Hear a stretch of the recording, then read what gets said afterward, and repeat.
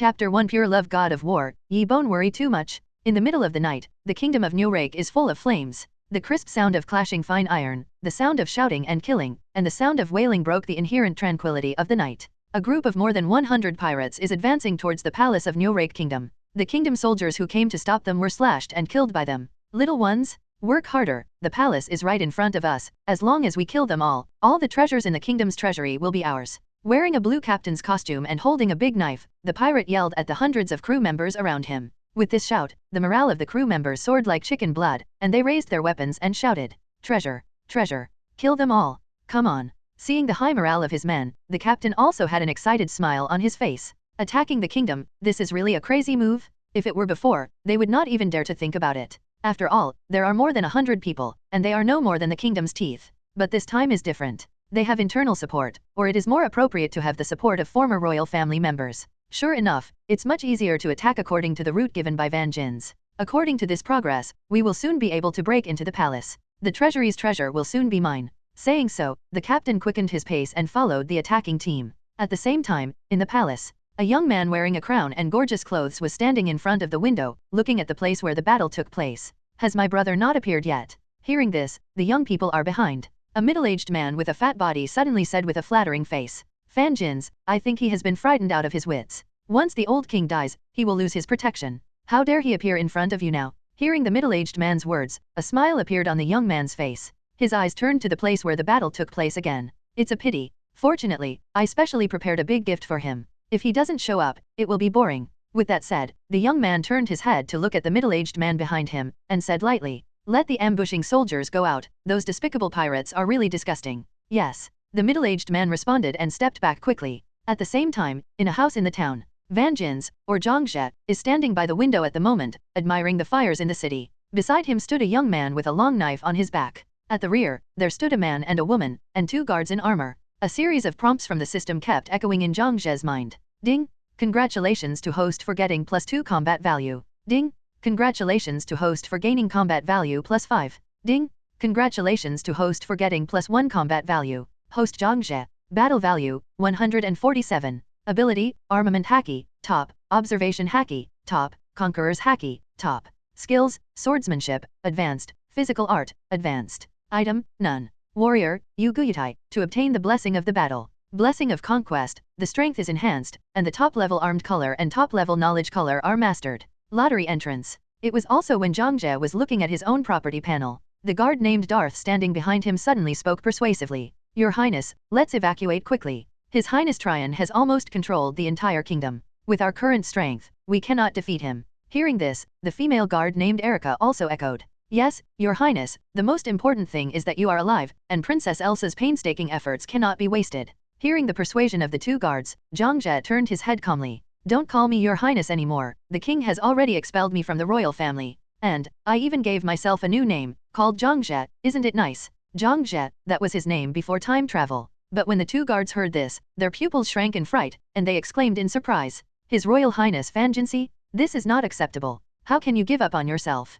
You acted too impulsively. His Majesty the King wanted to protect you. It's imperative to do so." Zhangzhe frowned, glanced at the 2 noisy guards, and didn't bother to talk to them anymore. A few months ago, he traveled across to this world of pirates that he is all too familiar with. Became the eldest prince of Nyorake Kingdom, Van Jinsi Nyorake. There is also a brother and a sister. The younger brother is called Tryon Nyorake, and the younger sister is Elsa Nyorake. Tryon and Vankins have been vying for the crown prince position. As the eldest son, Van Jins has a natural advantage, but Tryon's voice is not small. Both of them are vying for and calculating each other openly and secretly. After Zhangzhe came to this world and took over Van Jin's body, the situation began to change drastically. Zhangzhe broke Vankins' original cautious style of acting, and became freewheeling. And this was also seized by Tryon, who repeatedly calculated Zhangzhe. Although Zhangzhe is not interested in the position of crown prince, being calculated all the time also makes him a little annoyed.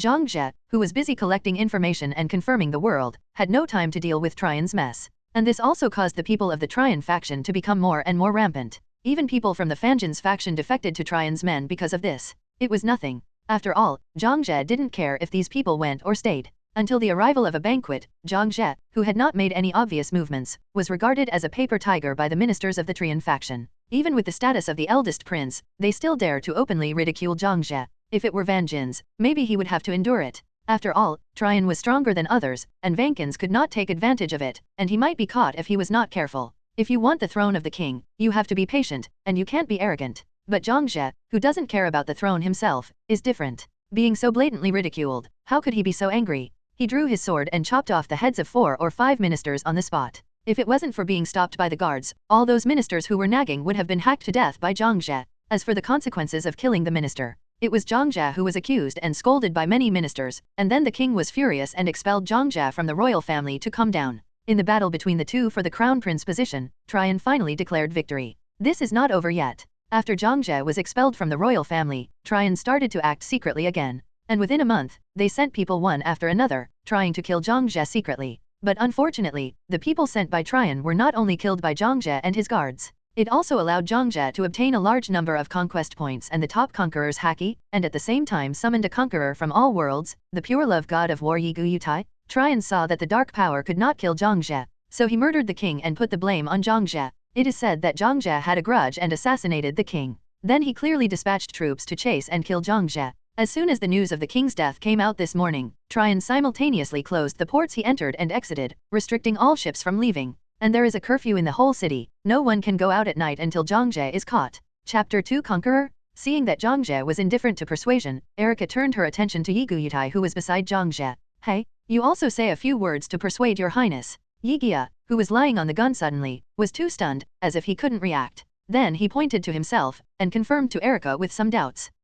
Seeing that it was at this juncture, Yi Giaota still looked like he didn't understand the situation. Erica suddenly became even more annoyed. Who else could it be if it wasn't you? I really don't understand. How did you come to His Highness's side, and how could His Highness take a fancy to such a fool like you? Listening to Erica's complaints, Yi Giaota was not angry, but just smiled awkwardly. I don't know what to say, and I think, don't you need to run? You. Erica panicked. But before she finished speaking, Zhang Jie interrupted in a cold voice. Give me some peace. Erica gritted her teeth, and finally could only wave her hands angrily. As for Zhang Jie, he looked sideways at Yi Gu Yutai and reminded him. It's not good for you to look harmless to humans and animals. It will make people think you are easy to bully. Yi Gu Yutai was slightly taken aback, somewhat puzzled. It's easy to bully? No one will bully me, right? Zhang Jie looked at Yi Gu Yutai in silence. Oh, well, I was worrying too much. Your heart is bigger than the sky. Sighing silently in his heart, Zhang Jie looked back at the town full of flames. After hearing Zhang Jie's words, Erica in the rear almost vomited blood. What is bullying? When did you bully that kid?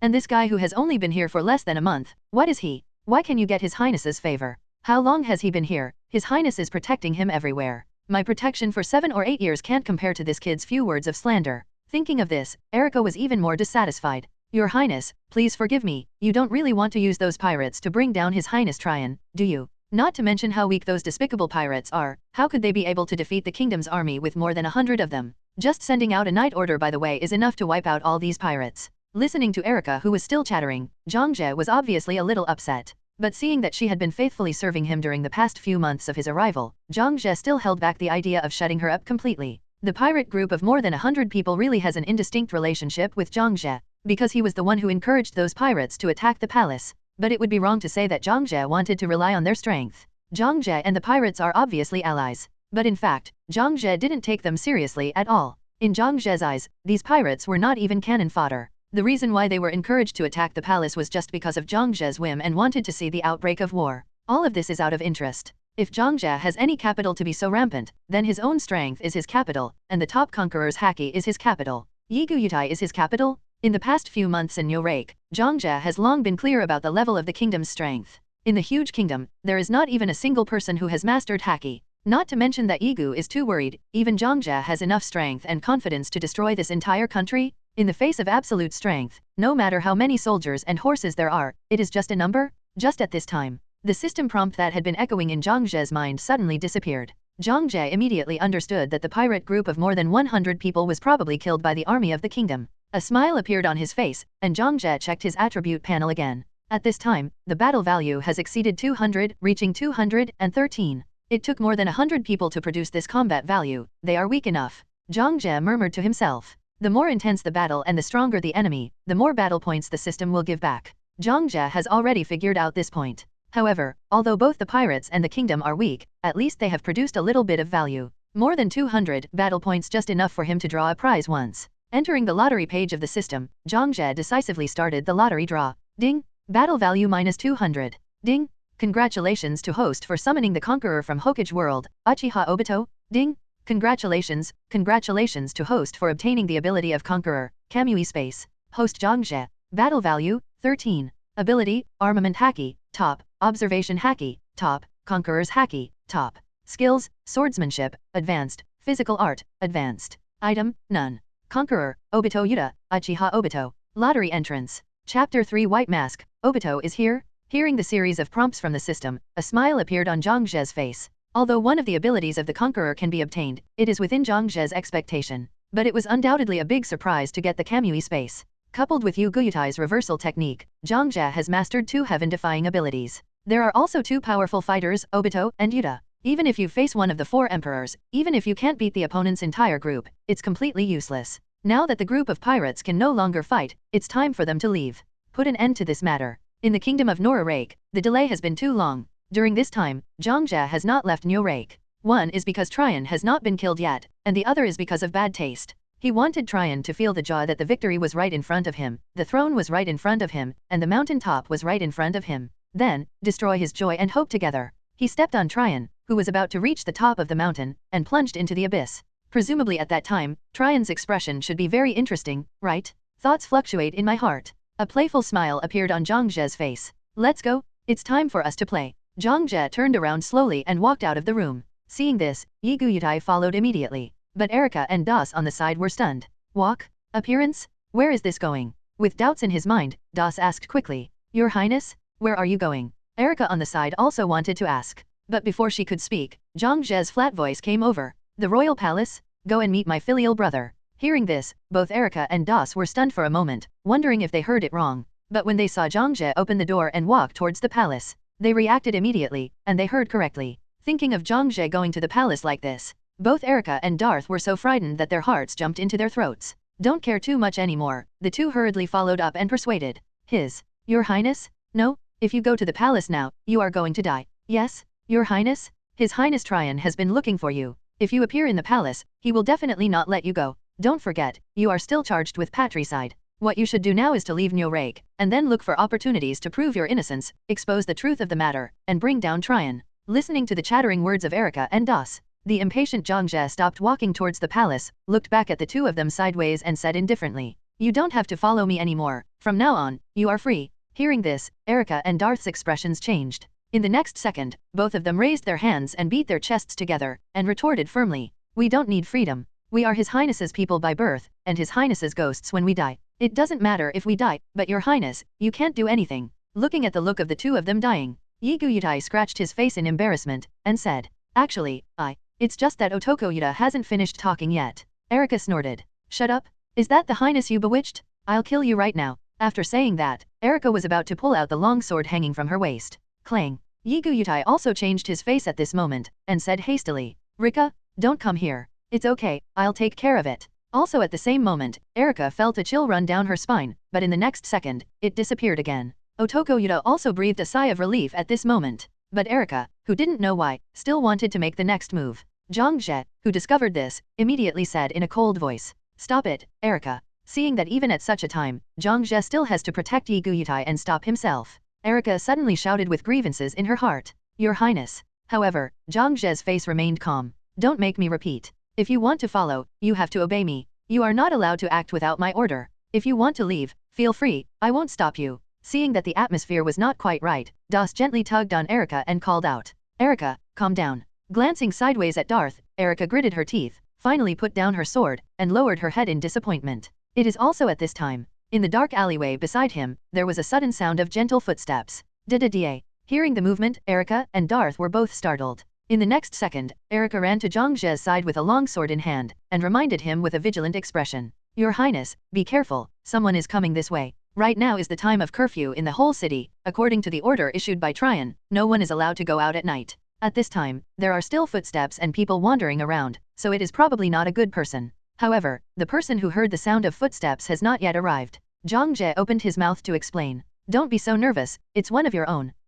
Erika froze for a moment, a little unresponsive. But in the alley, a person walked out at this moment. The man was wearing a white mask and a light blue long windbreaker. Under the mask, His right eye was bright red with hooks, and his left eye was lavender with circles of black wheel patterns. And this person is Uchiha Obito? Those red and purple pupils are also Sharingan and Rinnegan? Chapter 4 Where are you going? Seeing Erika so nervous, Obito raised his hand to say hello, and said in a calm voice, "Relax, I'm not the enemy." However, even Obito will explain. But Erika still didn't let go of her vigilance, her brows were tightly furrowed, and Erika was a little surprised and uncertain. Perhaps because of the mask on Obito's face, Erika instinctively felt that this person in front of her was not a good thing. At the same time, because Obito is somewhat mysterious, Erika's intuition is warning, telling her that this person in front of her is very dangerous. Where did this guy come from? I've been by your highness's side for so long, but I never remember when your highness came into contact with this kind of guy. Is it because of him? Thinking so in her heart, Erika subconsciously looked at Otoko Yuta at the side. With that look, Yiguyutai couldn't help being stunned for a moment, a little embarrassed.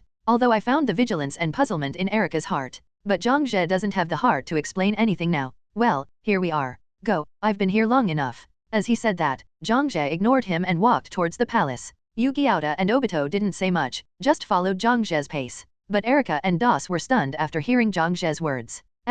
Is everyone here? Only 5? Just go to the palace like this? To meet Tryon who controls the army of the entire kingdom. Isn't this going to die? Thinking of this, Das swallowed subconsciously, approached Erika and whispered, "Alas, is your highness really crazy? There are only 5 people in total? Going to challenge his highness Tryon? This is clearly going to die." From the moment Zhang Jie said he was going to the palace, Das felt that Zhang Jie was crazy. But after thinking about it, he might have something behind him. But right now, it doesn't look like that. Just 5 people going to challenge the army of the entire kingdom will definitely die? It seemed that he had sensed Darth's worry. Erika subconsciously turned her head to look at the back of Zhang Jie and others leaving. The 3 of them walked forward in such an unhurried manner, as if they didn't care about whether they and Darth would stay or stay. Seeing that Erika hadn't made a sound for a long time, Das couldn't help calling out again. "Hey, Erika, say something?" This time, Erika interrupted directly before Das finished speaking. I'm going to follow your highness. Even if his highness is going to die, I will not leave, let alone let him die before me. What you want is up to you." Erika watched Zhang Jie's back, her words were extremely firm. He didn't say anything more to Das, and started to catch up with Zhang Jie and the others. Seeing Erika like this, Das had no choice but to grit his teeth and shout, and quickly followed. "Hey, wait for me." Under the leadership of Zhang Jie, the team of 5 headed towards the palace. Just when Zhang Jie and others had been walking for half an hour, from the corner of his eye, Zhang Jie suddenly caught a glimpse of 3 figures running quickly at the intersection of an alley not far from the main street. With just one glance, Zhang Jie recognized the 3 men in black who flashed by. But Zhang Jie didn't say hello, but continued to move towards the palace as if he didn't see it. Same moment, the leader of the 3-person team galloped past the fork in the alley, and suddenly stopped running at this moment. Subconsciously, he turned his head and looked in the direction of Zhang Jie and others. As the leader stopped, the men in black who followed on both sides also stopped, and asked in a puzzled way, "What's wrong?" The inquiries from the men in black on both sides did not receive an immediate reply. The leading man in black stared in the direction of Zhang Jie and the others, thinking for a moment in silence. After a while, he smiled and shook his head and replied, "No, it's nothing, let's continue on our way." Saying that, the leading man in black started to run again. But the group of people and figures she saw just now are still lingering in her mind. Suddenly, when the 3 of them ran a distance of about 100 meters, the figure of a young man suddenly appeared in the mind of the leading man in black. And this also caused the pupils of the leading man in black to contract sharply uncontrollably. Immediately afterwards, she turned around without warning, ran back, and ran out towards the main street. The 2 men in black who followed her were also shocked when they saw this scene, and shouted in a hurry, "Where are you going?" However, the leading man in black didn't answer them. Instead, he ran to the street, tore off the hat he was wearing, and shouted at Zhang Jie and his group who were going further and further away. "Where are you going? Big brother." Chapter 5 Children will have nightmares when they read it. Hearing this familiar voice, Erika and Darth, who were walking at the end of the line, were both taken aback. This voice is Princess Elsa. Erika was startled and turned her head quickly. Immediately afterwards, she saw Elsa wearing night clothes and standing on the main street. The 2 guards following Elsa. After hearing Elsa yell out the words brother and lord, she couldn't help being stunned. Brother?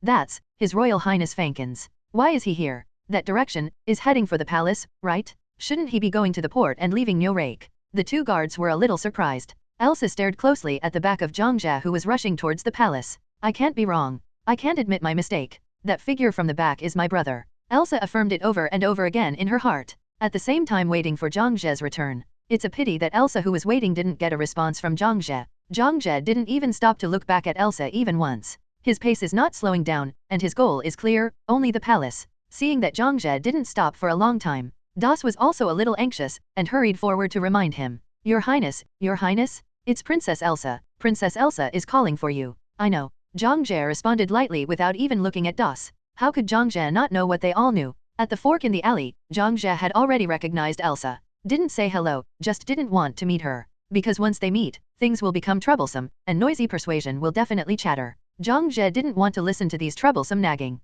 Right now, he just wants to kill Tryon, end the affairs of Nyorake's palace, and then go to sea. As for the king or something, Zhang Jie doesn't care at all. Seeing that Zhang Jie didn't intend to stop, Das didn't dare to say anything more. He had no choice but to grit his teeth and follow Zhang Jie's pace obediently. From the rear, seeing Zhang Jie did not respond to himself, Elsa was in a hurry immediately. Regardless of what was exposed or not, Elsa took a step and chased after Zhang Jie. Wait for me, brother. Sensing that Elsa was chasing after him, Zhang Jie had a headache. Although I don't have any affection for this cheap little sister, but that girl is really kind to her. After she was expelled from the royal family by the king, she provided almost all of her food, clothing, housing, and transportation, and she would tell herself immediately if there was any disturbance in the palace. And give yourself an idea on how to make the king happy and return to the royal family. Although, Zhang Jie didn't bother about how to make the king happy at all. But as soon as the king died, she rushed to her residence in person without stopping, rearranged a hiding place for himself, and set about arranging a ship to leave the kingdom. Because she understood that after Tryon attacked the king, she would definitely be the next one.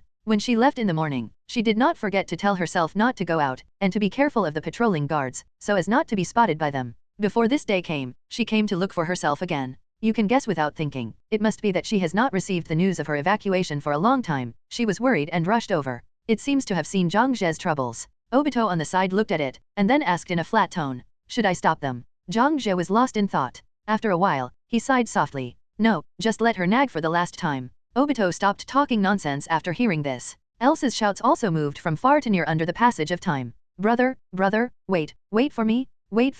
When Elsa arrived at Zhang Jie's side, she was exhausted and out of breath. But Zhang Jie didn't stop or slow down because of this. Where are you going? Now the whole kingdom is under the control of the second brother. He has been looking for you and wants to kill you to stabilize his throne. Elsa said urgently. The meaning is obvious, it is to tell Zhang Jie that the whole country is under the control of Tryon, and now Norley is very dangerous, especially for him. However, Zhang Jie didn't care about it, and asked Elsa back. Tryon and I, who are you helping? Elsa is in a hurry. Going to see the second brother now will only lead to death in vain? Now that the army is under the control of the second brother, he will definitely not let you go. With a smile on Zhang Jie's face, he looked sideways at Elsa. So, you helped me. Elsa was about to cry, and her eyes immediately became moist. Don't be self-willed at this time, okay? Listen to me, leave Nyorake. As long as you leave here, you will be safe. Zhang Jie withdrew his gaze and said in a flat tone. Go back. Once you sleep, everything will be over. The next thing, children will have nightmares. Chapter 6 Let go of my worries? I'm not a child, I've grown up.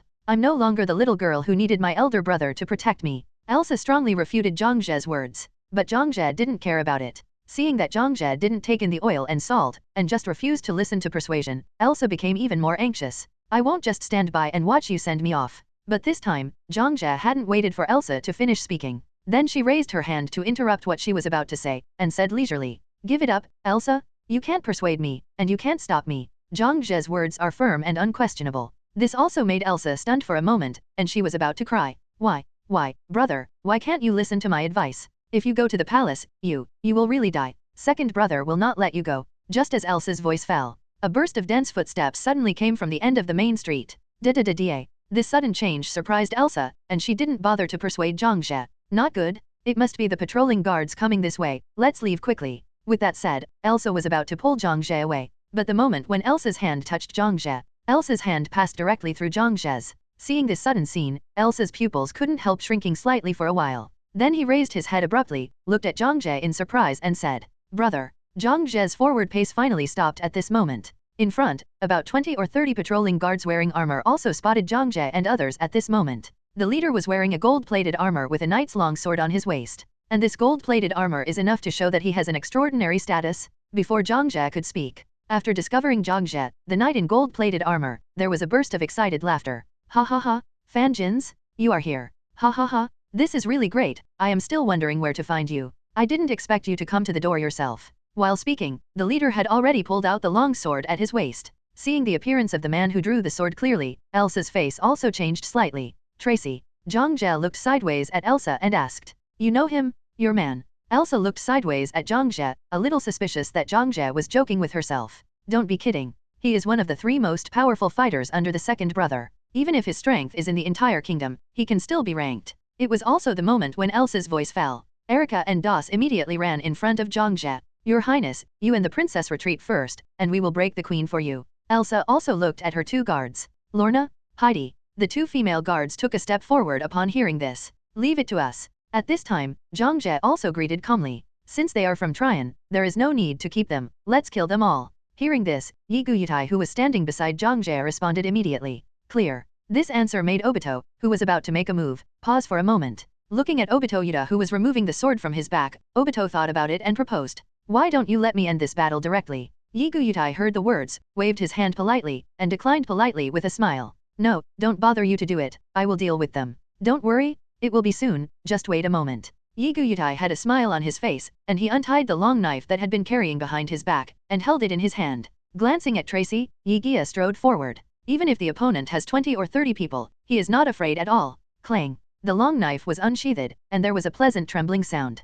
However, Otoko Yuta hadn't taken a few steps when he was suddenly grabbed by Erika. Huh. Yi Gyauta looked at Erika with some doubts. But Erika looked at Yu Guyuta with a serious face, and said in a cold voice. This is not something you can handle, brat? Take your highness away now, and if something happens to your highness, I will be the first to let you go. Hearing Erika's words, Yi Guyutai blinked, and was a little dazed for a while, not knowing what to say. What are you still doing in a daze? Take your highness away. Erika yelled at Yi Gia too lowly. Although she finds Yi Guyutai very unpleasant, but she understood that Zhangzhe valued Yi Guyutai very much. Now Zhangzhe is unwilling to leave obediently. Erika can only ask Yi Guyutai to take Zhangzhe away, and hopes that Zhangzhe can leave. Watching Erika and Yi Gyauta have a dispute, Tracy was overjoyed. Ha ha ha, it seems that there is still a little conflict among you. This time, Tracy was only halfway through her words. A black shadow suddenly flashed past him. Shua. In the next second, Tracy's body was instantly divided into 4 or 5 sections, and the stumps and arms fell off the ground. Puff. Patter. The dark red blood sprayed out like a spring. The sticky lump of meat fell heavily to the ground. Ahem. Tracy coughed up blood. He looked at his stumped limbs and broken arms, and was a little absent-minded for a while. When he reacted, his face instantly became extremely terrified, and his pupils trembled violently like an earthquake. My body? My body. No, no, no. On the other side, Erika and the others also noticed the movement on Tracy's side. But before they turned their heads to look, a hoarse voice with boundless killing intent came leisurely. What are you doing? Let go of my Yoda. Chapter 8. No one was spared, the only one survived. This aura is very powerful. Obito rubbed his chin, observed Sato who appeared, and secretly weighed in his heart. With such a huge body, agility is not low at all, and its strength is surprisingly strong. What an amazing guy, Obito said leisurely while staring at Lixiang. There was a smile on the face under the white mask, and the hand rubbing his chin was slowly put down. On the side, besides Obito, Zhangzhe was also observing Lixiang. Unlike Obito, though, he's not concerned with Rika's strength, but why she's angry. Is it because Erika targeted Otoko Yuta intentionally or unintentionally, that made Satoka angry? Is it because of something else? Jealousy? Jealousy? Hate? These don't seem to make sense. It was also between Zhangzhe's wild thoughts. Otoko Yuta has successfully calmed Lixiang's emotions and made Lixiang quiet down. It was also at the same moment when Lixiang became quiet. Elsa tugged at the corner of Zhangzhe's clothes, and called out in a timid voice. Brother. Big brother? That monster. Zhangzhe turned his head slightly, looked at Elsa and said. Her name is Lixiang. Elsa froze for a moment. Lixiang. Zhangzhe nodded in affirmation. At this time, Lixiang retreated into the darkness again, and Otoko Yuta walked back towards Zhangzhe again. Looking at the figure of Otoko Yuta, Elsa felt a little sympathetic. Has he been with the monster? Lixiang all the time? Zhangzhe responded calmly, yes. Elsa, to control such a terrible monster, he must be very tired and in pain.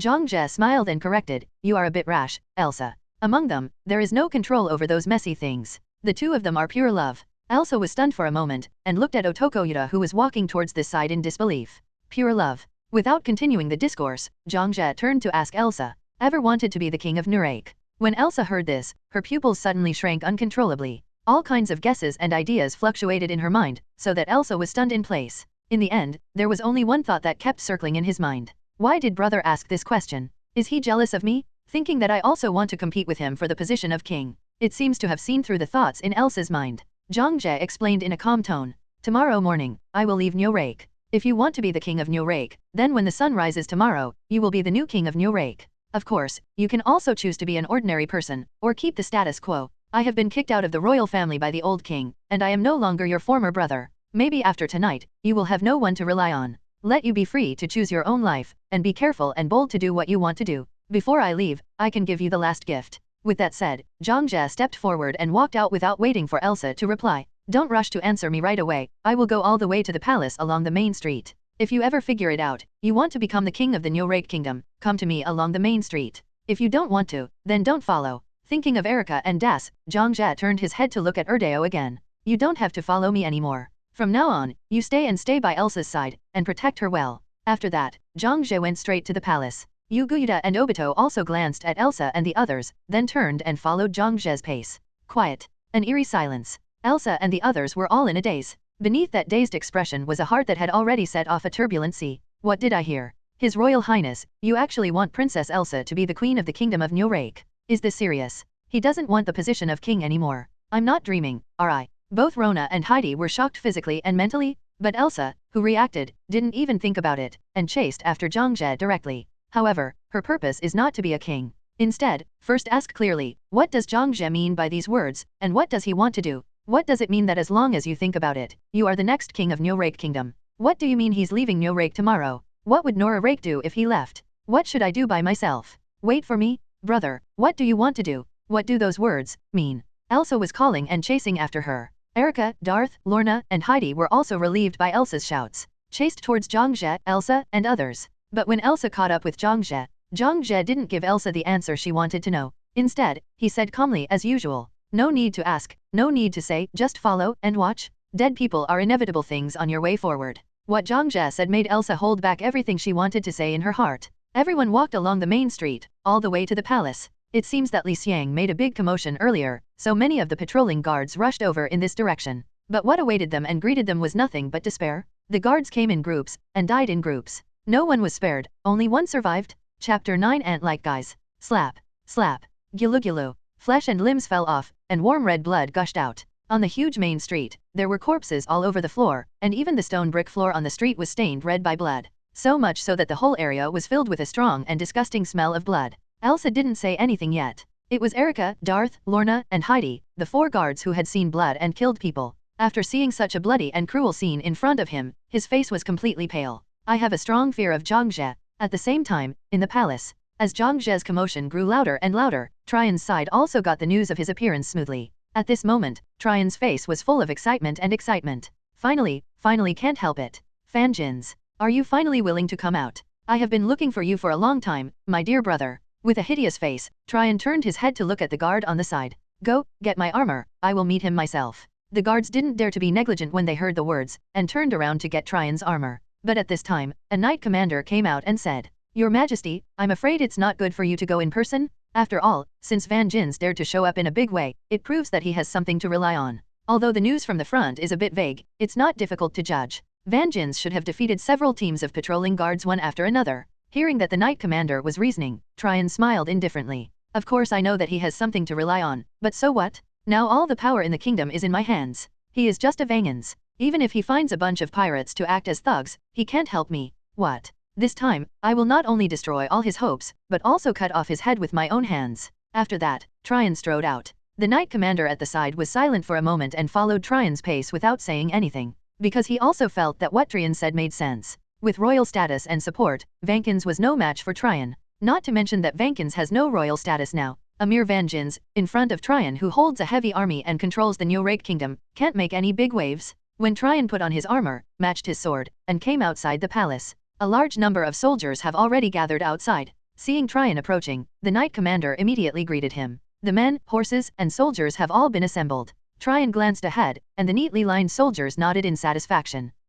With that said, Trian walked towards the front of the soldiers' array, towards the temporary podium. Looking at the densely packed soldiers below, Trian cleared his throat and spoke loudly. I believe you already know the current situation of the kingdom. That's right, the rebellious prince who killed His Majesty the King, Vankins, Nyorake is back. He didn't come back alone, he came back with the despicable pirates and the war. I came back for the king's crown. If this kind of person who kills his father and relatives becomes the king of Nyorake kingdom, it won't be long before the people of the kingdom will live in a fiery hell. Soldiers, tell me, would you like to see your family and friends suffer and suffer? As soon as these words came out, tens of thousands of soldiers present roared in unison. I don't want to. I don't want to. I don't want to. Trian nodded in satisfaction, and at the same time raised his hand to press down to show silence. Tens of thousands of soldiers also fell silent in an instant. Tryon also continued to speak. I don't want to see you suffer, and I don't want to see the people of New Rake suffer, and I don't want to see war. Because once there is a war, there will be bloodshed, and people will die. I don't want to see your family, your friends, crying because of your sacrifice. But, I can't help it. Vengeance came back with full hostility and war. If we don't resist, what awaits us will be a hellish life. Soldiers, tell me, are you willing to live in an area controlled by vengeance? Are you afraid of sacrifice? Don't want to. Don't be afraid. Don't want to. Don't be afraid. The soldiers shouted in unison. Tryon struck while the iron was hot, continued to boost morale, and shouted. Very good. You are warriors, the pride of the kingdom, and mine. Your bravery will be remembered. Your long spear will definitely be able to defeat Vanjin's ambition. Soldiers, fight. Soldiers, forward. In the name of the kingdom of New Rake, initiate a trial against the Vanjin's rebel army. Tryon raised his head to the sky and roared angrily. However, it was also the moment when his shout fell. A loud noise suddenly came from one side. Boom, boom. The wall surrounding the palace suddenly collapsed at this moment. Even a wall that was several meters long was thrown several meters away by the whole piece, and fell heavily not far from the army. Boom. At this moment, the earth trembled slightly. Thick smoke and dust rose up. On the podium, Tryon froze in place.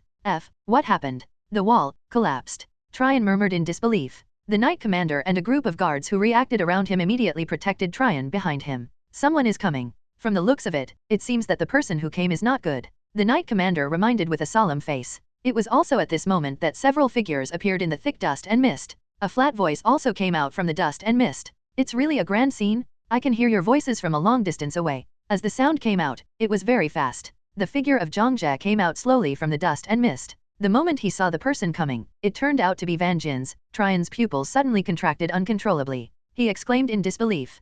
Vanjin's? Why are you here? How did you come here? There was a faint smile on Zhangzhe's face. He glanced at the soldiers gathered at the scene. It was densely packed, at least tens of thousands of people, and they were all staring at themselves. When Tryon said that he was Vankin's, a bit of cold light flashed in their eyes more or less. Obviously, Tryon should have instilled a lot of things in them, making them hate him. However, even so, Zhangzhe was not afraid at all. A sinister smile appeared on his face. Zhangzhe looked at Tryon on the podium, and even the tens of thousands of soldiers assembled here, and joked. Didn't you say you were going to judge me? I'm standing here now, come if you have the ability. Ant-like guys. Dada. Zhangzhe's voice just fell. The figures of Obito Yuta and Uchiha Obito came out from the dust at the same time. Stand still on the left and right sides of Zhangzhe, facing the tens of thousands of soldiers assembled in front of you. Chapter 10. Dare to talk to me like that? Is your mother a wholesaler? In the rear, along with Otoko Yuta and Uchiha Obito walked out of the dust and fog. Elsa and the others also came out of the dust cloud one after another. But when they just walked out of the dust and mist, they saw the scene in front of them, and saw the tens of thousands of soldiers who were watching them. The bodies of Elsa and the others froze in place on the spot. The pupils trembled violently like an earthquake. Here, where is it? Are we in the wrong place? Heidi looked around and her voice trembled a little. Thinking of what Zhangzhe just said, their bodies suddenly trembled violently like chaff, and cold sweat broke out on their foreheads. Die. Why are there so many soldiers here? In the palace, when did there suddenly appear a training ground? And His Royal Highness Fankins. Did he not see it, or is he crazy? He said that kind of thing. There are tens of thousands of people here, each spit can drown us, how dare he provoke them like this? Lorna looked at Zhangzhe's back, and swallowed in fear. At the same time, she leaned slightly towards Elsa. At such a close distance, they could naturally hear what Zhangzhe said earlier. The visible line of sight was obstructed by the dense dust and mist, so much so that they didn't see the scene outside the dust mist immediately. So at the beginning, they didn't react too much, and even ignored it automatically. But when they saw so many soldiers in front of them, they couldn't ignore them even if they wanted to. The other side. After hearing Zhangzhe's words, Tryon was not angry either. In his opinion, what Zhangzhe was doing was nothing more than a moment of quick talk, which was meaningless at all. I hold an army of tens of thousands in my hands, and it is right in front of me. The advantage is mine. Thinking of this, Tryon became more calm and composed. When I heard that you defeated several teams of patrolling guards one after another, I thought that you brought a lot of troops. But now it seems that I think highly of you. Zhangzhe asked back with a playful face. To deal with you, you still need to summon troops. You don't take yourself too seriously, do you? Tryon frowned, his tone a little displeased. Fanjins? After being kicked out of the royal family by the father, you were beaten stupid, are you out of your mind? What kind of life have you lived during this period of time, and what is your own strength? Don't you know it yourself? Zhangzhe smiled, and walked directly towards Tryon. Elsa on the side was startled when she saw this, and hurried forward to hold Zhangzhe. Brother, cold. However, before Elsa got close to Zhangzhe, Obito stopped in front of Elsa, and said lightly, it's better for you to be a little quiet and don't get in the way. Your Highness. Elsa was a little annoyed when she saw this. you guy. But Obito didn't care about that. It was also at this time that Tryon looked at Dan Elsa, narrowed his eyes and said coldly, Elsa, you are becoming more and more disobedient? I told you that you are not allowed to leave the palace? But now it seems that you have not only left the palace, but also secretly helped Van Jins during this time. You make me sad. After this incident, you should get married, and someone should take good care of you. As soon as Tryon said this, Elsa shivered immediately, and her body trembled unconsciously. But after Tryon finished speaking, he stopped paying attention to Elsa. Turning his eyes back to Zhangzhe who was walking slowly, Tryon ordered coldly, hurry up and get rid of him. The knight commander at the side nodded immediately when he heard the words, and strode towards Zhangzhe. It's really boring. I would actually mobilize so many people because of such an incompetent person.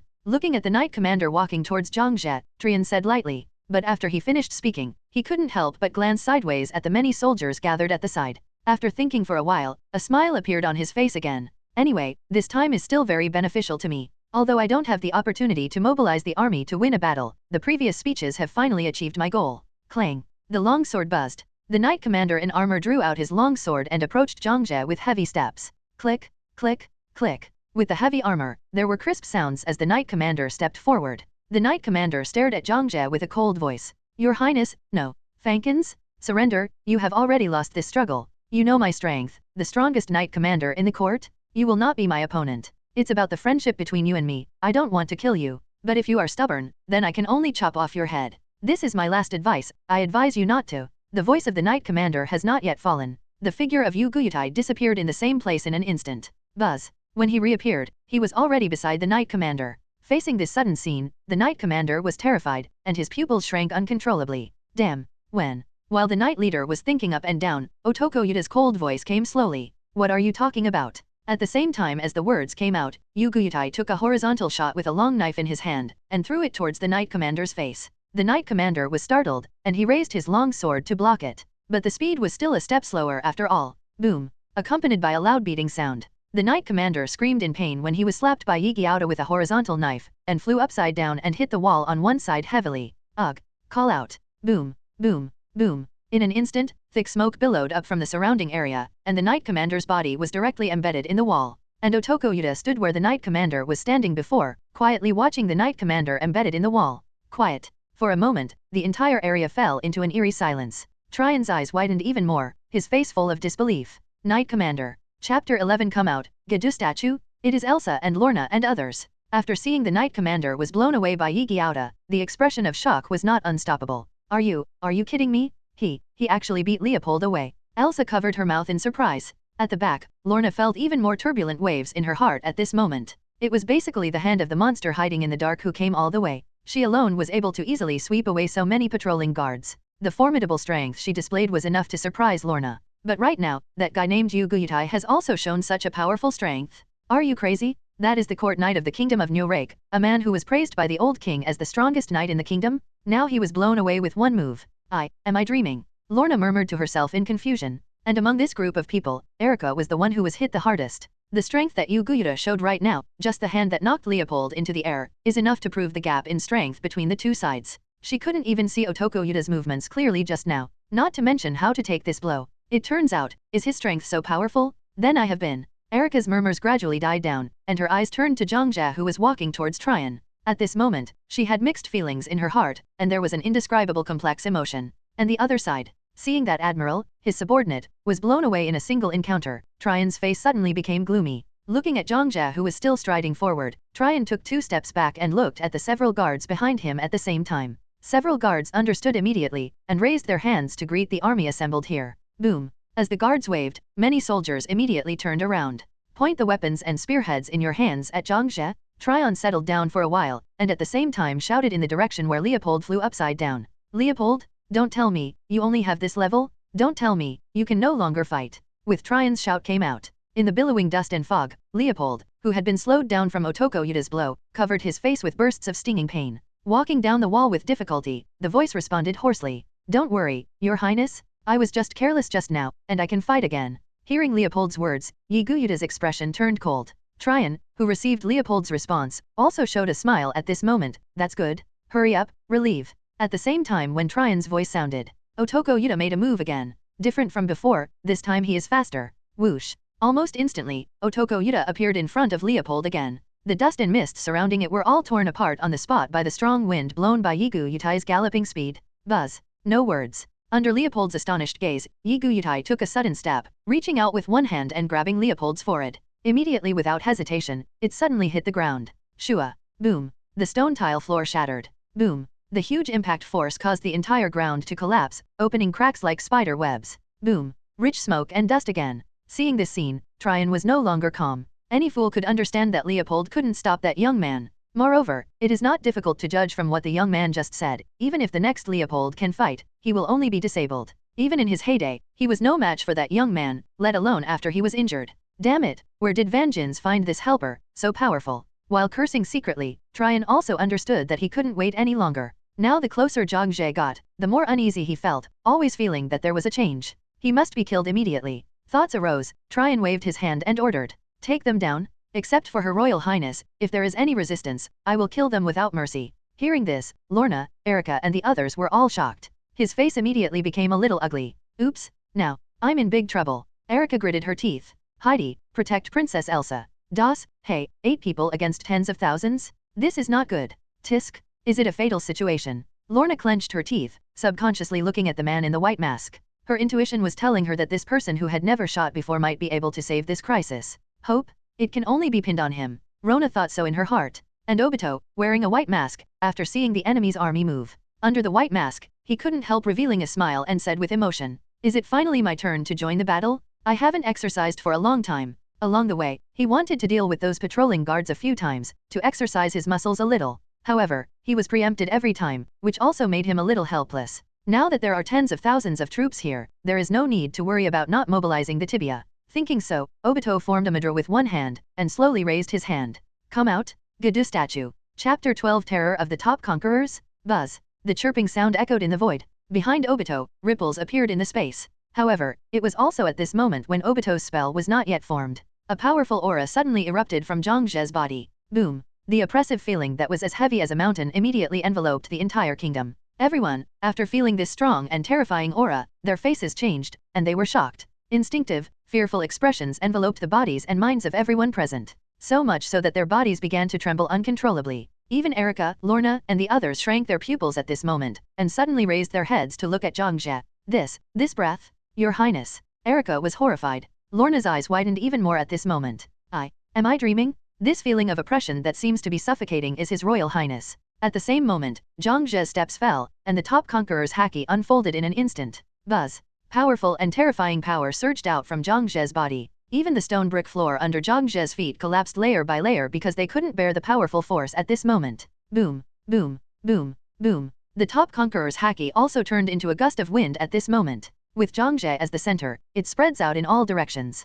A strong wind blows past. The tens of thousands of soldiers who were acting in response to the order suddenly stopped after the strong wind blew. Immediately afterwards, their expressions became dull. Even the surroundings became quiet because of the cessation of their actions. Tryon, who hadn't reacted yet, was still terrified by the anger just now, but at this moment, he is obviously more concerned about the movements of the soldiers. Seeing that his soldiers stopped, but Zhang Jie was still moving forward, Tryon shouted anxiously. What are you doing? Take them down quickly. It was also at the moment when Tryon's voice fell. Tens of thousands of soldiers rolled their eyes at the same time, passed out on the spot, and fell heavily to the ground.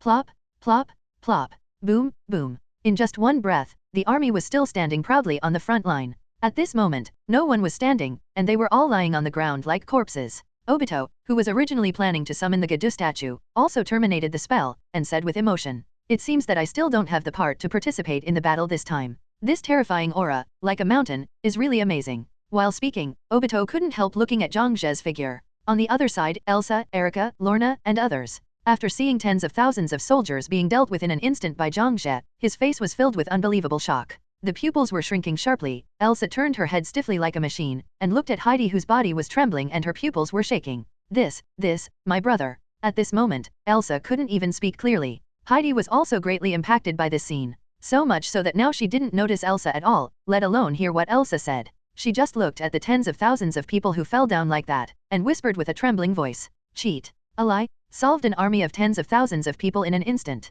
On the side, Rona's body was also shaking violently like chaff. Is this really His Royal Highness I know? Could it be, is this His Royal Highness' real strength and appearance? destroying tens of thousands of people in an instant. This kind of terrifying strength has far surpassed ours, and it is not even at the same level as ours. Rona murmured with disbelief on her face. The pupils were also shrinking uncontrollably and trembling. At this time, she was horrified by Zhang Zhe's strength. It can kill tens of thousands of people in an instant. This kind of terrifying strength has far exceeded Lorna's cognition. It is not an exaggeration to say that Zhang is a monster. Erica and Darth were also hit hard. They stared at Zhang Zhe in a daze, their expressions filled with disbelief. Is His Highness so strong? The other side. Tryon stared blankly at the scene in front of him. Looking at the tens of thousands of soldiers who were still imposing 1 second and fell to the ground the next, their pupils trembled violently like an earthquake. At this moment, his face was full of unbelievable astonishment. Why? Why are you all down? Why? Useless things, the battle hasn't started yet. Why are you all down?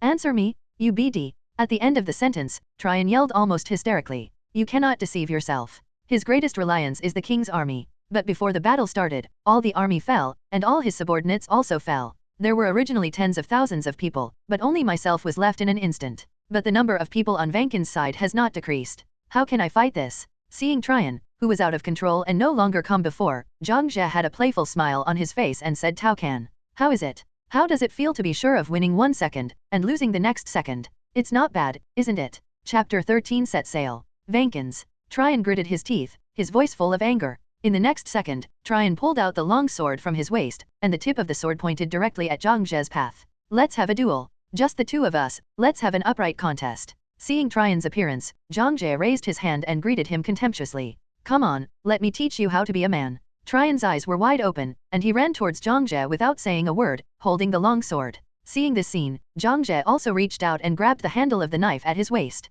Clang. The pleasant sound of the long knife unsheathing echoed. Accompanied by a flash of cold light, the bright red blood splashed out immediately. Shoo. Puff. A miserable howl resounded in all directions. Ugh. Tryon clutched his arm that was spurting blood crazily, rolling back and forth on the ground in pain. Zhang Zhe, on the other hand, stood still. He held the blood-stained long knife in his right hand, and held Tryon's right arm and wrist in his left hand. At this time, Tryon's right arm, which had been cut off in its entirety, was still holding the long sword tightly. The right arm held by Zhang Zhe's left hand was drooping, and blood continued to flow out from the cut.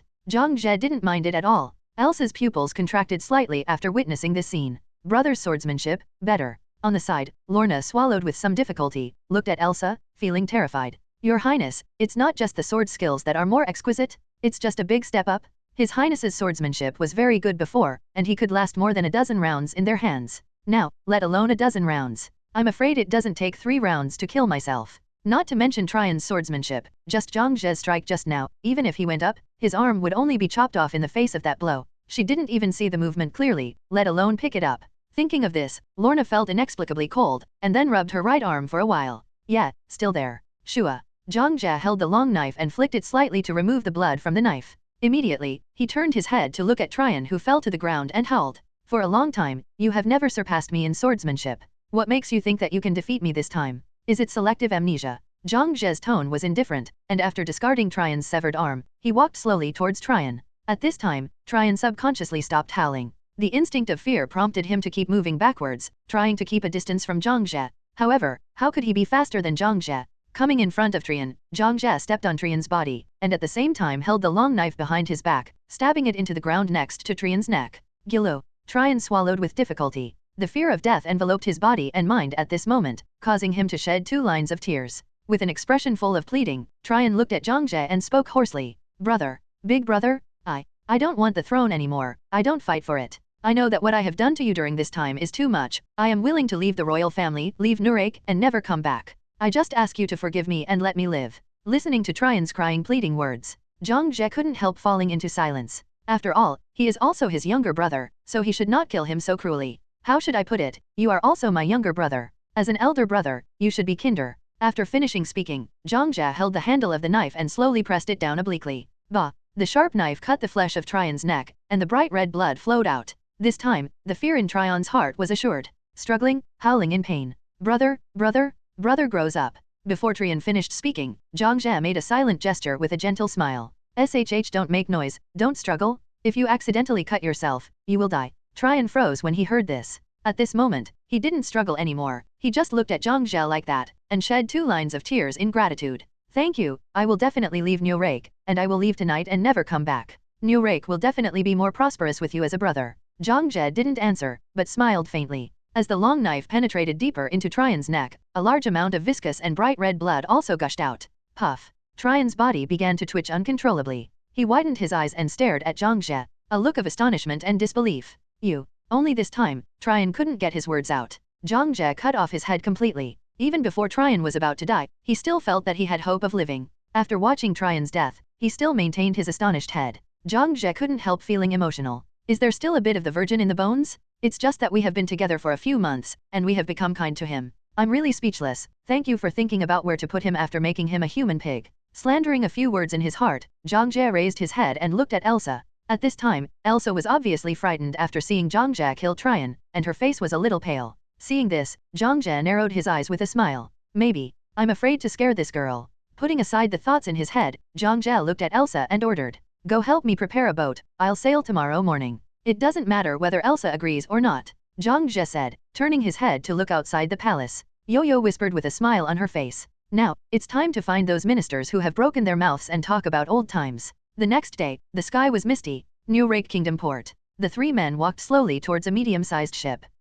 Walking ahead, the leading youth yawned lazily. Speaking of which, we are about to set sail. What is the name of the pirate group? Do you two have any suggestions? Zhang Jie glanced sideways, looking at Obito Yuta and Uchiha Obito. Chapter 14 New Crew. Obito immediately fell into thinking when he heard this. This is a serious question. The name of the pirate group will always be with them. Once it spreads, it will become very troublesome if they want to change it later. Yigu Yutai at the side was also lost in thought. At the same time, the system's notification sound came into Zhang Jie's mind. Ding! Congratulations to host for getting plus 700 combat value. Listening to the notification tone broadcast by the system, Zhang Jie's mood was a little complicated. After a big battle, he only got 700 battle points, which is really pitifully small. However, less is less, mosquito legs are also meat. No matter what, it was enough to draw the last prize. Without any hesitation, Zhang Jie opened the lottery page. A lottery was conducted directly. Ding! Battle value minus 400. Ding! Congratulations to host for summoning the Conqueror from One Punch World, Hungry Wolf. Ding! Congratulations to the Conqueror Hungry Wolf for winning the battle blessing. Ding! Congratulations to the Conqueror Hungry Wolf for winning the top observation haki. Ding! Congratulations to the Conqueror Hungry Wolf for obtaining the top armament haki. Ding! Congratulations to host, successfully extracted the ability of the Conqueror Hungry Wolf. A series of notification sounds from the system fell. Zhang Jie suddenly felt something in his heart, and turned his head to look behind. In a dark alley, Obito Yuta and Obito at the side also seemed to have noticed something. All of them stopped walking towards the ship, turned their heads and looked at the alley behind. Da-da-da. There was a sound of unhurried footsteps. The hungry wolf with short silver-white hair and a strong figure also came out slowly from the alley. Yigu Yutai looked at Hungry Wolf, and subconsciously looked at Obito who was beside him. New member. Obito looked at Yigu Yuta upon hearing the sound, and then looked at Hungry Wolf Road. Certainly. At the same time, in the palace. Boom boom boom. There was a slightly dull knock on the door. In the room, Elsa who was curled up on the big bed slowly raised her head.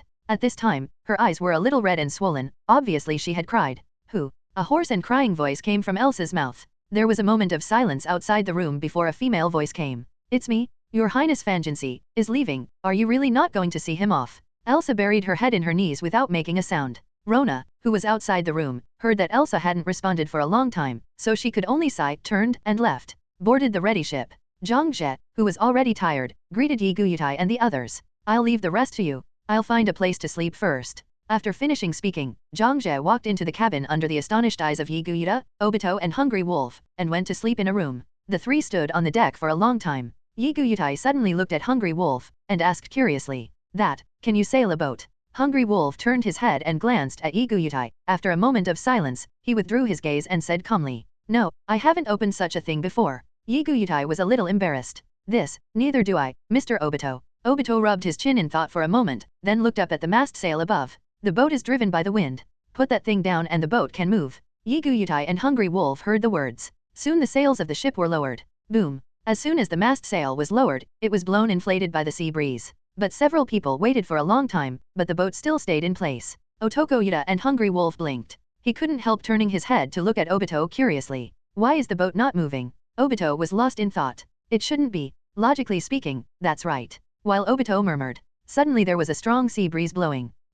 Immediately afterwards, several crisp sounds were heard suddenly from behind the three of them. Clap, clap, crack, crack, crack. The three subconsciously turned their heads to look. I saw three thick hemp ropes firmly pulling the ship to the port, preventing it from leaving. Seeing this, Obito and others suddenly realized. Stepping forward quickly, the 3 hemp ropes were cut off with one blow. Immediately afterwards, the boat moved slowly. Oh, it's moving? It's moving. Hungry Wolf was a little excited. At the same time, in the cabin room, Zhang Jie just fell asleep. Suddenly had a nightmare, the whole person trembled and suddenly woke up. His breathing was a little disturbed. Zhang Jie muttered to himself in an uneasy voice. Why? I have a bad feeling. Is it because you killed too many people this time? Zhang Jie was silent for a while. After calming down for a while, I put aside my distracting thoughts and fell asleep again. Chapter 15. After an unknown amount of time, Zhang Jie woke up leisurely from his sleep. Looking outside the round window, it was not too late, and the vast blue sea was in sight. Some lazily yawned and stretched. Zhang Jie walked out of the direction and walked on the corridor leading to the deck. As soon as he stepped out of the cabin, Zhang Jie heard the sound of arguing on the deck. Huh? Why did I bully him? White Mask, come, judge. Hungry Wolf's annoyed voice came. Zhang Jie looked up and saw 4 figures standing on the deck. Even Lixiang showed up for the first time. Before walking over, Zhang Jie saw Obito and sighed helplessly. What do you want me to say? Hearing Obito's words, Hungry Wolf froze for a moment. And Rika spoke. I hate it. Satoshi hates you? This time the Hungry Wolf became short-tempered, and the veins on his forehead stood out. Huh? Can you guys be reasonable? Lixiang was not afraid at all, looked directly at the Hungry Wolf and replied. The sweetness can't be taken by you. I have never eaten a meal made by Yuta. Li Xiang's absurd reason directly made Hungry Wolf's mouth crooked. UBD. Seeing this, Yi Giaotai hurriedly stepped forward to smooth things over. Calm down, Mr. Hungry Wolf. Hungry Wolf looked at Yu Guyutai, pointed at Lixiang and refused to accept. It's her who is being unreasonable. What are you kidding? Just arrange personal tasks normally, and she actually said that she bullied Yi Guyutai? That's fine, the quarrel hasn't been won yet. Damn, I've never been so wronged in my life. I thought that with Yi Guyutai to mediate, the matter would come to an end, but I didn't know that Yi Guyutai hadn't spoken yet. Lixiang was the first to speak. You are unreasonable. Lixiang. Yi Giaota felt like crying. Why did he become so stubborn this time? Seeing this scene from a distance, Zhang Jie was stunned. What's the situation? In argument? Why? And what happened to Lixiang? How could she come out? Did he lose control of his emotions and go berserk? No, she doesn't seem to have done anything out of the ordinary. Emotionally stable, just come out to get some air? Not right. How could she still quarrel with the Hungry Wolf?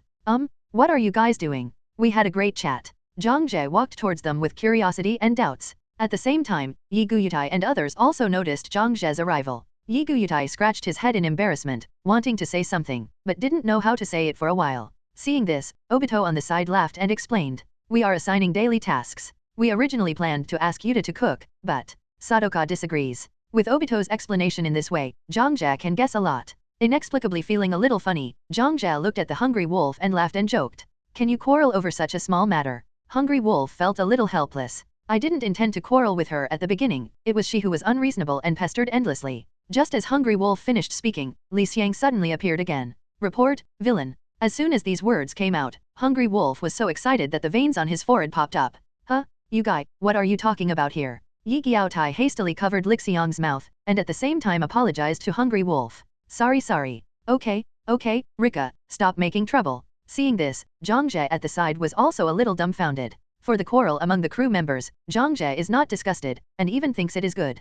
Perhaps the 2 people who quarreled will not feel that there is anything good. But in the eyes of others, this is the place where the atmosphere is active and the team fits better. It felt almost the same. Zhang Jie immediately mediated. It would be good for you 2 to switch tasks. There is no need to quarrel over such a trivial matter. As soon as he said this, Hungry Wolf turned to look at Zhang Jie. Zhang Jie asked, what's wrong? Hungry Wolf hesitated for a while, then nodded with some erratic eyes. That's fine too. After finishing the matter, Zhang Jie smiled and talked about the topic he talked about before boarding the boat. Speaking of which, what is the name of our pirate group? I haven't figured it out yet. It happens to be free now, let's think about it together. After all, Zhang Jie sat down on the ground. Yu Guyuta, Hungry Wolf, and Obito also sat down. Regarding naming things, Zhang Jie consciously understands that it's not very good, but what he doesn't know is, those 3 are not so good. It wasn't long before Obito made his first suggestion. The strongest pirate group, how about the name? Zhang Jie was stunned when he heard this. The Hungry Wolf on the side spoke. No, I think it's better to call it the strongest weird pirates.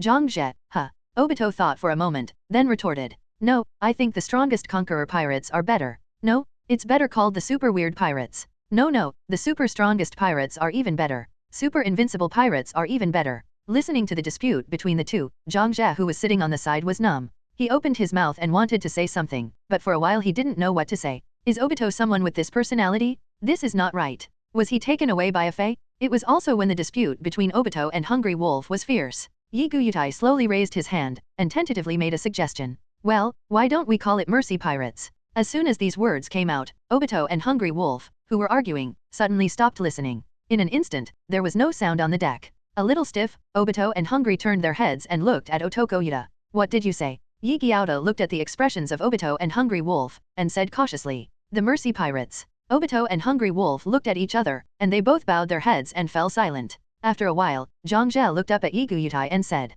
we know you and Lixiang are pure love? Well, we know. Yi Gyautai was stunned when he heard the words, then quickly waved his hands and smiled. No, I'm not talking about me and Lixiang, I'm talking about the name of the pirates. How about the Mercy Pirates? Zhang Jie, Obito, Hungry Wolf. At this moment, the deck became quiet again. Zhang Jie, Obito and Hungry Wolf fell into silence. After pondering for a moment, Hungry Wolf slowly raised his head, looked at Obito seriously and sincerely and said, suddenly, I feel that the name you gave seems to be a good name. Obito groaned slightly. I think, you have good taste too. Hungry Wolf sighed in relief. Hey, if that's the case, why don't we combine yours and mine and call it the Super Invincible and Strongest Monster Pirates? Zhang Jie, who was sitting by the side, was numb on the inner and outer floors. Can it still be named like this? Chapter 16 Conquer the Pirates? On the side, Yiguyutai saw that the name he wanted was selectively ignored by others, and he couldn't help but feel a little sad. Anyway, give me some feedback. I don't hear what's going on. Yiguyutai sighed helplessly, looking as if he was about to cry.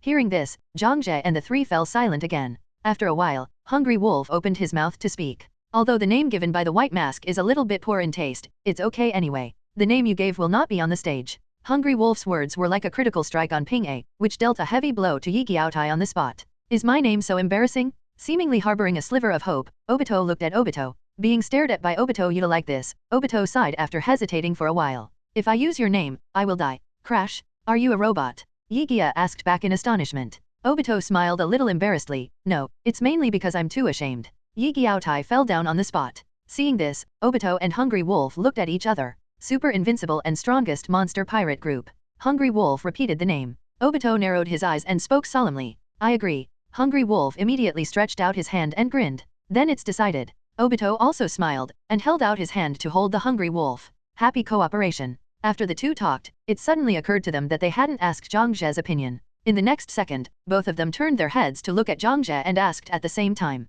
How is it, Captain? Super Invincible and Strongest Monster Pirates, isn't that a good name? How do you feel? Hearing this, Zhang Jie raised his head and looked at Hungry Wolf and Obito. How do I feel? Obito and Wolf nodded. Zhang Jie immediately fell into silence. After thinking for a while, Zhang Jie looked at Obito and Hungry Wolf. If it's called this name, I think I should get off the ship and do good. Obito and Evil Wolf couldn't help but startled when they heard this. Yiguyutai seemed to see hope, and immediately became energetic. Sure enough, the name I gave sounds nice, right? The captain and I have the same idea. Zhang Jie turned his head, looked at Yiguyutai, and waved his hands. No, I don't want the boat if it's named after you. Yiguyutai was listless again, and his whole body became listless. Sure enough, it's more appropriate to use my name. Let's call it Super Invincible Pirates. Hungry Wolf stood up, his tone a little excited. Zhang Jie turned his head and waved his hand. It's better to call it Che. Compared to being called Super Invincible Pirates so and so, it's better to kill me directly and give me a good time. Since everyone's starting is not very good, let's take a compromise as Obito said before, and call it the Battle of Pirates.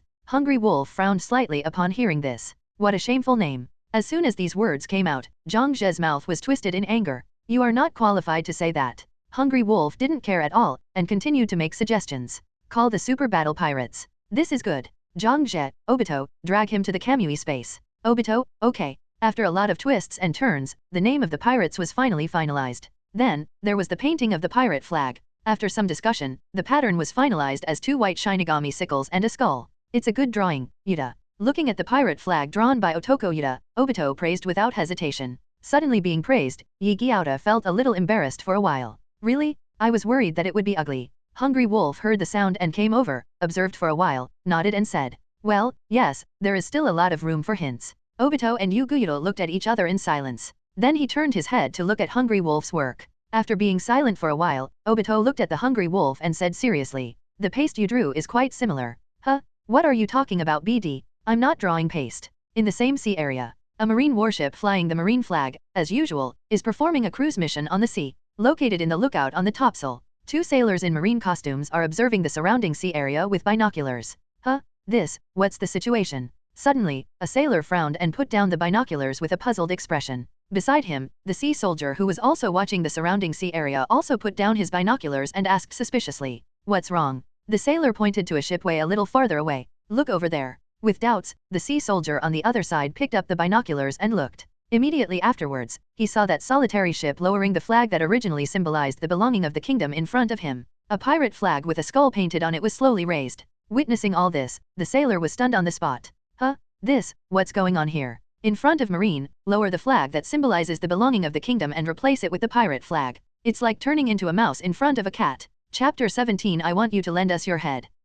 How to deal with it. Putting down the binoculars, Hai Bing looked confused. This is the first time they have encountered this situation. Another sailor hesitated for a moment after hearing the words. Let's report it first? How to deal with it, whether to start the fight directly, or to understand and communicate first, then it depends on the arrangement above. This ship said it was a civilian ship, and it was flying a pirate flag, saying that it was a pirate ship, and it didn't even have naval guns. It's really strange. After that, the sailor quickly left the watchtower on the mast sail. At the same time, on the ship that raised the pirate flag, Zhang Jie, Yu Guyutai, Obito, and Hungry Wolf are standing in front of the bow at the moment, looking at the marine officer who is cruising in a little distance. That should be our enemy. Hungry Wolf clasped his arms around his chest, his voice was peaceful. Zhang Jie nodded, affirming Hungry Wolf's statement. That's right, Marine is one of the strongest forces on this sea. They claim to be righteous and hunt down pirates on the sea. Hearing Zhang Jie's words, Yi Guyutai couldn't help being stunned.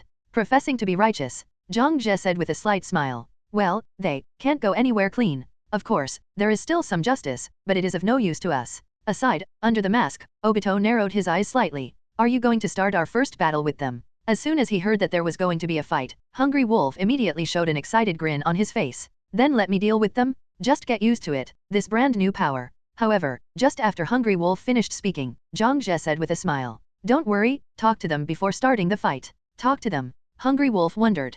Zhang Jie nodded with a smile, said nothing more, and looked quietly at the marine warship slowly approaching in this direction. Soon after, the marine warship approached. A middle-aged man wearing a marine coat and a long knife also slowly came to the bow of the warship and looked at Zhang Jie and others on the deck of the ship below. Who are you? Zhang Jie looked at the middle-aged man, and responded with a gentle smile on his face. Pirates. The middle-aged man was stunned for a moment when he heard the words. His expression was obviously a little stunned. So honest? Could it be a rebellious guy who ran out from some town?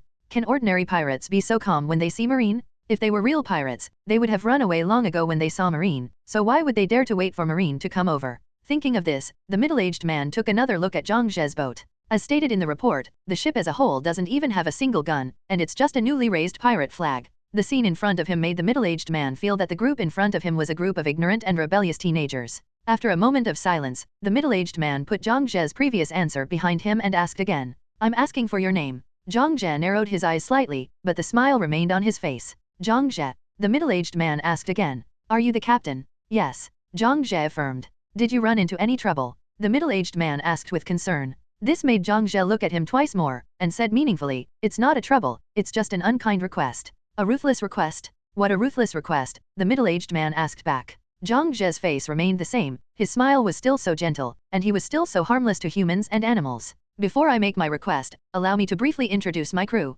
My name was already mentioned, so, Hungryu, Obito Yuta, Uchiha Obito. While speaking, Zhang Jie pointed to Hungry Wolf, Yi Guyutai, and Obito in turn. Then he spread his hands politely and bowed slowly. We are all members of the pirates, and we would like to ask you to lend us your heads, so I have to trouble you to go to God's side for a while. Zhang Jie's sudden words stunned the middle-aged man on the spot. Not only the leading middle-aged man, but even the other Marines who were listening were also stunned. In the next second, there was a burst of laughter on the marine warship. Ha ha ha ha. Boy, do you know what you're talking about? Lend our heads for use? Are you trying to kill us? Not to mention that you only have 4 people, we have more than 200 people here, even if we fight you one by one, you are not our opponents. Ha ha ha ha. Laughing one after another, all the sailors felt that Zhang Jie's words were so ridiculous. In their eyes, Zhang Jie was just like that idiot, speaking that inconspicuous big talk. Just the 4 of them? Just want to borrow the heads of all of them? Not to mention whether the naval guns on the warship agree or not, even the 200 or so people of myself can drown them with a single saliva. Boy, where did you come from?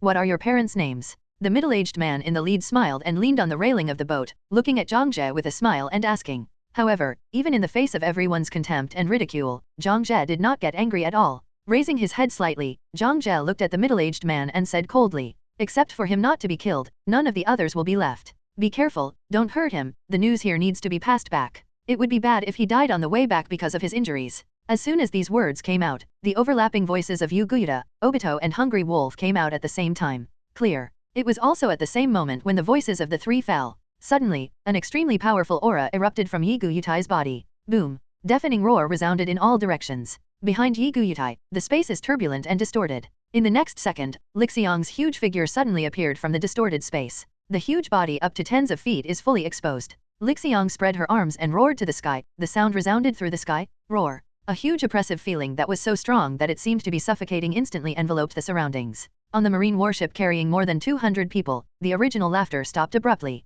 The blood on his face faded away in an instant. Almost in the blink of an eye, the faces of all the sailors turned pale, and only boundless fear was left on their expressions. What is this thing? Is that a lie? This kind of thing, why, how did it appear here? The marines yelled in horror. Zhang Jie, who reacted, was a little annoyed, and at the same time introduced with an apologetic face. Sorry, I forgot to introduce just now, this is also my crew member, named Lixiang. Chapter 18 New Crew, join? It's just that it's such a time now, how can anyone listen to Zhang Jie's introduction there? As soon as she appeared, Li Xiang slapped Marine's warship fiercely. Shua. The huge slap came with the sound of howling and breaking wind. Those Marines couldn't even react, and were completely enveloped by black shadows. Then there was a loud bang of bang. The bright red blood splashed out, and the deck of the warship collapsed, and even the whole ship trembled. Boom, boom. Also at the same moment, Hungry Wolf, Obito, and Obito Yudo leaped onto Marine's warship at the same time. Da-da-da. Seeing this, Zhang Jie hurriedly reminded him. Be a little more restrained, don't ruin the boat. After finishing speaking, Zhang Jie also jumped onto the warship. At the same time, Hungry Wolf and the others galloped towards the sailors. Boom. The wind of the fist roared, and Hungry Wolf punched a Marine in the face. That terrifying and powerful force caused the Marine's entire face to collapse on the spot. Crack. Puff. Even though there were already casualties, the Marines still couldn't react. They were all like sandbags, they all stood there in a daze, watching the scene in front of them in horror. It all changed so fast. It was so fast that they were defenseless, and so fast that they couldn't react at all. Or maybe that boundless fear has overshadowed everything. Let them not. Immediately afterwards, the figure of Tiandao Pain came into Zhang Jie's eyes. If the people next to the table changed the table, Tiandao Pain's appearance was still a bit creepy. But for Zhang Jie who knows everything, it's not a problem at all. If the nail sticks on Tiandao Pain's body are removed, Tiandao Pain's appearance is still good. Captain. Somewhat beyond Zhang Jie's expectation, Tiandao Pain took the initiative to say hello. Although the tone sounds a bit deserted, it is full of emotion, even if it is only indifferent. Some distractedly looked at Tiandao Pain for a while. Zhang Jie asked a seemingly nonsensical question. Are you Yahiko or Nagato? Tiandao Pain stared at Zhang Jie in silence for a while, and then responded leisurely. I'm Pain. Although the tone was still so cold, Zhang Jie already had the answer in his heart. With a smile on his face, Zhang Jie spoke. Understood, let's go, I'll take you to meet other members. After finishing speaking, Zhang Jie turned around and walked out of the cabin. Tiandao Pain also looked at Zhang Jie's back, and followed him slowly with a calm expression. Soon after, Zhang Jie and Tiandao Pi walked out of the cabin and came to the place where Obito and others were. The second floor of the ship. Squeak. As soon as the door is opened. Then Zhang Jie saw Obito, Hungry Wolf, and Yi Guyutai, serving plates of fish on the table. This scene obviously surprised Zhang Jie, but Obito, Yi Guyuta, and Hungry Wolf did not see Zhang Jie's arrival, but said with a smile on their faces. Just now we were thinking of calling the captain, you are coming for dinner, it's just in time. Eat. Repeatedly, Zhang Jie subconsciously looked at the meat on the dinner plate. After hesitating for a moment, I sent Zhang Jie to ask, is this fish? Hungry Wolf smiled and said, of course, this is a big fish that Li Xiang went to catch. Zhang Jie nodded and changed the topic to business. This is the new crew member, Tiandao Pain. As for them. With that said, Zhang Jie is going to introduce Yu Guyuta, Obito, and Hungry Wolf to Tiandao Pain. But Tiandao Pain just spoke slowly. I know their names. Zhang Jie was greatly surprised. You know, the conquerors who have just been summoned know the names of other conquerors? System? Thinking about it, Zhang Jie looked at Obito and others again. Unexpectedly, Obito and others nodded their heads. We know that too. Hearing this, Zhang Jie couldn't help but shook his head with a smile. Okay, this will save me a lot and I'll introduce it later. After finishing speaking, Zhang Jie and Tiandao Pain walked towards the dining table. As soon as the two sat down at the dining table, Hungry Wolf brought out 2 plates of fish. After looking at the color and location of the fish, Zhang Jie asked in silence for a moment. This is grilled fish? What kind of fish is so big? The Hungry Wolf took another huge plate of fish. Hearing Zhang Jie's question, he thought for a while and then shook his head. This is grilled fish, but I don't know what kind of fish it is. Li Xiang caught it back. After finishing speaking, Hungry Wolf placed the huge plate of fish in front of Yu Guyutai. Boom. Here, this is for Li Xiang. This fish is due to her. eat more and be full. I will rely on her to catch the prey in the future. After speaking, the hungry wolf turned around and returned to his seat. But Yi Giaotai was a little embarrassed. He hadn't had time to explain it clearly. Li Xiang is a cursed spirit, doesn't need to eat. But Yi Giaotai thought about it carefully. Even though Li Xiang is not necessary to eat, it does not mean that it cannot be eaten. It's always good to eat something delicious, right? Thinking of this, Yi Guyatai smiled and called softly towards the void. Sato. You two. Li Xiang's figure slowly appeared. Mr. Hungry Wolf made grilled fish, do you want some? Yi Giaotai asked. Li Xiang immediately turned to look at the hungry wolf. That appearance seems to reveal this little bit of dislike for hungry wolves. This made hungry wolf, who felt something, also look helpless. Hey, isn't it just a little thing? You don't need to hold grudges until now, right? Rika didn't say anything. After looking at the hungry wolf for a while, he reached out to grab the plate of grilled fish, and then dived back. Immediately afterwards, there was a sound of gnawing in the void. Crack. After two chewing sounds emerged, the void fell silent. A smile appeared on hungry wolf's face. Looks like I have a good appetite, so I'll start it too. As he said that, the hungry wolf was also ready to eat the grilled fish. But at this moment, the void twisted again. With one arm, he grabbed a piece of grilled fish that had been bitten, and put it back into the delivery tray. Boom. This sudden scene attracted the attention of everyone present. Immediately afterwards, Li Xiang's figure poked out from the void again. As soon as he came out, Li Xiang stared at the hungry wolf. Then he turned his head and spit out the grilled fish in his mouth like spitting. Pooh. Boom. The huge force even caused the spit-out grilled fish to smash a small hole in the wooden floor. Although Hungry Wolf felt helpless when he saw this, he didn't really care. Don't take your anger out on food, it's bad behavior to waste food. After that, the Hungry Wolf also took a bite of the grilled fish.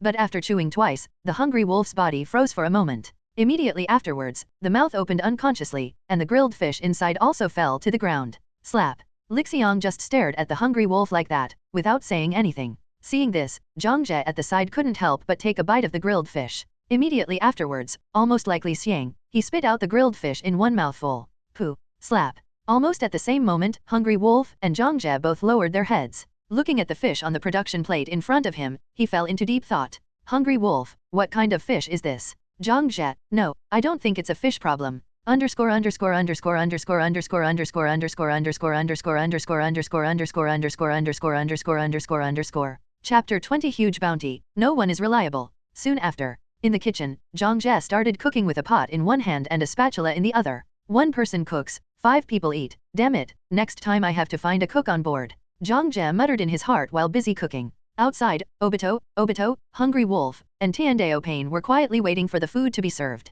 And this also made Zhang Jie understand that finding a chef needs to be put on the agenda. It's okay that there are few people at the moment, only 4 or 5. The time spent and the required process will not be too much. When there are more people in the future, I can just stay in the kitchen all day and night without leaving. After lunch, you can start preparing dinner. After working for a long time, Zhang Jie brought the hot meal to the table. Although it's not that delicious, but at least it can be regarded as quite satisfactory, and I won't let myself question what the ingredients are after eating it. The day passed quickly. The next day, early morning, Zhang Jie woke up from his sleep, got up early and washed up, and then came to the deck. I wanted to enjoy some morning sunshine and Heffen scenery, but helplessly, the stomach protested. Zhang Jie had no choice but to swear and make breakfast, and made a copy for the crew by the way. Before breakfast was ready, a group of crew members came over smelling the aroma. It's the smell of meat. Is it time for lunch? Hungry Wolf was a little puzzled. It's so good, I have something to eat when I wake up.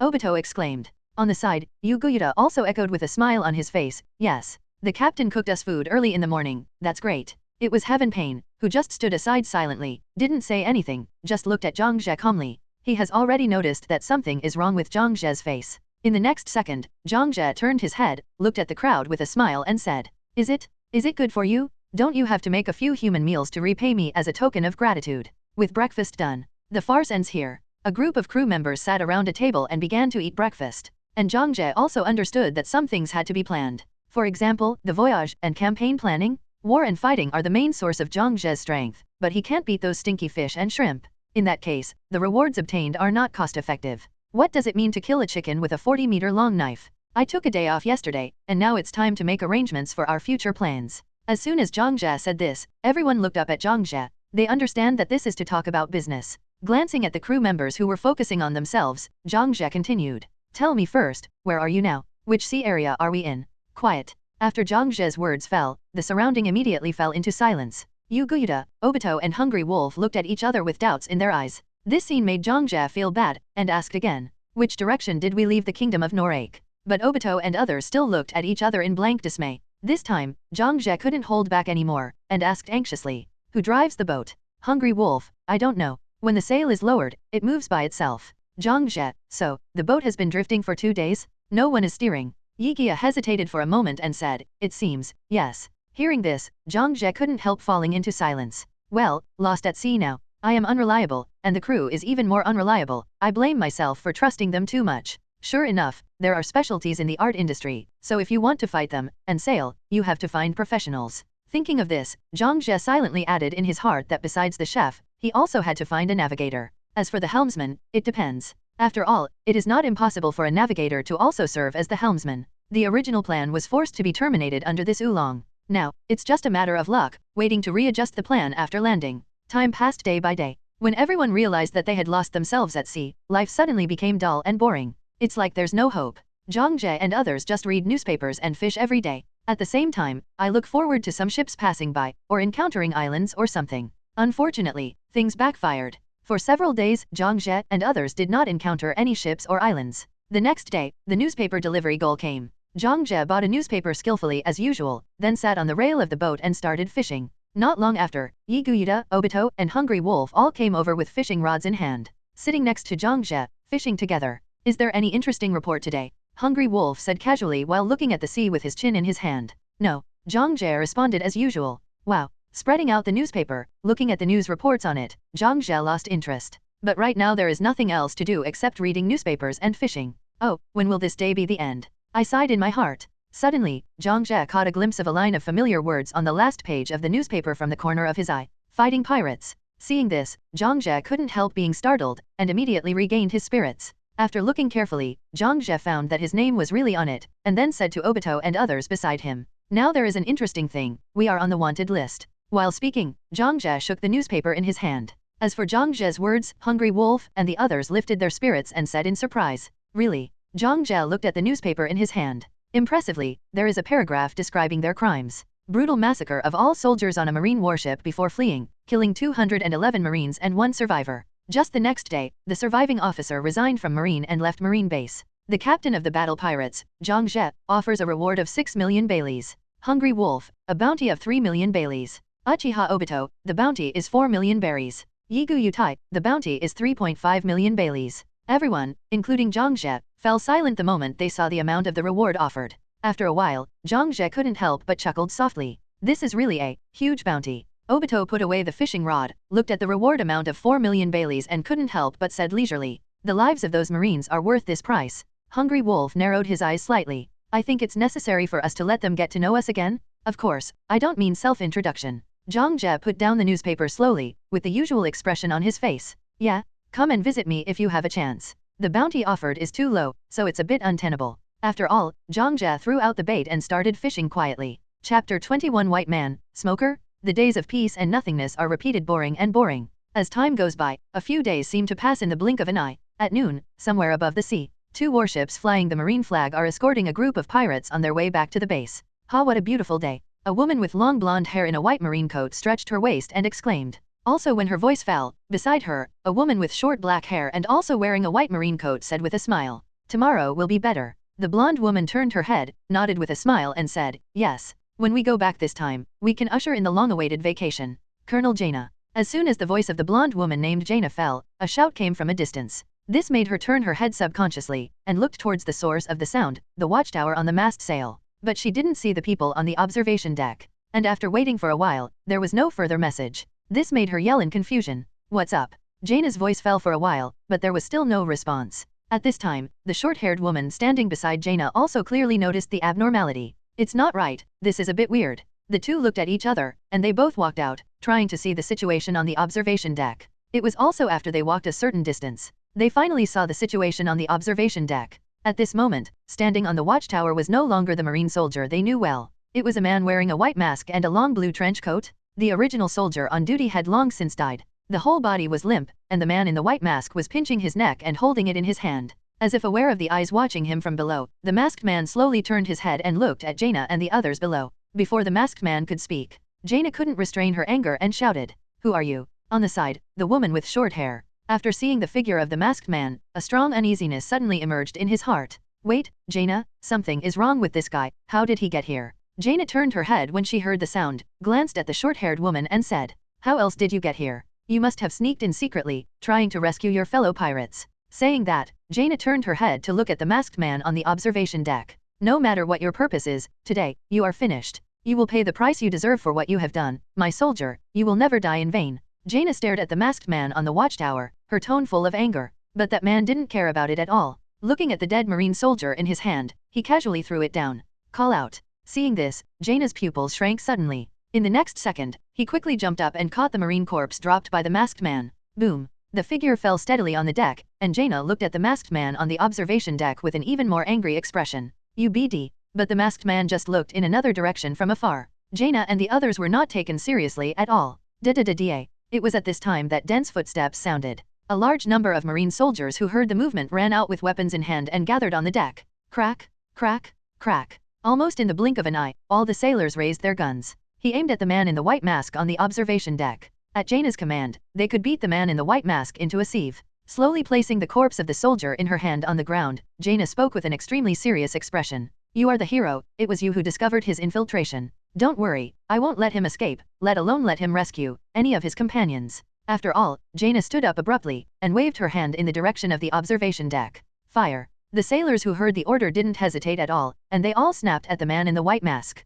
Bang, bang, bang, bang. For a moment, flames burst out on the deck, and the deafening sound of bullets fired continuously. The dense bullets, like raindrops, flew towards the masked man on the observation deck. SHH, SHH, SHH, SHH, shua, shua. But when the man in the white mask faced the rain of bullets in front of him, the body didn't move at all. He just stood there quietly, letting the bullets fly. Bang, bang, bang. Intensive and continuous hitting sound bursts. The observation deck where the masked man stood was almost sieved by the marines. But the masked man stood there unscathed. All the bullets that came into contact with his body penetrated directly through his body as if they had hit the air. Seeing this sudden scene, everyone present was stunned. The sailors subconsciously put down the spears in their hands, and said with disbelief on their faces, no isn't it? Missed. With such a dense attack, he failed to hit him once? Are you kidding me?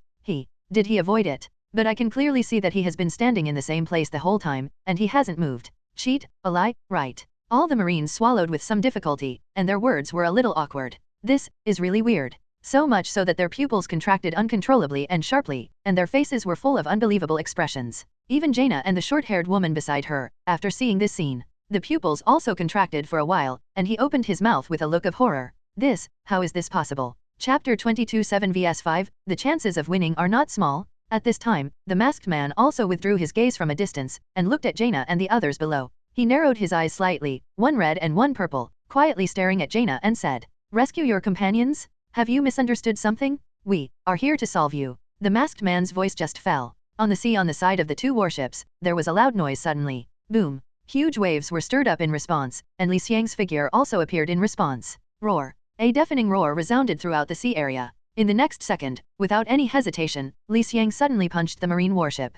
Shabazz. The huge fist struck with the sound of howling and breaking the wind. Seeing this, all the marines on the warship were shocked, and their pupils shrank uncontrollably. However, they haven't waited for their reaction. Li Xiang's huge fist hit the warship hard. Boom, boom. With just one blow, Li Xiang pierced through the two warships with one punch, and the two warships were interrupted in the middle. Boom. The scorching and dazzling flames emerged with earth-shattering explosions. Countless marines were shrouded in flames on the spot, and many more were directly blown away by the fire waves generated by the explosion. Boom boom. Ugh. All of a sudden, there were wailing sounds. But it was only an instant before it was covered by the sound of flames and explosions. Boom boom boom. The two warships turned into 4 warships. The blazing fire was burning, and countless marines left this world before they even realized what happened. After finishing the work, Li Xiang decisively called off work and returned. Obito, on the other hand, walked through the burning warship, looking for the main target of this operation. This target is not a specific person, but a living person. It doesn't matter what military rank the opponent is, or whether the opponent is male or female, whether the opponent is dead or alive.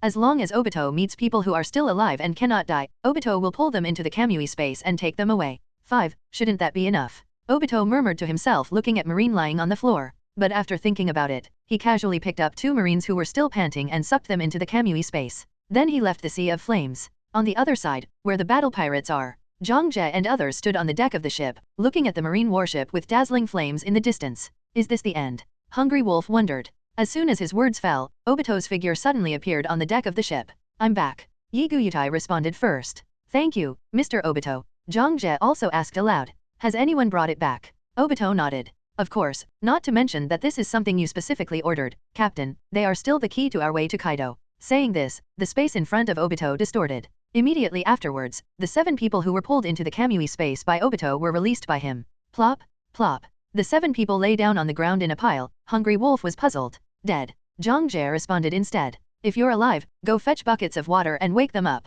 Snapped. A bucket of water was poured over, and the 7 people who were brought back shuddered immediately. Woke up from a coma. Ha ha ha. They greedily breathed in the air, apparently still a little shocked, or in other words, unable to react to the situation in front of them. At this time, Zhang Jie was already holding a stool, sitting in front of the 7 people, and said, Okay, let's cut the long story short, I'm going to any of your marine bases, it doesn't matter which base it is. It was also Zhang Jie's questioning voice. 5 men and 2 women, and 7 marines also came back to their senses. However, they did not immediately answer Zhang Jie's words. Instead, he took the lead in looking around. Soon, they noticed the pirate flag flying high on the ship. This is a pirate ship. Wearing a white marine coat, the woman with the rank of colonel was shocked. And she is Jaina. After briefly confirming the place, Jaina responded to Zhang Jie's question. Are you a pirate? A pirate goes to marine's base. Are you going to die? After speaking, Jaina began to observe her own state again. They didn't tie us up? So confident in their own strength. Do you think we can't pose a threat to them at all? While Jaina's thoughts were ups and downs, Zhang Jie had responded calmly.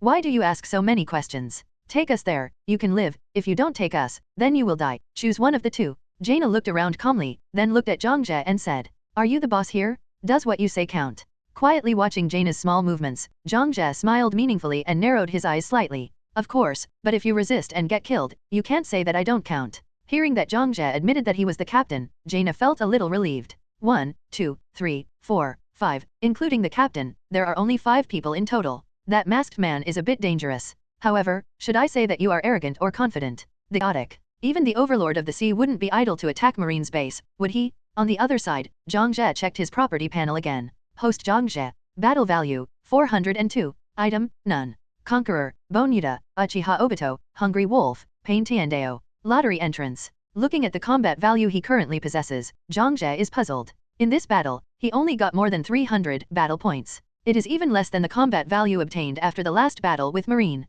This time we fought at once, but 2 marine warships. Well, Zhang Jie couldn't help but sighed softly. I don't understand the reward mechanism. Sometimes it is more than expected, and sometimes it is less. What is the key point? With that said, Zhang Jie opened the lottery page. The price of one lottery draw above has already reached 1,600 once. This is obviously a mechanism where the price will double every time you draw it. However, Zhang Jie didn't feel any annoyance at the system's doubling of prices. Just a little anxious. According to this rate of increase, it won't be long before it will exceed 10,000. Conquest value. War. Indispensable. Chapter 24. There are guests coming? With a few marine prisoners, the life of Zhang Jie and others became easier. Almost all chores can be assigned to marine captives. And this made Zhang Jie understand again the importance of having a handyman on board. With a course, there is a sailor. Zhang Jie and others also got rid of the plight of being lost in the sea, and it is heading towards the marine branch base guided by Jaina and others. The next day, in the morning, on the ship of the pirate group, Jaina and the others stayed silently on the deck, looking at the sea scenery with empty eyes.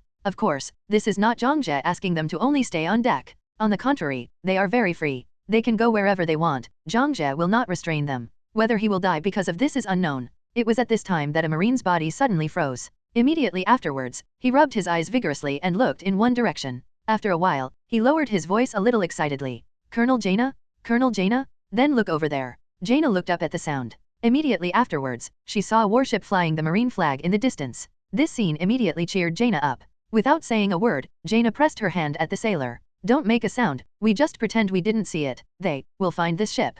Marines and pirates are at odds with each other. If Marine discovers the pirate ship, then Marine will undoubtedly come to catch the pirates. At that time, the two sides are bound to have a battle. And this is the hope that they can get rid of control. Thinking of this, Jaina couldn't help but subconsciously look at the watchtower on the ship's mast. The retribution of your blind confidence is coming soon. There isn't even a person on duty. Do you really think we will report to you after we see Marine? Wait. You will also experience the suffering I have experienced. In Jaina's heart, she always felt that the reason why she was captured was entirely caused by her own carelessness. If she could have reacted immediately, she was still a little confident that she could organize her strength to block that monster's fist. Afterwards, relying on his own 2 warships, it was a breeze to deal with this pirate ship that didn't even have a naval gun. At the same time, on a marine warship a little far away, a middle-aged man with short silver-white hair and a big cigarette dangling from his mouth was sitting on the railing of the boat dully. I don't know what I'm thinking about. Also at this time, a woman wearing glasses and a long knife on her waist slowly came to the side of the middle-aged man. After being silent for a while, the woman spoke cautiously.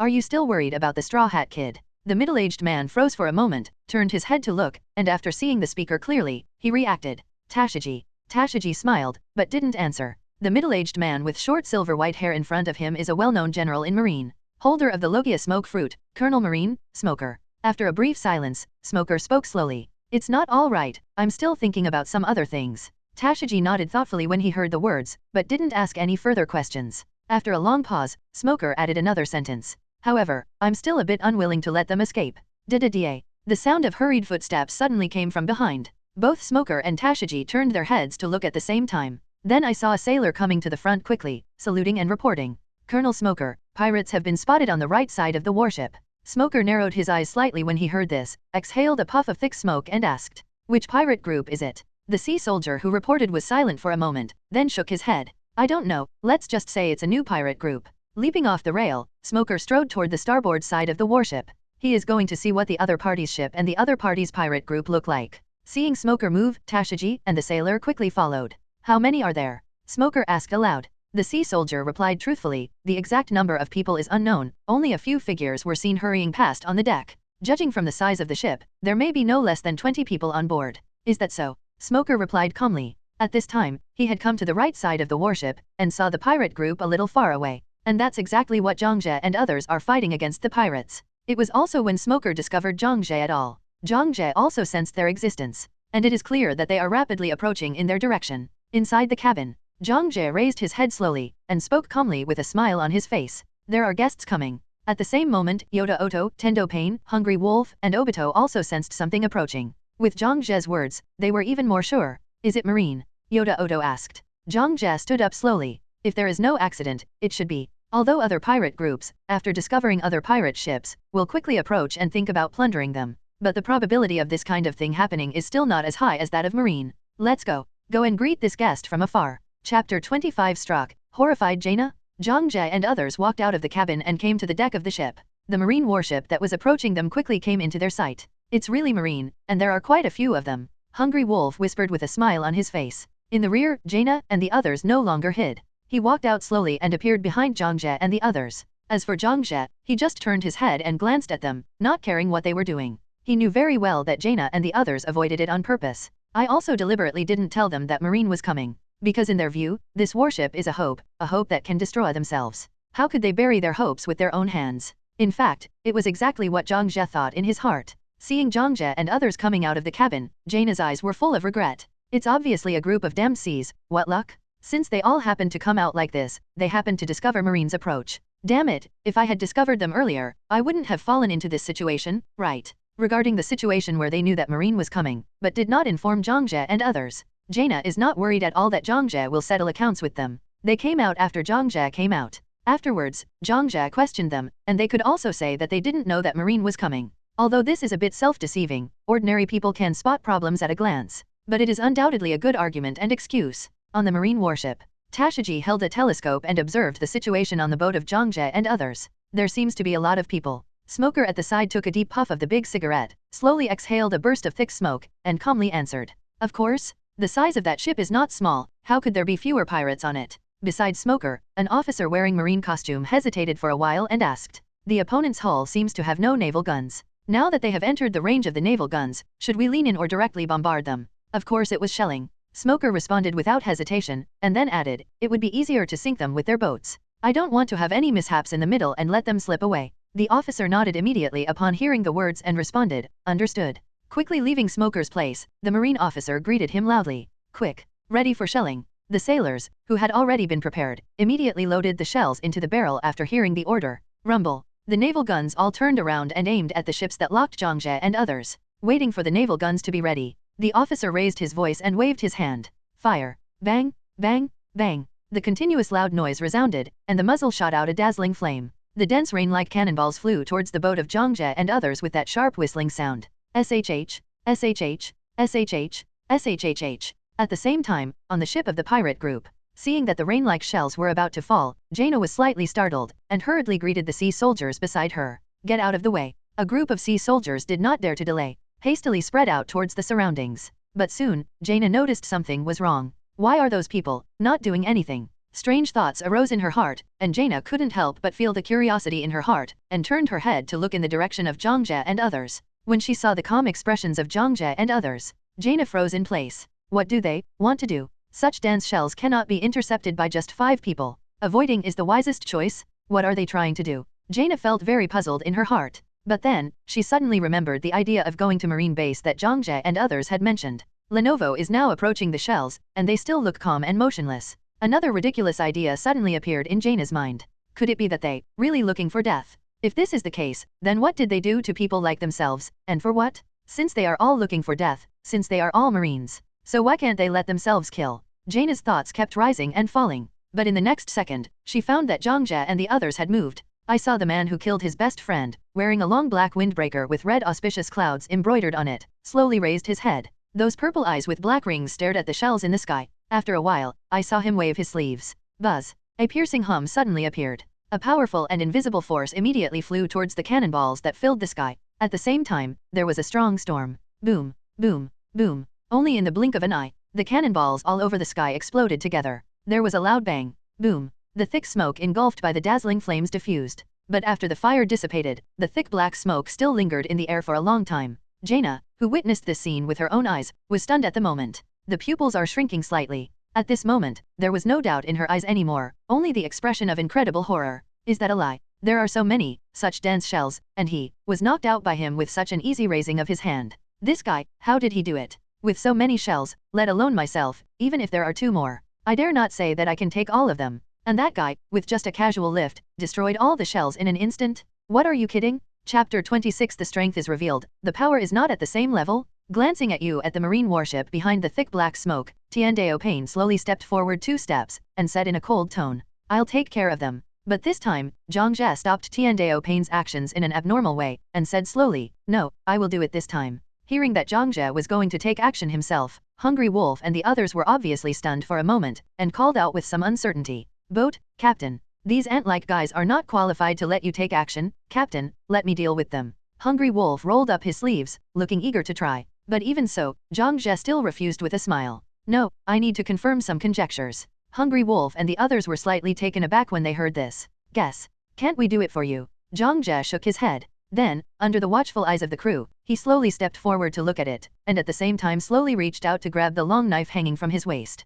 Clang. Accompanied by a crisp buzzing sound. The long knife hanging from his waist was slowly unsheathed. Zhangje stood in front of the bow, holding a long knife in one hand, and looked at the approaching marine warship from a distance. This scene made Jaina and other marines in the rear look puzzled. What does he want to do? Is this going to stop the second round of shelling? A person too. It was also when all the marines were discussing in low voices. The aura around Zhangje suddenly changed. Buzz. A deafening hum reverberated. Waves of rippling airwaves arrived, centered on Zhangje, and spread in all directions. An incomparably powerful aura enveloped the entire sea area in an instant. Boom. From the rear, Jaina's pupils who felt a strong aura suddenly slapped her hand. Breathing subconsciously stopped. Also at the same moment, Smoker is on the marine warship. Smoker's expression changed suddenly when he felt the sudden terrifying aura. This breath, not good. Run. Without too much hesitation. Instinctive intuition made Smoker pull up Tashiji who was on the side and sprinted towards the other side. Same moment.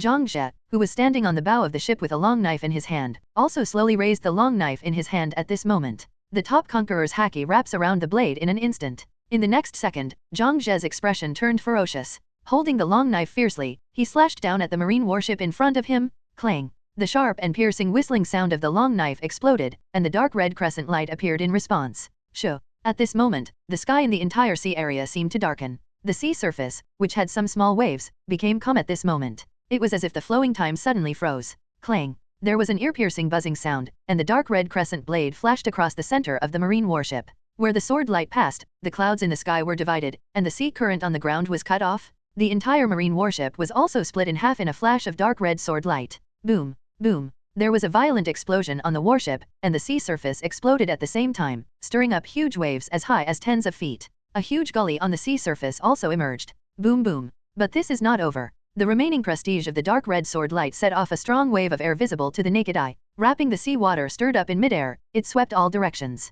Crash! The sea water, like a torrential rain, rushed towards the face with a strong wind.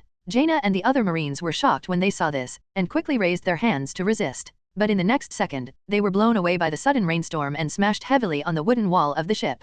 Bang! Bang! Bang! Bang! Plop! Plop! Plop! Ugh! For a while, the boat wailed again and again. Obviously, they were all thrown hard this time. This power came fast, and the faster it went. Almost in the blink of an eye, the rainstorm receded. Jaina also gritted her teeth, enduring the pain, and slowly got up from the ground. At this time, her clothes were already wet by the sea water, and her hair was also wet. But when she looked up, she saw the scene directly in front of her. She froze in place because of it. His eyes trembled violently like an earthquake. At this moment, Jaina only had the unbelievable boundless horror in her eyes. I can only see the front. The black smoke gathered in midair had already been dispersed by the residual power wave. That huge marine warship was also split in half at this moment. Although the gully on the sea is rapidly closing. But above the sky, there are still traces of Zhang Zhe's knife just now, and from the divided clouds, it is not difficult to see just how terrifying and powerful is the power of Zhang Zhe's knife just now. Her body trembled subconsciously, and Jaina subconsciously looked at Zhang Zhe's back, her voice trembling with fear. Is that a lie? Is it really a power that humans can master? It's not a level of power at all, is it? Chapter 27. There is still hope? It was also at this time that the system's notification sound echoed in Zhang Zhe's mind again. Ding!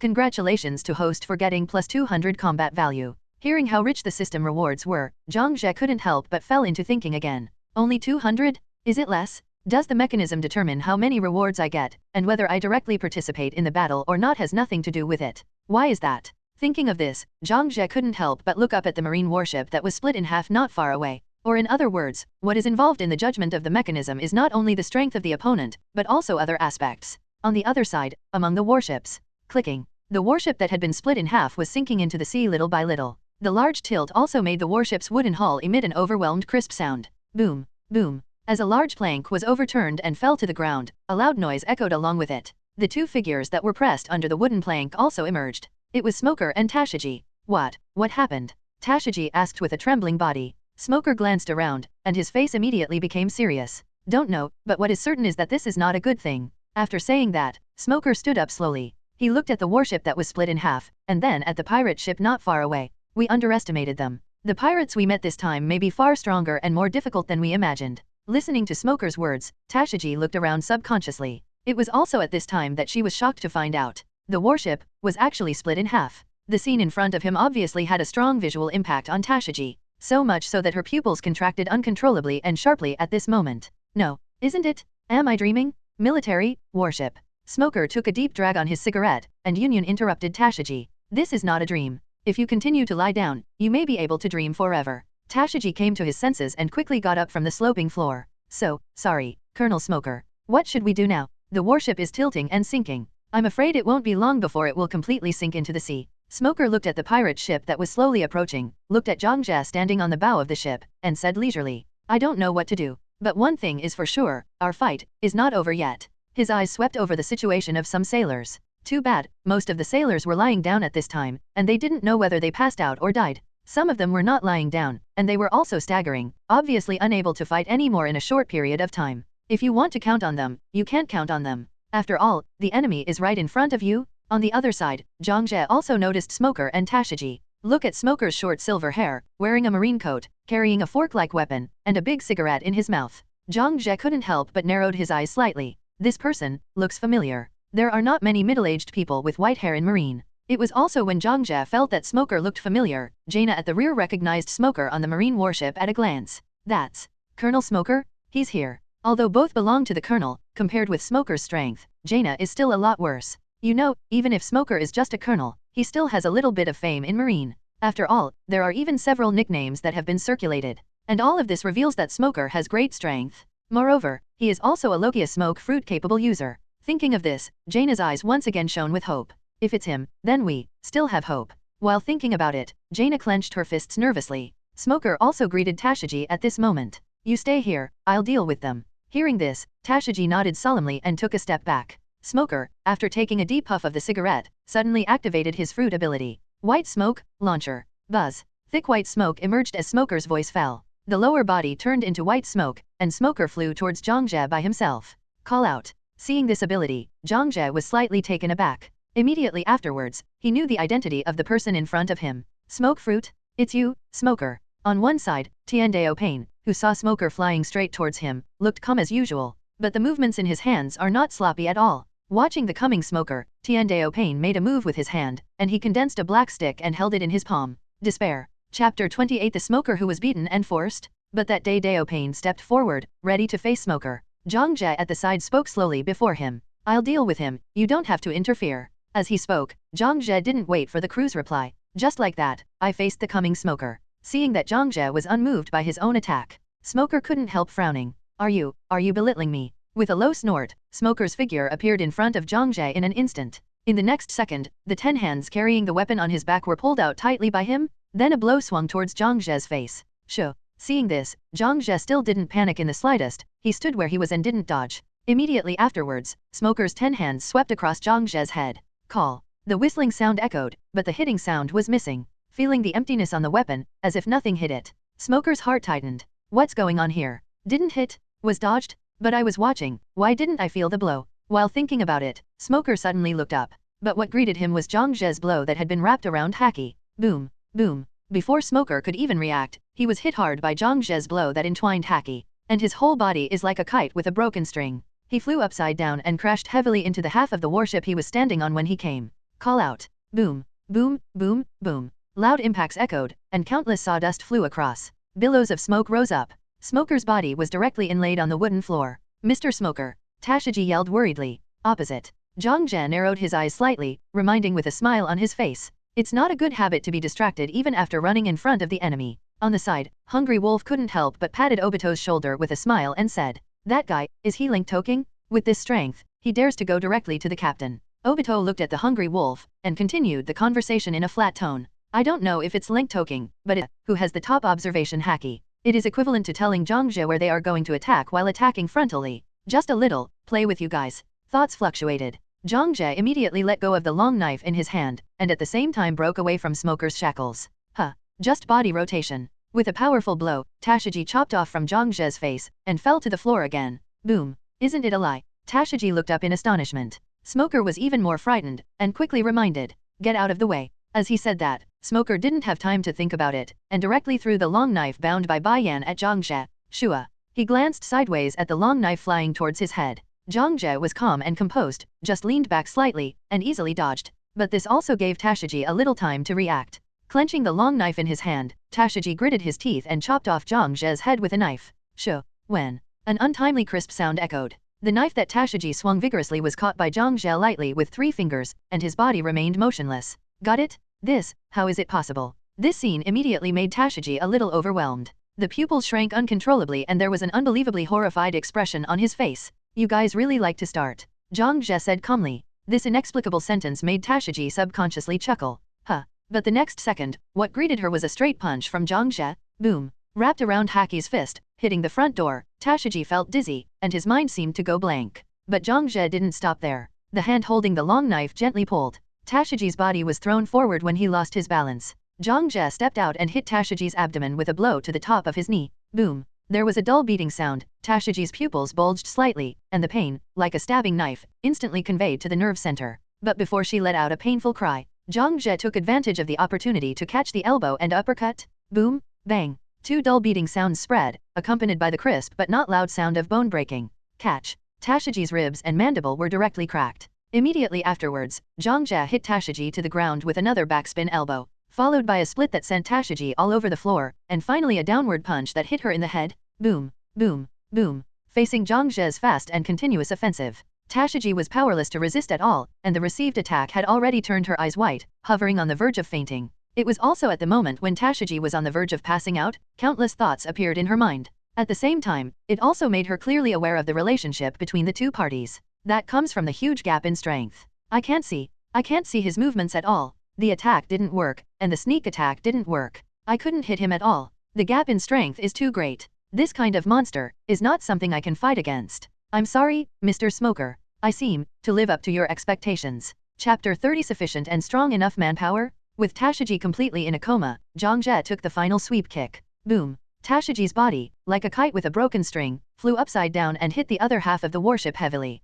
Call out. Boom, boom, boom, boom. Tashiji. Smoker's worried yell echoed. All this happened so fast that he didn't even have time to react. The whole process only takes a few seconds. Hateful. Without staying where he was, Smoker endured the severe pain from his body and used his fruit ability again. Boom. The lower body turned into white smoke again, and Smoker galloped towards Zhang Jie. A hole. With a low shout, Smoker clenched his fist and swung towards Zhang Jie. Zhang Jie glanced sideways, and his body reacted quickly. I saw that he immediately fell back on the ground, supporting the floor with both hands, and the whole person stood upside down, his body arched like a shrimp. Smoker's swinging fist missed again because of this. Shua. Seeing his attack being dodged again, he looked down at Zhang Jie, who looked calm. Smoker only felt a monstrous sense of aggrieved and powerless rising in his heart. Damn guy. It was also when Smoker's body flew over Zhang Jie. Zhang Jie exerted his strength suddenly, and his hands supporting the floor stretched out. Shua. The next moment, the bowed body suddenly collapsed, and his legs kicked Smoker's chest fiercely. Boom. Accompanied by a dull beating sound spread.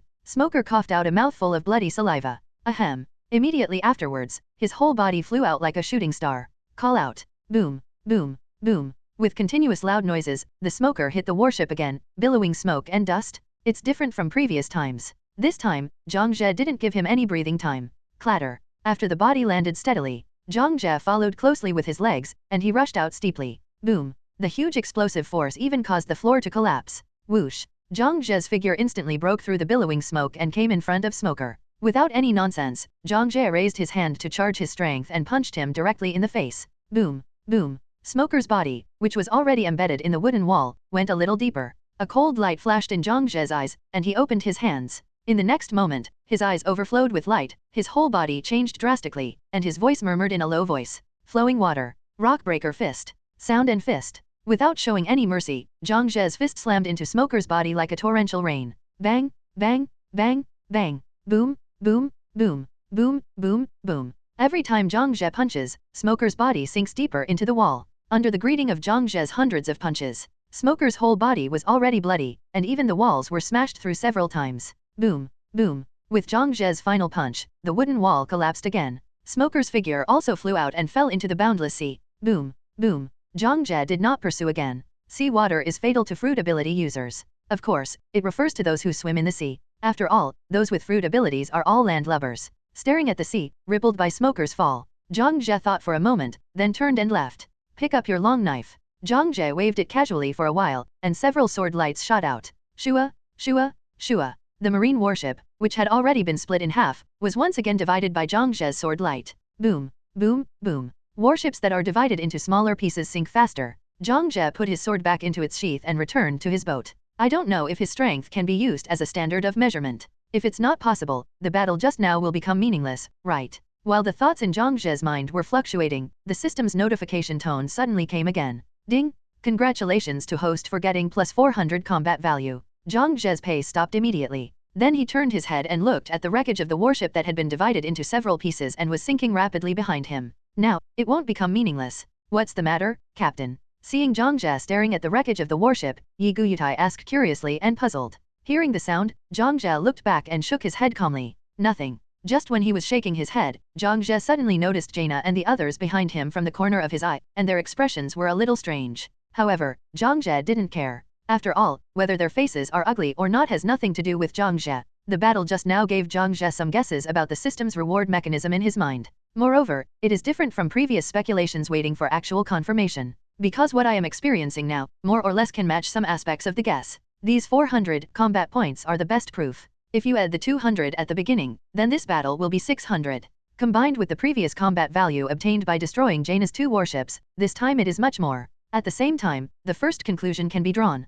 The amount of reward is still related to whether you participate in the battle or not. Second, the strength of the enemy. Third, the intensity of the battle. Fourth, the length of the battle. The above out of the second. The second and third are a bit consistent, but further confirmation is awaited. Fifth, the visibility of the enemy. Sixth, according to the influence. Seventh, so build prestige. 5, 6, and 7 are unfounded, extended guesses that need to be confirmed and ruled out. But this does not prevent the birth of Zhang Jie's plan. That is to summon the crew and recruit the conquerors. Now the number of crew members is still too small, and recruiting crew members is the main direction. For this, wars and battles are necessary. But at the same time, we must maximize the benefits as much as possible. The distribution of forces in this world will be reshuffled because of their arrival. No force is immune, and neither is the celestial dragons. the location of the Void Throne. It's time for another person to sit down. But before that, Zhang Jie still needs manpower, enough and strong enough manpower? Chapter 31. So now, let's go to war. Therefore, Zhang Jie felt more and more that he had to go to this marine base himself.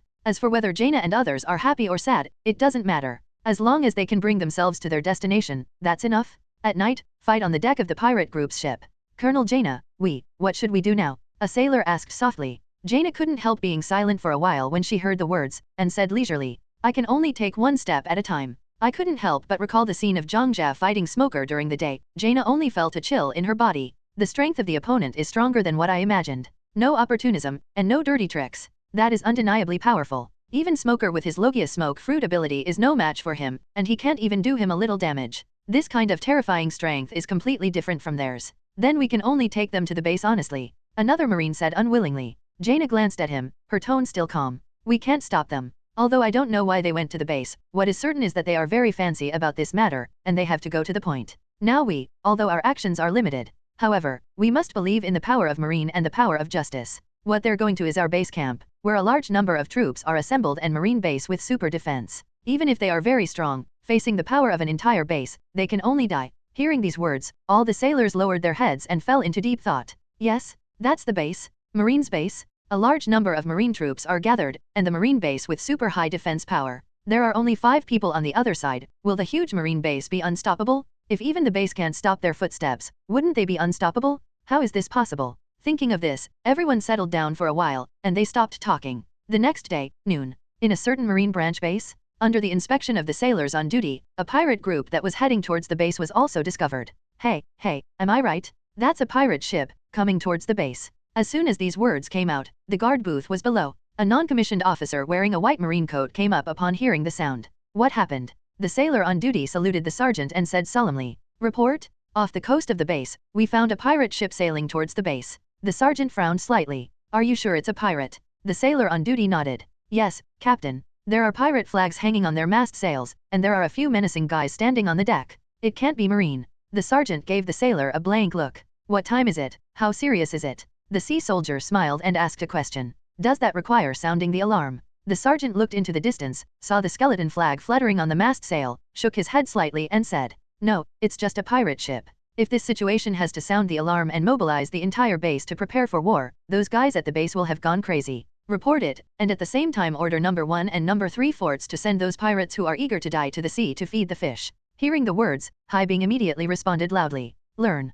Clicking. Located on the defense line, the huge fort began to rotate, and bursts of heavy sounds echoed. After a while, the fort stopped turning. The muzzle rose slowly, aiming at the pirate ship sailing towards the base. In front of the fort, the sergeant stared at the pirate ship in the distance for a moment, then shouted in a cold voice, Load the shells. The sailors below acted one after another, loading a large amount of ammunition into the shells. Seeing that everything was ready, the sergeant also waved his hand at this time and shouted, Fire! Bang! Bang! Bang! Bang! Both turrets fired at the same time. The muzzle fire burst out, and the roar was deafening. The cannonball also flew towards the pirate group with a whistling sound of breaking the wind. SHH, SHH, SHH, SHHH. At the same time, on the ship sailing towards marine base, Zhang Jie, Yuguyutai, Tiandao Pain, Obito, and Hungry Wolf stand proudly on the deck, looking at the shells that hit them in the sky. On Zhang Jie's face, there was a playful smile involuntarily. Then now, let's go to war. Clang. The long knife at his waist was slowly unsheathed. Zhang Jie held a long knife in his hand, and pointed the tip of the knife towards the base of the marine branch. Destroy them. After finishing speaking, a cold light flashed in Zhang Jie's eyes. Without waiting for the crew to make any moves, he himself took the lead and galloped towards the marine base. Boom. Whoosh. When Tiandao Pain and Obito saw this, they immediately followed up without any hesitation. Whizzing. The 3 stepped on the sea and galloped away. Behind, the Hungry Wolf hopped anxiously. Hey, you guys are waiting for me. Mr. Hungry Wolf, I will leave the ship to your protection. I will take a step first. Yiguyutai greeted Hungry Wolf. Before the Hungry Wolf could respond, a big hand reached out from the void, grabbed Otoko Yuta, and took him away from the boat. Seeing this scene, the veins on Hungry Wolf's forehead popped out. Huh? Why didn't you take me? As he said that, Hungry Wolf looked at the flying cannonball in the sky again. Let me stay behind? Are you kidding me? How can I be absent from this kind of battle? As far as shells of this level are concerned, I will deal with them in minutes. As he spoke, Hungry Wolf leaned down steeply. The veins all over his body burst out, and his strength was gathered and mobilized by him at this moment. In the next second, he leaped fiercely and flew towards the speeding cannonball. Boom. Whoosh. relying on his strong physical fitness and ultimate's physical explosive power. After the hungry wolf obstinately destroyed a few shells, changed the trajectory of a few more shells, and while making sure they wouldn't hit the ship, used them as leverage to leap towards the marine base. Boom, boom. On the boat, Jaina and the others watched this sudden scene. Already horrified, his face changed greatly, showing a look of shock. They walked on the surface of the sea? After destroying the shells, there is still time to use other shells as leverage points. What kind of physical explosive power is this? This has surpassed the limit of human beings, right? These guys, what kind of monsters are they? Is this really something humans can do? The pupils of Jaina and the others shrank slightly. His eyes trembled violently like an earthquake. The scene in front of them had an impact on them that was too great. Underscore underscore underscore underscore underscore underscore underscore underscore underscore underscore underscore underscore underscore underscore underscore underscore underscore. The new book sets sail. Please support the flower comments. The third watch is here. In the comment area, some readers reported that the three views are not correct. The first time they met Marine kindly asked the protagonist if he wanted to help, and the protagonist killed everyone else. The author is not good to say anything, personal views are different. But the author will avoid this kind of plot in the future. In fact, in the original plan, the name of the pirate group was not called the Battle Pirate Group. It's called the Evil Pirates. However, due to some reasons, it was finally used to fight the pirates. If you look at the title and introduction of the book, you can probably understand something. Don't be kind because of the enemy. If there are some unreasonable explanations, they're Marine and the protagonist are pirates, and the two are inherently hostile. Either the Marine kills and captures the pirates, or the pirates kill the Marines. There is no room for peace. The protagonist admitted his identity from the very beginning, but they didn't believe it. When the protagonist said that he wanted to kill them, they still didn't believe it, and they even sneered. If they believed the protagonist, then they would draw their swords decisively, which is inevitable. As for making the main character lie, it doesn't make sense at all. They are Marine, and the protagonist is a pirate. The protagonist is stronger than them and needs stepping stones. Why lie to cover up and let them go? If I really write that the protagonist does this, how can I write the protagonist as a pirate? Chapter 32. This is a rare time for me to rest. Boom, boom. The huge roar and trembling sound resounded throughout the marine base. What followed was the loud and long siren. Woo. Inside the marine base, in the cafeteria, a large number of sailors enjoying lunch in the canteen, after hearing the long siren. Immediately, he stood up and looked around in astonishment. This is sirens. What happened? Is there an enemy attack? Isn't it? This is marine base. Who would attack such a place? Is it a pirate? Are you crazy? This is marine base. The pirates saw us running too late. Will they come to die? Don't talk about it. Something must have happened when the alarm sounded. Go and have a look. After finishing speaking, a Marine non-commissioned officer hurriedly ran out of the cafeteria. After seeing this scene, all the Marines around nodded their heads. That's right. That's right. Go out and have a look. Da-da-da. Boom, boom. All of a sudden, all the Marines in the cafeteria ran out of the cafeteria. The resulting movement was like an earthquake. And it's in a dining table in another corner. A tall man with shaggy black curly hair. After hearing this huge roar and loud long siren, he couldn't help but put down the unfinished food in his hand, and turned his head to look at the source of the sound. After watching for a while, with a helpless expression on his face, he picked up the drink beside him and took a few sips. Gulu gulu. The door will be knocked on. Is this really marine base? I'm here to rest. My rare rest time seems to be going to waste. Complaining softly, the tall man slowly stood up. At the same time, he picked up the white marine coat that was placed aside and draped it over his shoulders. Wow. The sleeves of Marine's coat rattled. A group of sailors passing by the man happened to see this scene. At first they didn't feel anything, but when they saw clearly the military rank on the man's white marine coat and the epaulets embroidered with gold silk, all the sailors were immediately taken a breath of fright. Hiss. Big Admiral. Suddenly met a man with such Ongja has another purpose. That is to go to the prison of Marine base to see if there is anyone you are looking for. If so, it would save me a lot of trouble. After all, recruiting navigators is neither difficult nor easy. The main reason is that it is difficult to meet. Under normal circumstances, it is necessary for the captain to spend all his efforts to find, recruit, and persuade the navigator to join. In unusual circumstances, it is difficult to say. Just like Zhangzhe. For navigators, he never thought of spending all his efforts to recruit them. Just kidding. Does he have the time to chat with a navigator about the future? This is the navigator who didn't meet other pirates or other people along the way. Otherwise, he doesn't even need to go to the prison to take a look now. When you meet another pirate group, just grab it and you're done. The navigator himself is unwilling? What does that matter? The sea is so vast, and there is more than one navigator. There will always be a few people who are afraid of death. Chapter 33. Admiral of Headquarters, Aokiji. Da. After walking on the empty road for less than 10 minutes, Zhangzhe's pace suddenly slowed down, and finally stopped slowly. It stopped less than 10 meters away from an intersection. A sound of footsteps coming from far and near came to Zhangzhe's ears. Da. A moment later, a tall man with a white marine coat on his shoulders appeared at the intersection, before Zhangzhe's eyes. And this person is none other than Admiral of Headquarters, Aokiji. Boom, boom, boom, ugh. From time to time, there will be bursts of roars and wailing sounds all around. There are also dazzling and fiery flames soaring into the sky, and thick billowing black smoke rises. But Zhangje and Aokiji, who were on the street, looked at each other, as if they didn't hear or see at all. Looking at Zhangje, who is not very old, but can stand calmly on this kind of environment and on this kind of street, Aokiji couldn't help but said leisurely, "Are you the intruder?" Slowly raising his hand, Aokiji turned his head and blew into his palm. Huh. Crack, crack, crack. Bursts of crisp sounds echoed. But in the blink of an eye, Aokiji had an extra skate in his hand. Seeing this scene, Zhangje raised his eyes and brows, and then a smile appeared on his face. "Yes, I am the intruder. If I'm not mistaken, you should be Admiral of Headquarters, Aokiji." I heard Zhangje say his name. Aokiji scratched his head in confusion. After thinking about it, he looked at Zhangje again and asked, "Who are you?" The name of Admiral of Headquarters is not just a name, still a powerful deterrent. Ordinary pirates heard the prestige of the Admiral of Headquarters and saw the Admiral standing in front of them. Not to mention being scared to the crap.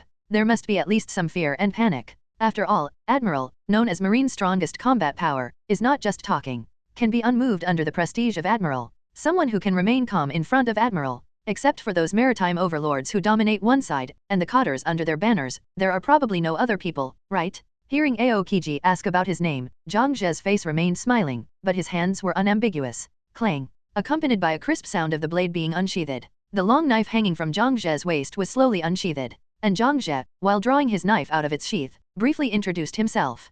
"Captain of the battle pirates, Zhangje." Clang buzz. The long knife exuding a sharp breath was completely unsheathed at the same time as Zhangje's words fell. I pondered Zhangje's words for a while. Aokiji thought about it. Fighting the pirates? Never heard of it. Well, but it doesn't matter. After all, I have to trouble you to go to the prison to spend it. Aokiji stepped forward and strode towards Zhangje. As for what Aokiji said earlier, Zhangje just smiled lightly. Then we have to see if you have the ability. I think, compared to the probability of me being imprisoned, the probability of you being killed by me is greater. Did not continue the conversation that no longer had any meaning. Aokiji held the skates in his hand, and disappeared into the spot instantly with a dodge. Whoosh. When it appeared again, it was already behind Zhangje. And without raising the skate in his hand at all, he slashed at Zhangje. Shoo. The ice skates were wrapped in cold air, and bursts of frost and mist roared towards them. Zhangje raised his eyes slightly, and the trajectory of Aokiji's ice skates was locked and predicted by his observation haki. In the next moment, Zhangje turned slightly to the side. Aokiji dodges the ice blade that fell down with ease.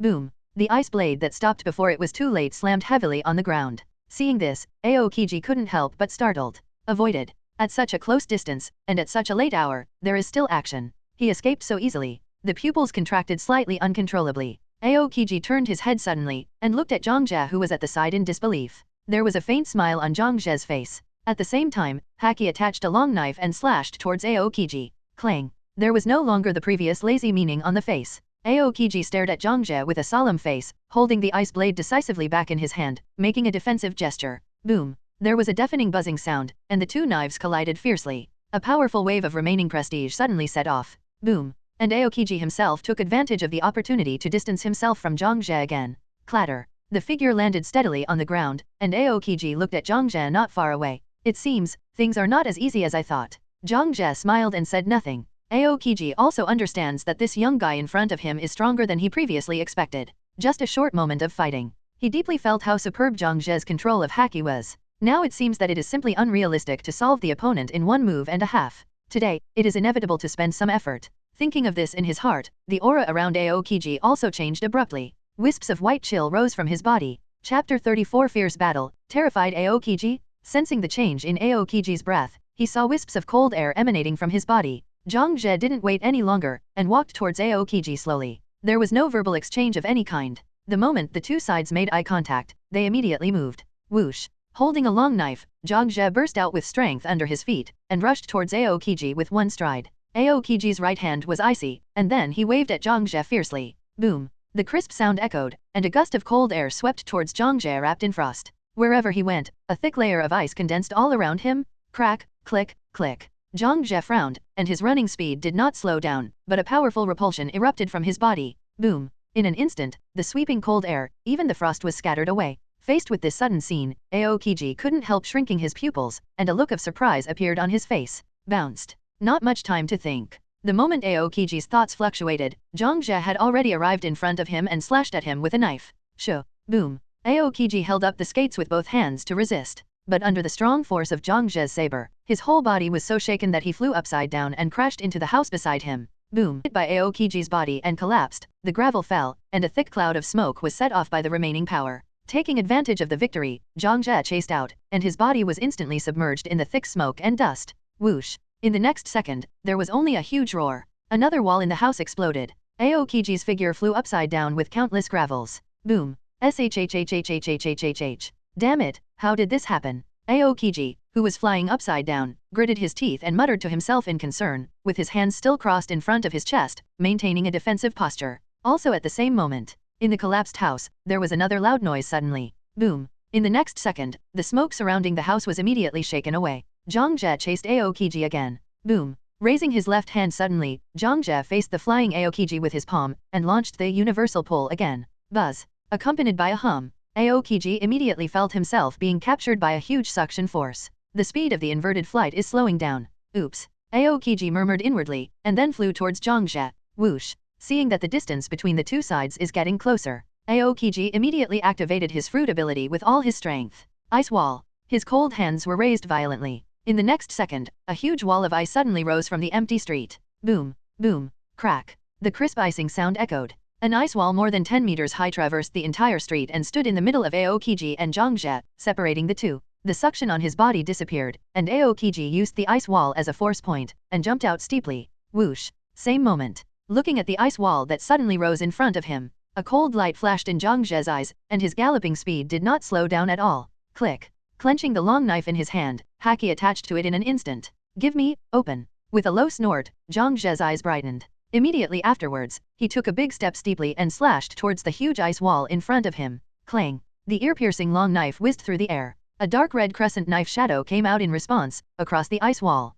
Shoo! In an instant, the huge ice wall, together with the surrounding buildings, was cut in half on the spot. The upper part, even under the power of Zhang Zhe's saber glow, soared 3 meters into the air. Rumble! In midair, Aokiji, who had just retreated and vacated, saw the whole building in front of him, which was cut in half by Zhang Zhe's knife, and he couldn't hold back anymore. The pupils are shrinking sharply, and the eyes are trembling violently like an earthquake. At this moment, he had an expression of disbelief on his face, and that sense of boundless terror. No way. Not only was my ice wall cut open by him, even the surrounding buildings were also implicated, and were cut into 2 halves. What kind of monster-like power is this? It was also at the moment when Aokiji's thoughts fell. All the vacated buildings crashed to the ground, that huge ice wall. But because of the huge power of Zhang Zhe's knife, he was blown apart on the spot, turning into countless ice cubes and splashing out in all directions. Boom, boom, boom, boom. Shhhhhhhh. The dense dust is like a sandstorm in the desert, swept across the entire surrounding area. Chapter 35. Let me mess around a little too. Meanwhile, the other side, where Obito is. Boom, boom. Listening not far away, there were bursts of roaring and loud noises. Obito's eyes under the mask could not help but narrow slightly, and smiled lightly. This movement is really loud. It was also when Obito's voice fell. A burst of dense footsteps suddenly came from one side. Da-da-da-da. Obito turned his head and saw a large group of marines with weapons galloping towards him. Seeing this, Obito could not help but smile and adjust his direction, facing the group of marines rushing towards him. Then, let me mess around a bit too. The distance between the two sides is rapidly shortening, and soon, the distance between Obito and marines. It has come to less than 20 meters. All the marines also clenched their long knives tightly at this moment, preparing to have a life and death contest with the guy in the white mask in front of them. But Obito, at this moment, slowly raised his hand, formed a mudra with one hand, and whispered in a deep voice. Summoning technique. Gadu statue. In an instant, the space behind Obito twisted, and at the same time produced ripples like rippling water. The next second, before Marine could react, a huge giant hand suddenly protruded out of the distorted space. Shoo! A huge black shadow enveloped the marines. At this moment, Marine under the shadows fell into despair. Is that a lie? What is this thing? No, don't, no. Before the Marine's self-talk spread, the huge palm slapped them horizontally. Boom. With one slap, the dozen or so Marines who were running at the front of the team were slapped away on the spot, blood spattered out, and there was continuous pain and wailing. Puff. Ugh. Before the Marines behind could react, then another big hand protruded from the twisted void behind Obito, and a dozen Marines were sent flying with a slap. Boom. Puff. Ugh. The same fate as the first batch of Marines who were photographed flying. The 2 consecutive downsizing also made all the Marines react. Marine, who had a higher military rank, even reminded loudly, "Stop. Stop it, don't go any further." The Marines all stopped. Gadu statue, who was summoned by Obito, also showed his huge body at this moment. Boom. Then came the lower body of Gedu statue. Boom. The huge body of Gedu statue took a step forward. Even the ground paved with stone slabs collapsed in an instant, cracking terrifying cracks like spider webs. Boom. Boom. Immediately afterwards, the huge Gedu statue was seen. Under the watchful eyes of the marines below, he completely stretched his body and roared to the sky. Roar. The deafening roar resounded throughout the marine base and even the entire island. The terrifying sound was clearly visible to the naked eye. Even the clouds floating above the sky were directly dispersed by Gedu statue's roar. It was as if a hole had been pierced through the sky. Below, witnessed the gigantic form of the Gedu statue. All the marines froze in place, motionless. Dangling, dangling, dangling. The continuous sound of falling weapons echoed. Some of the marines who reacted fell apart in an instant. Despair enveloped their bodies and minds, causing them to fall into madness. Some laughed, some cried bitterly. Ha, he, ha ha ha, damn it. This kind of thing, facing this kind of thing, how could we possibly win it? This must be a joke from the heavens, this kind of thing, how should I live in the face of this kind of thing? Damn monster. At this moment, the marines no longer have the will to fight in their hearts. They understand and are well aware of the gap in strength. Facing this kind of behemoth, facing this kind of monster, they have no chance of winning at all, only a dead end. However, Gedu statue will not stop just because they have no fighting spirit and are in despair. No mercy. Gedu statue raised his right leg and stepped towards the marines below. Boom, boom, boom. On the other side, Aokiji, who was in midair, also witnessed the appearance of Gedu statue. Witnessing him sticking out his giant hand, then his body, and then his lower limbs. Then his body suddenly rose tens of feet, as if he wanted to break through the sky. The eyes trembled uncontrollably. Aokiji stared closely at the huge Gedu statue, couldn't hide the horror on his face and said in a voice, This is, the Titan family. When did he come here? Chapter 36. This must be, what a terrifying monster. However, that was the brief moment where Aokiji was distracted. Two sharp whistling sounds suddenly sounded. Clang. In the next moment, two dark red blade lights abruptly broke through the dusty mist below and galloped towards Aokiji. Faced with this sudden scene, Aokiji couldn't help being startled, thinking that something was wrong. Oops. It's just that surprises are surprises. But Aokiji will not be stupid and do nothing. He has rich practical experience and strong strength. The moment he saw the dark red blade light, his body reacted immediately. The power of the fruit motivates. The icy frost covered Aokiji's whole body, and the elementalization unfolded. Boom. Aokiji's elementalization has only just begun. The two dark red sword lights had already hit Aokiji. Aokiji's body also shattered into countless ice cubes and fell downward. Call out. Boom. The ice cubes fell to the ground, and the icy cold air swept across, freezing the surrounding area in an instant. Crack, crack. Soon a humanoid ice sculpture slowly rose. Aokiji's figure once again appeared on the street intact. Without the slightest hesitation, Aokiji raised his hand and used his ability again. Crack, crack. Three harpoon-like ice spears condensed on Aokiji's side amid bursts of crisp sounds. Two thorny spears. There was a low shout. With a big wave of Aokiji's hand, three ice spears shot out suddenly. SHH, SHH, SHHH. Also at the same moment, Zhang Zhe's figure rushed out of the dust and mist. Whoosh. Looking at the three ice spears flying towards him, Zhang Zhe clenched his long knife and swung it continuously. Dang, dang, dang. Accompanied by three crisp sounds, the three ice spears were instantly sent flying by Zhang Zhe, changing their original flight trajectories. The speed of Zhang Zhe's attack also slowed down for a short period of time, and then returned to the original level again, galloping towards Aokiji. Whoosh. Aokiji frowned. At this moment, he also understood that the effect of keeping the distance was not great. You have to find an opportunity to injure or control the opponent from the front. Knowing this, Aokiji no longer retreats. Instead, he just stood there and stimulated the ability of the fruit.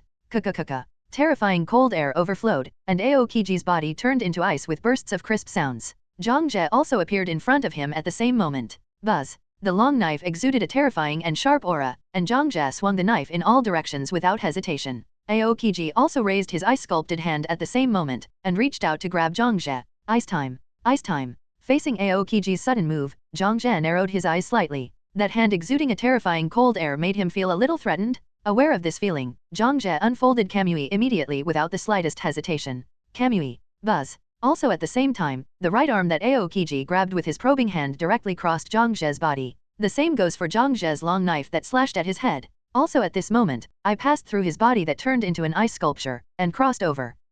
Aokiji, who witnessed all this with his own eyes, was so shocked that his eyes almost popped out at this moment. Is that a lie? My hand directly passed through his body? Air. After image. His eyes trembled violently like an earthquake. Aokiji's face was full of unbelievable horror. It was just the moment when Aokiji's thoughts rose, the attacks of the two passed by each other, and there was no longer any physical contact between the two sides. The Kamui cast by Zhang Zhe also ends here.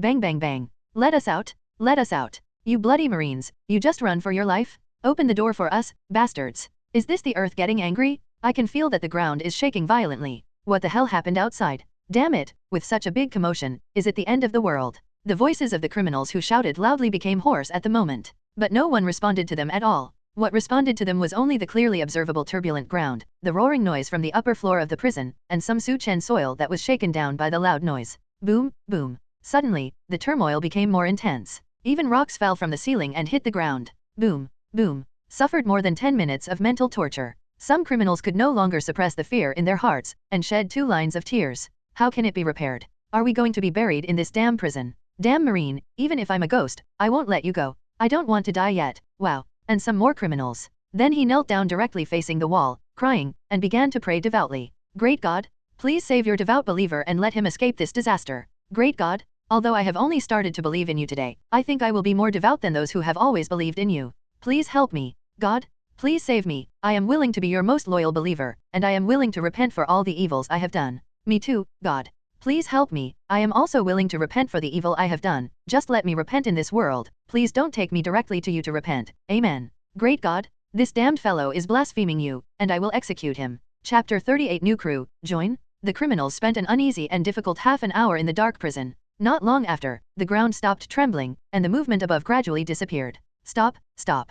It's over? We're still alive? I'm still alive. Very good. Really, really good. For a moment, the criminals all let out a long sigh of relief, and their tense nerves relaxed. Plop, plop. Many criminals sat on the ground paralyzed on the spot. Some even showed the joy of surviving after the catastrophe, with tears streaming from the corners of their eyes. After quietly slowing down for a few minutes, everyone finally recovered. The fear in my heart has almost dissipated. Instead, there is curiosity and doubt in human nature. What the hell happened up there? It's a strange feeling. It's too abnormal. The earthquake is over. With Marine's style, he should check the situation of the prison as soon as possible, right? With this question was initiated. All the criminals were lost in thought. Yeah, there's something wrong with this. Although they may have gone to escape, they will never really ignore us. Now that the earthquake has stopped, they should come back anyway. Otherwise, if we are allowed to escape, they will not feel better than facing the earthquake. A group of criminals chatted and discussed. At the same time, directly above them, in Marine's base, the originally huge base has become dilapidated at this moment, and now there are only less than 1.5 floors left of the towering floors. Part of the first floor doesn't even have a ceiling. Zhang Jie and the others stood on top of the ruins formed by the collapsed base, staring at the ground below. With their keen perception, the people in the prison below have already been noticed by them. The reason they didn't go down immediately was because they hadn't found the entrance to the underground prison for a while. Now, it seems that there is some trouble. The collapse of the building has formed such a large ruin. The entrance to the underground prison may have been buried. It is not easy to find it. Yi Guyutai said a little distressed. Hungry Wolf also looked around when he heard this. After a while, he slowly opened his mouth. Such a large ruin, looking for a small entrance, when will we find it? Since there is no one on the ground, let's open one for him. While speaking, the Hungry Wolf moved his arms and slowly walked over the perceived crowd in the dungeon. And the other side, Zhang Jie didn't care about the crew's actions at all, because he has given this matter to them. And it was explained that at least one navigator and one chef should be caught. Otherwise, they would still have to float in the sea and eat unpalatable meals in the days to come. Now all he cares about, all he has to do is to check and use the spoils. Host Zhang Jie. Battle value, 9,700. Item, none. Conqueror, Bone Yuta, Uchiha Obito, Hungry Wolf, Pain Tiandeo. Lottery entrance. Looking at the 9,700 combat value on his panel, Zhang Jie felt that he had made a lot of money after this trip. Just one battle, the battle value obtained is almost 10,000, and there will be a few more battles like this. That feeling is simply not too comfortable. A total of 9,700 battle points. How many times will it take to draw all the prizes? Which world conquerors will be summoned this time? Thinking in his heart, Zhang Jie couldn't help showing a smile on his face. There was nothing to hesitate. Zhang Jie immediately entered the lottery page and drew a prize. Conquest value -1,600. Ding! Congratulations to host for summoning the conqueror from Demon Slayer world, Jiguo Yuanyi. Ding! Congratulations to the conqueror Jiguo Yuanyi for winning the battle blessing, the top armament haki, and the top observation haki. Ding! Jigu Yuan 1 conqueror's ability was successfully extracted. Ding! Congratulations to host for gaining the ability transparent world. Ding! Congratulations to host for obtaining the sword skill breath of the sun. It was also at the moment when the system voice fell. Zhang Jie immediately noticed the changes in his body. His understanding of swordsmanship also seemed to have risen a big level at this moment. In addition to its own changes, and the superb swordsmanship, Zhang Jie also noticed another thing, a big one. That was drawn by a lottery. It seems that something is not quite right. After just drawing a prize once, Zhang Jie only has 8,100 battle points left. However, on the lottery page, the conquest points required for a single draw have doubled. Came to 3,200 points once. This growth momentum is not good. At first, I thought that with more than 9,000 battle points, I could draw several times. Counting now, it's only twice at most. By the third time, the battle value is not enough. Chapter 39 The Strongest Swordsman? The Fourth Blade? This is really a terrible discovery. According to the growth rate of the system, it will become very difficult to recruit a conqueror in the future. Thinking of this in his heart, Zhang Jie's mood is not much better. Even in this battle, the combat value obtained, and that little appointment, all were diluted a lot by this discovery. However, it is not enough to make people unhappy, although it has now risen to 3,200 points. But if there is a lottery, there is still a lottery. Conquest value 3200. Ding! Congratulations to host for summoning the conqueror from Shinigami world, Alquiera Sifur. As the system's voice fell, the moment that name echoed in Zhang Jie's mind, Zhang Jie was taken aback. Did I hear you right? Doubtful thoughts just surfaced in my mind. The system's prompt sound came to Zhang Jie's ears again. Ding! Alquiera Sifur Conqueror ability extraction completed. Ding! Congratulations to host for obtaining the ability, high-speed regeneration. Ding! Congratulations to host for gaining the ability to probe nerves. Ding! Congratulations to host for gaining the ability, shared vision. Ding! Congratulations to host for gaining the ability, Steel Skin. Ding! Congratulations to host for acquiring the skill, Release Space. Ding! Congratulations to host for acquiring the skill, Zero. Ding! Congratulations to host for acquiring the skill, False Bullet. Ding! Congratulations to the host for acquiring the skill, Speeding. Ding! Congratulations to host for getting an extra reward, Power. With the system's voice down, Zhang Jie immediately felt a huge force gushing out from his limbs. Buzz! In an instant, the power leaked out. The rocks and slabs under Zhang Jie's feet turned into foundation powder in an instant. Boom! A dark red aura visible to the naked eye rose from Zhang Jie's body. Ahead, Hungry Wolf and the others who were about to make a hole in the ground felt the aura emanating from Zhang Jie. They were all startled, and turned their heads to look at Zhang Jie. The captain's breath is stronger? Is this my illusion? Hungry Wolf looked shocked. Yu Guyuta standing not far from Hungry Wolf. At this moment, my heart was also greatly shocked, and my eyes trembled uncontrollably like an earthquake. This is not an illusion, Mr. Hungry Wolf? The captain's current power is so rich that it can be clearly seen by the naked eye. Whispering, the space behind Yu Guyutai distorted, revealing a black shadow. In the next second, Lixiang's figure slowly appeared. Where I am, can clearly feel the horror of this force. When Yi Guyutai heard this, a smile appeared on his face. Then he leaned against Lixiang lightly and comforted him softly. Don't be afraid, Lixiang. This is a good thing, he is our captain. On the other side, Obito didn't say anything though, but there was already a storm in my heart. Is this fear? The pupils contracted slightly uncontrollably. At this moment, Obito felt a great sense of oppression on Zhang Jie. On the contrary, Tiandao Pain, who was closest to Zhang Jie, didn't respond at all. The expression on his face was still the same cold one. Just stood quietly, silent. And Zhang Jie, after feeling the changes in his own body, suppressed the leaking power. Looking up at Hungry Wolf and the others, Zhang Jie said with a smile on his face. Don't worry about it, just keep doing what you do. With a simple explanation, Zhang Jie took care of his own business again. Originally, he was also depressed about the system increasing the battle value of the lottery. But now, this depression has been swept away. The strength and value of these two fighters are definitely worth the money. The current overall strength is even better than facing the Emperor-level pirates, right? Zhang Jie thought so in his heart. Suddenly, a sudden change occurred. Not far from Zhang Jie, the void suddenly shattered. Dang clang. The broken object like a mirror fell to the ground, but it didn't make any sound. At the same time, with the shattering of the void, an irregular, nearly 3 meter high, nearly 2 meter wide black passage emerged. What followed was the sound of crisp footsteps coming from the mouth of the clump of black passages. Da. Soon, a silver-white long knife hung from his waist. He had short black hair, pale complexion, and emerald green eyes. The tall man with 2 green tear stains under his eyes slowly walked out from the black passageway. And he is also the Shinigami world conqueror summoned by Zhang Jie, the fourth blade in the espada of the empty night palace. Alquiera Sifur? After Alquiera Sifur comes out of the passageway, another man with a long knife hanging from his waist, a high ponytail, black and rosy hair, dark red eyes, sunflower paper earrings on his earlobes, and a dark red flame Madara pattern on his left forehead, also quietly then walked out of the passage. And he is also the conqueror summoned by Zhang Jie. From the roof of Ghost Slayer world, the strongest swordsman who masters the top sword technique Breath of the Sun and was born with the flame Madara pattern of penetrating the world. Chapter 40 Navigator. The black passageway slowly closed as Yuanyi and Sifur walked out. The two also turned their heads to look at Zhang Jie the next second after they walked out of the passage, and bowed their heads respectfully. Captain. Hearing this, Zhang Jie nodded with a smile. On the other side, Yi Giaotai looked at Sifur and Yuan together. It's the new crew.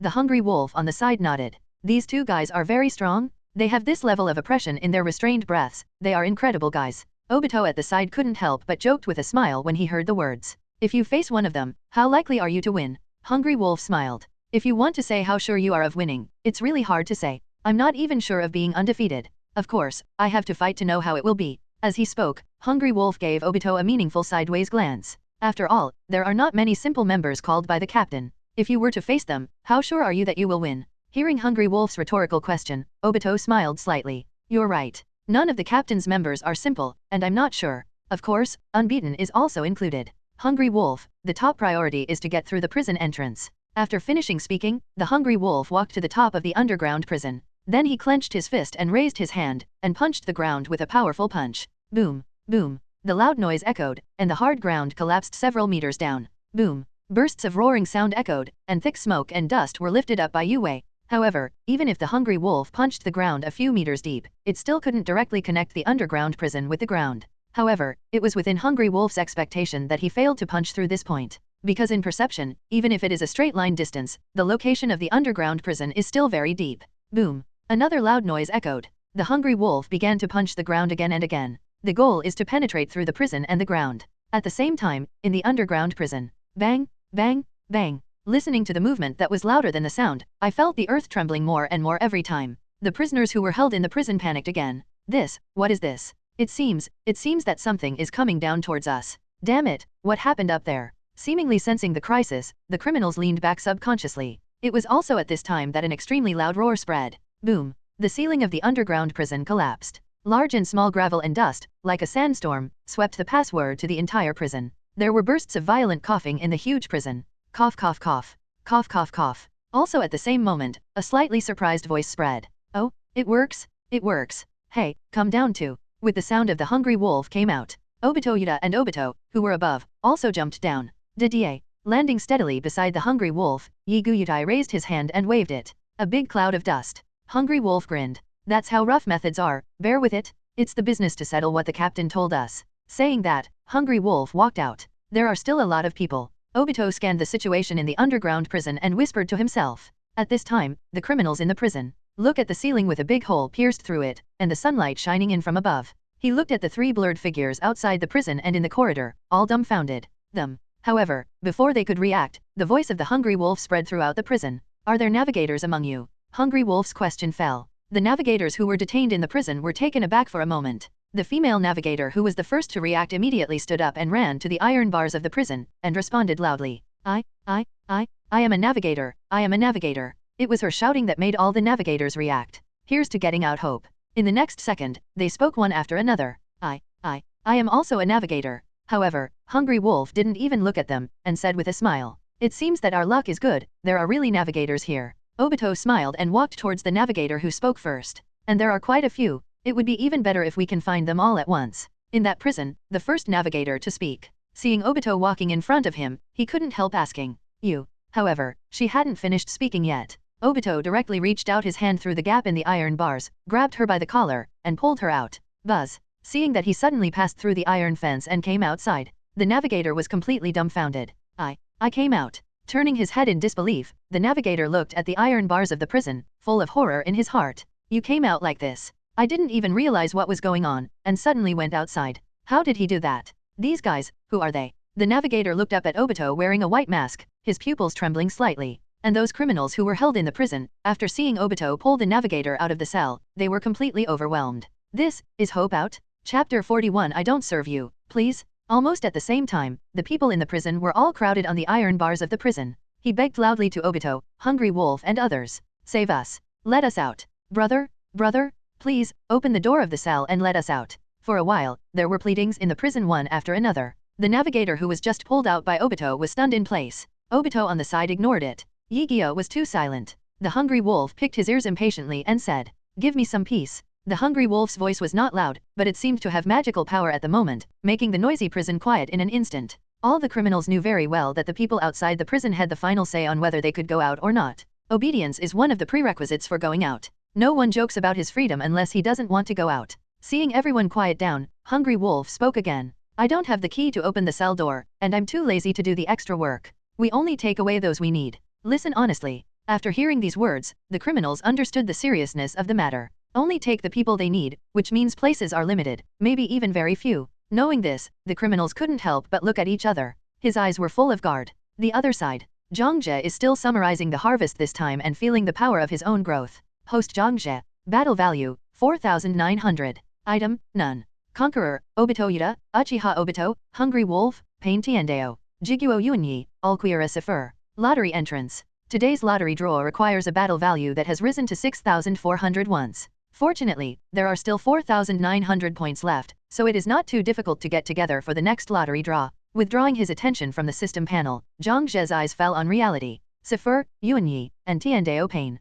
At this time, they were standing beside Zhang Jie, waiting for the return of the three hungry wolves. The three hungry wolves did not delay too long. After a while, the three of them jumped up from the hole leading to the prison with 6 criminals in their hands. Boom. Plop. As soon as they reached the ground, the three hungry wolves threw the criminal in their hands to the ground. The sudden jump, coupled with the sudden fall. The 6 criminals, who hadn't realized what was going on, were thrown on the spot, grinning and crying out in pain. Ugh. Hiss. It hurts, it hurts. Looking at the number of people brought up by the hungry wolf, Zhang Jie couldn't help but wondered. 6. Hungry wolf grinned and explained. 1 navigator, and the other 5 are cooks, sailors, and helmsmen, but they know a little bit. I think there are a few more people, and it will be easier to distribute. Hearing this explanation, Zhang Jie nodded and didn't say anything more on this topic. If someone brings it up, let's go. After that, Zhang Jie turned around and walked towards the port. Hungry Wolf and others followed closely behind. The 6 criminals were left alone in a daze, not knowing whether to keep up or what to do. It wasn't until the Hungry Wolf's displeased cries came that the 6 criminals came back to their senses. What are you still doing there? Hurry up and follow. Seeing the arrogance of Hungry Wolf and others, dissatisfaction suddenly rose in the hearts of the 6 criminals. Tisk. These arrogant guys don't even say hello, don't even ask their names, how rude. That is this their attitude towards future partners? Humph. With their attitude, whoever wants to be their partner can do it. I don't care about it anyway. TCH, don't even look where this is, do you think we are locked in that damn prison? A middle-aged man with a thin figure and wicked eyebrows said disdainfully, and what he said successfully attracted the attention of the surrounding companions. Before they could speak, the middle-aged man with wicked eyebrows continued to speak. Let me follow and I will follow. Who do they think they are? Now that I'm outside, it's what I say. Follow whoever wants to. I don't want to serve you. Please. After finishing speaking, the middle-aged man with mischievous eyebrows waved his hands and shook his head under the astonished gazes of his companions, then turned and left. But it was the moment he turned around. A man with a long silver knife hanging from his waist, wearing a white windbreaker, with emerald green eyes and a green tear stain under each eye appeared in front of him in an instant. Indifference looked down at him. And this person is Alquira Sefer? Looking at Sefer's sudden appearance, the man with sly eyebrows and mouse eyes couldn't help being taken aback. In the next moment, a flattering smile appeared on the face of the man with sly eyebrows and mouse eyes. It's just that the man with sly eyebrows and mouse eyes hadn't waited for something to explain. Sefer stabbed out with a hand knife. Shua. Puff. Bright red blood spurted out. A big hole was pierced by Sefer's hand knife on the lower part of the neck of the man with the evil eyebrows and mouse eyes. Cough. Big mouthfuls of bright red blood were coughed up by the man with the wicked eyebrows and mouse eyes. He looked at Sefer, his pupils trembling violently like an earthquake. He wanted to say something, but he couldn't, and after a while, he was completely silent. And Sefer's expression didn't change at all from the beginning to the end. Only that indifference overlooks. On the sidelines, the 5 people who witnessed the murder of the sly-eyed man by Sefer were not well. We can even say, their souls were almost scared out of Sefer. This guy, didn't he follow those people just now? Why did it suddenly appear here? Die, die, die, has he heard it all? Are you going to be killed? Damn it, what did I just say? Without exception, the 5 criminals all curled up their necks, head down, trembling. Facing Sefer right in front of them, they didn't dare to look up, and they didn't even dare to breathe. He even held his breath directly. At this moment, there is only boundless fear left in their hearts. It is as if the fear of death is at hand. Chapter 42 Frightened Navigator? After a while, a criminal came to his senses and said in a panic. Follow up, keep up, I'll keep up now. After that, he slowly stood up. I didn't dare to get up too fast, for fear that a misunderstanding by Sefer would kill him. When he got up safely, he quickly chased after Zhang Jie and the others. The other 4 also stood up one after another and followed. As for Sefer, he watched quietly the whole time without saying any more nonsense. Soon, he also took steps to follow. He could feel Sefer's footsteps behind him. The 5 people in the middle only felt like a thorn in their backs and a thorn in their throats. Damn it, what did that guy say? People are standing behind him, and he dares to say it so presumptuously. One person complained angrily in a low voice. Another man heard the words and echoed. That's right, it almost got us involved. The man with a beard on one side also clenched his fists at this time and said, but that guy in white clothes is too much. He even killed people without making a sound. I'm just a weapon that I don't have at hand. Otherwise, this matter will definitely not be left alone. Hearing the conversation of the companions, the navigator also spoke after pondering for a while. They should have heard what we said. The reason why they didn't treat us should be that we still have value to use. The man who spoke first looked sideways at the navigator, and said nervously, "So we're in danger now." Hearing this, the navigator nodded solemnly. However, just when she was about to speak, an inappropriate, trembling voice suddenly reached their ears. "Hey, hey, hey, compared to that, you should raise your heads and look around." As soon as these words came out, the other four were also stunned for a moment. Subconsciously raised his head and looked around. Seeing this, the four of them gasped on the spot, and the hairs all over their bodies stood on end. Such a long time in the dark underground prison. He was rescued from the prison, and met the young captain on the ground, followed by the dead. All of this happened so suddenly, so much so that they all forgot. Where is this prison located? Also at this moment, they suddenly realized that something was wrong with the surrounding environment. Where is this place? Isn't it a lie? Here, isn't Marine Base. How did it become like this? What happened here? Marine Base. Gone. The pupils of the four people trembled, looking at the surrounding environment. Their faces were full of unbelievable horror. At this time, the surroundings are full of broken bricks and tiles, ruined walls, and ruined wells. What an awe-inspiring scene of ruins! You can't see a complete building at all, even the huge marine base looks like this. You know, before they were imprisoned in an underground prison. But I have seen the scene here. Although this place is not prosperous, it is still lively, and there are many private houses and other houses. But right now, everything turned into ruins? Are you kidding? Here, what happened? Why is there no one left? Why are the houses collapsed? Is it caused by the huge movement just now? Is it an earthquake? What kind of earthquake is it that can destroy this island like this? The more people looked around, the more frightened they became. Not a single marine was seen, not a single resident was seen. It's as if, all evaporated. You know, they were in prison, and they saw Marine not long ago. Now, no one is missing. It was difficult to suppress the fear in their hearts, and everyone's faces turned pale. The navigator on the side subconsciously turned his attention to Zhangzhe and others in front. Could it be, they did all of this? Thoughts arose in his mind, and the navigator couldn't help but feel terrified. But soon, she threw away this thought, and whispered to herself with a forced smile. Hihi, how is it possible? It is impossible for them to do it. There are only 7 of them in total. The marine base is so big and heavily guarded. With their numbers, they can't even fight in, let alone destroy it like this. Here, it should be caused by an earthquake. They just happened to pass by and take advantage of a loophole. It's really scary. I came to a conclusion in my heart. The navigator couldn't help sighing in his heart. The power of this earthquake is really terrifying. As for these houses, they were destroyed by the group in front of them. She didn't believe it at all. Just these 7 people, not to mention Marine guarding them. Just relying on the 7 of them, give them 3 heads and 6 arms, plus 1 person with 9 hammers. Let them knock on these houses and buildings alone, and they can't knock them like this. The funny picture of Zhangzhe and others with 3 heads and 6 arms, holding 9 hammers and knocking on the wall instinctively emerged in my mind. The navigator couldn't help grinning. Cross a ruin piled up into a hill.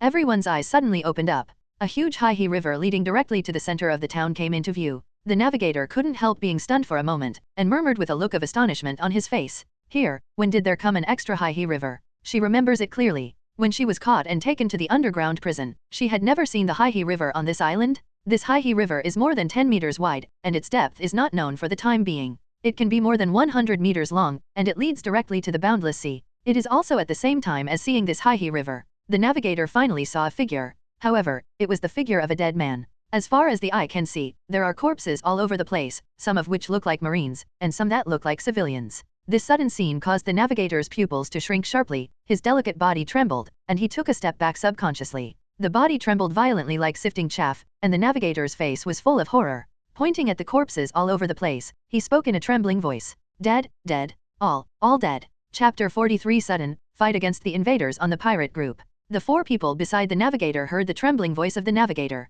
She also subconsciously looked in the direction she was looking at. When they saw the 100-meter-long Haihe river and the corpses everywhere, their pupils suddenly shrank uncontrollably. Are you kidding? Marine, civilians, are all dead. The blood is still flowing. Are these people who died not long ago? What happened here? The casualties are so serious. Just now, was it really an earthquake? Thinking of this, a middle-aged man couldn't help swallowing hard. Curiosity and incomprehension enveloped his body and mind. So much so that after mustering up his courage, he spoke to Sifar behind him. Hey, what happened here just now? Why are these people dead? As soon as these words came out, the rest of the people around the middle-aged man also turned their heads to look at Sifar. But Sifar turned a deaf ear to this, and said calmly and indifferently, "Go faster." The middle-aged man who asked this question was stunned when he heard this. What I originally wanted to say was also abruptly suppressed by Sifar's indifferent attitude. Subconsciously glanced at the saber on Sifar's waist. The middle-aged man resisted the impulse, and after cursing secretly in his heart, he took a step to catch up with Zhang Jie and the others. Damn, what an arrogant guy. No one else dared to find Sifur unhappy. Also followed up. What they didn't know, however, was that Sifur had turned a deaf ear to their inquiries. One reason is because of his calm and cold personality. Secondly, in his eyes, these weak guys were also so arrogant and conceited that it was unpleasant. If they were not the people the captain needed, Sifur would have slaughtered them all before they opened their mouths to slander the captain. Walking on the way back to the ship, the navigator and others were observing the surrounding environment all the way, but the more they looked carefully, the more frightened they became. A series of questions came to their minds, but they had no way of knowing the answers. Subconsciously looked up at the backs of Zhang Jie and others. After staring at it for a long time, the navigator shook his head with a self-deprecating face and smiled secretly. Hehe, what the hell am I thinking about? What can the 7 of them do? Soon after, everyone returned to the boat. Zhang Jie evoked the 5 people who had just boarded the boat and let them sail. There was a buzzing sound. The sails that were put down were immediately inflated by the sea wind. As a result, the ship moved slowly and left the port of Marine Base, conquering the pirate group, and embarked on the journey again. The navigator looked curiously at the environment on board. Looking at the sail, the skull logo unique to pirates. Look at the sickle and skull pattern that belongs to the pirates. The war pirate flag hanging on the top of the mast sail. If there is no accident, she will be a member of this pirate group in the future. It was also at this time that Zhang Jie, Obito, Sifur, and others suddenly noticed something strange. In the next second, they all lowered their heads in unison and looked below the deck. They stared straight at one place, their eyes seemed to penetrate the deck, and saw the breath below the deck. Under the mask, Obito frowned slightly. Intruder. Yuguyuta, although the breath is weak, it should be correct. 2 intruders have boarded the ship.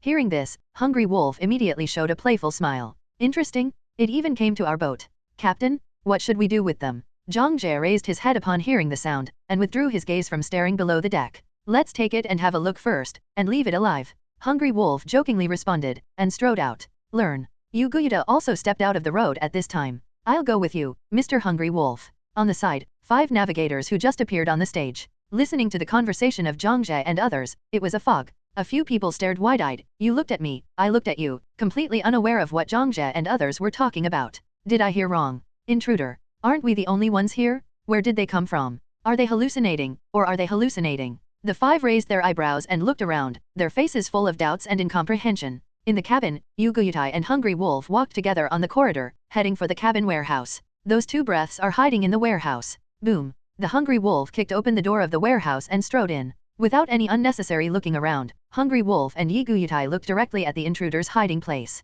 Come out, you 2 little mice. After the Hungry Wolf shouted, there was no movement in the warehouse full of wooden boxes. This also made Hungry Wolf couldn't help but sneer. Can't you come out? Then I will help you. After all, the Hungry Wolf moved its tibia and walked towards the intruder's hiding place. Crack click. The crisp sound of tibia activity spread throughout every corner of the warehouse at this moment. I don't know if I was frightened by the words of the Hungry Wolf. I was still startled by the sound of the Hungry Wolf moving its tibia. Before the Hungry Wolf took a few steps, a petite figure pushed open the lid of the wooden box and stood up, speaking in a trembling voice with a crying voice. Wait. I come out by myself. Facing this sudden scene, looking at the petite figure, Hungry Wolf and Yiguyutai, who were about to pull them out just now, were all taken aback, and said with a look of astonishment. Child. Chapter 44. It's a big joke? Another place, above the sea. Crack click click. The crisp sound spread from time to time. On the boundless sea, a piece of floating ice suddenly appeared. The area of the ice floes is small, with a diameter of about 5 meters, which is still irregular. On the ice floe, there was a tall and embarrassed figure. His clothes were torn and stained, and there were many dark red bloodlines. Leaning against a low wall of ice, he sat on the ice floe. His pale face was in stark contrast to the bright red flowing down from his forehead. And he is also the admiral of headquarters, Aokiji, who fought with Zhang Jie before. Adjusting his breath, Aokiji slowed down for a long time before he regained his energy. At this time, the irregular ice floe, which was originally only 5 meters in diameter, had spread to 7 or 8 meters. Flow spread slowly. If there were no crisp and clear sounds, it would be difficult for the naked eye to catch them. This is really a big joke on me. Looking at the injuries on his body, Aokiji seemed to be enjoying himself while suffering. But in his heart, he was full of unwillingness. As one of Marine's top fighters, one of Admiral's headquarters, not to mention failing to protect the people and failing to protect the base, even himself was almost beaten to death in a small place by an unknown pirate. This is a great shame. Holding his breath, Aokiji stood up with some difficulty. Looking into the distance, he took a step and walked back in the direction of Marine Base.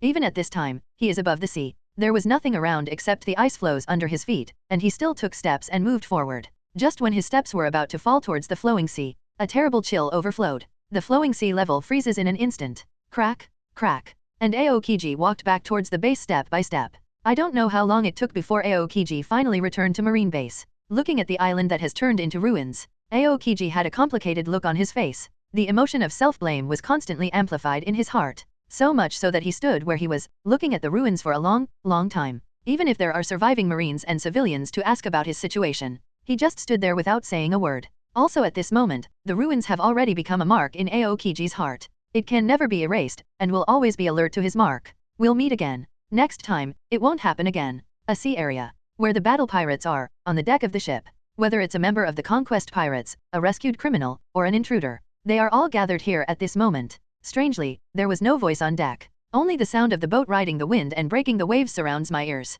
Zhang Jie watched indifferently, and the two intruders kneeling in front of him were silent. Speaking up, these two intruders were actually two young girls. The older ones don't look more than 11 or 12 years old. The younger one looks like 7 or 8 years old. They were dirty, their clothes were torn, and they smelled sour. From this appearance, one could tell that they were two vagrants. Look at the slightly older girl. Pointing to the skull on the sail, Zhang Jie asked calmly, "Do you know what that pattern symbolizes?" The girl looked sideways, then looked at Zhang Jie and nodded firmly. "I know. You are pirates." Looking at the girl's appearance and hearing her tone, Zhang Jie couldn't help narrowing his eyes slightly. Immediately afterwards, he was seen smiling and nodding his head, looking at Heavenly Dao Pain beside him. "Throw it into the sea and feed the fish." Tian Dao Pain immediately stepped forward. But the two little girls shivered from fright. Wait a minute. Let us join you," the older girl hurriedly said. The younger one was already trembling with fright, unable to speak. "I don't need any burden on my boat." Zhang Jie refused with a flat tone, with the same expression as usual. Tian Dao Pain also came to the two girls and picked them up.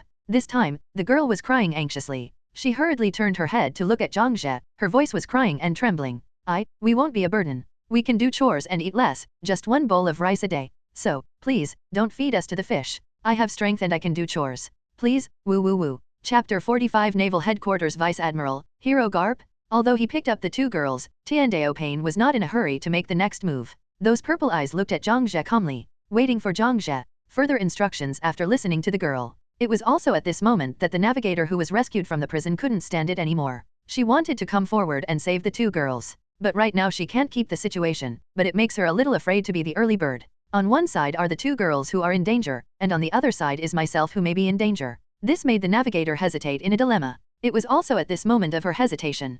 Zhang Jie spoke again. Looking at the two little girls, his tone was still so calm and he smiled lightly. "I haven't fallen to the point where I need a brat to do things for me. The next time the ship docks, let the two of them disembark." Hear Zhang Jie's words. Tian Dao Pain also took a look at the two girls, and let them go. Plop. The two girls fell heavily on the deck. It hurts a bit. But they were still in shock, but after hearing Zhang Jie's words, they couldn't react to the pain for a while. And Zhang Jie didn't explain too much, and just walked back to the cabin like that. On the way, he also inexplicably had an idea. It's against the law to employ child labor. When he reacted, I felt a little funny and shook my head. Looking at the two girls who were temporarily out of danger, the navigator couldn't help but let out a long sigh of relief. It's okay. But when she thought about Zhang Jie saying earlier that he would throw the two girls into the sea to feed the fish, she suddenly became a little depressed again. Even at the end Zhang Jie changed his mind. But the navigator still gritted his teeth angrily, staring at Zhang Jie's back and cursed secretly in his heart. Evil guy. In another sea area, Aokiji is riding a bicycle on the sea.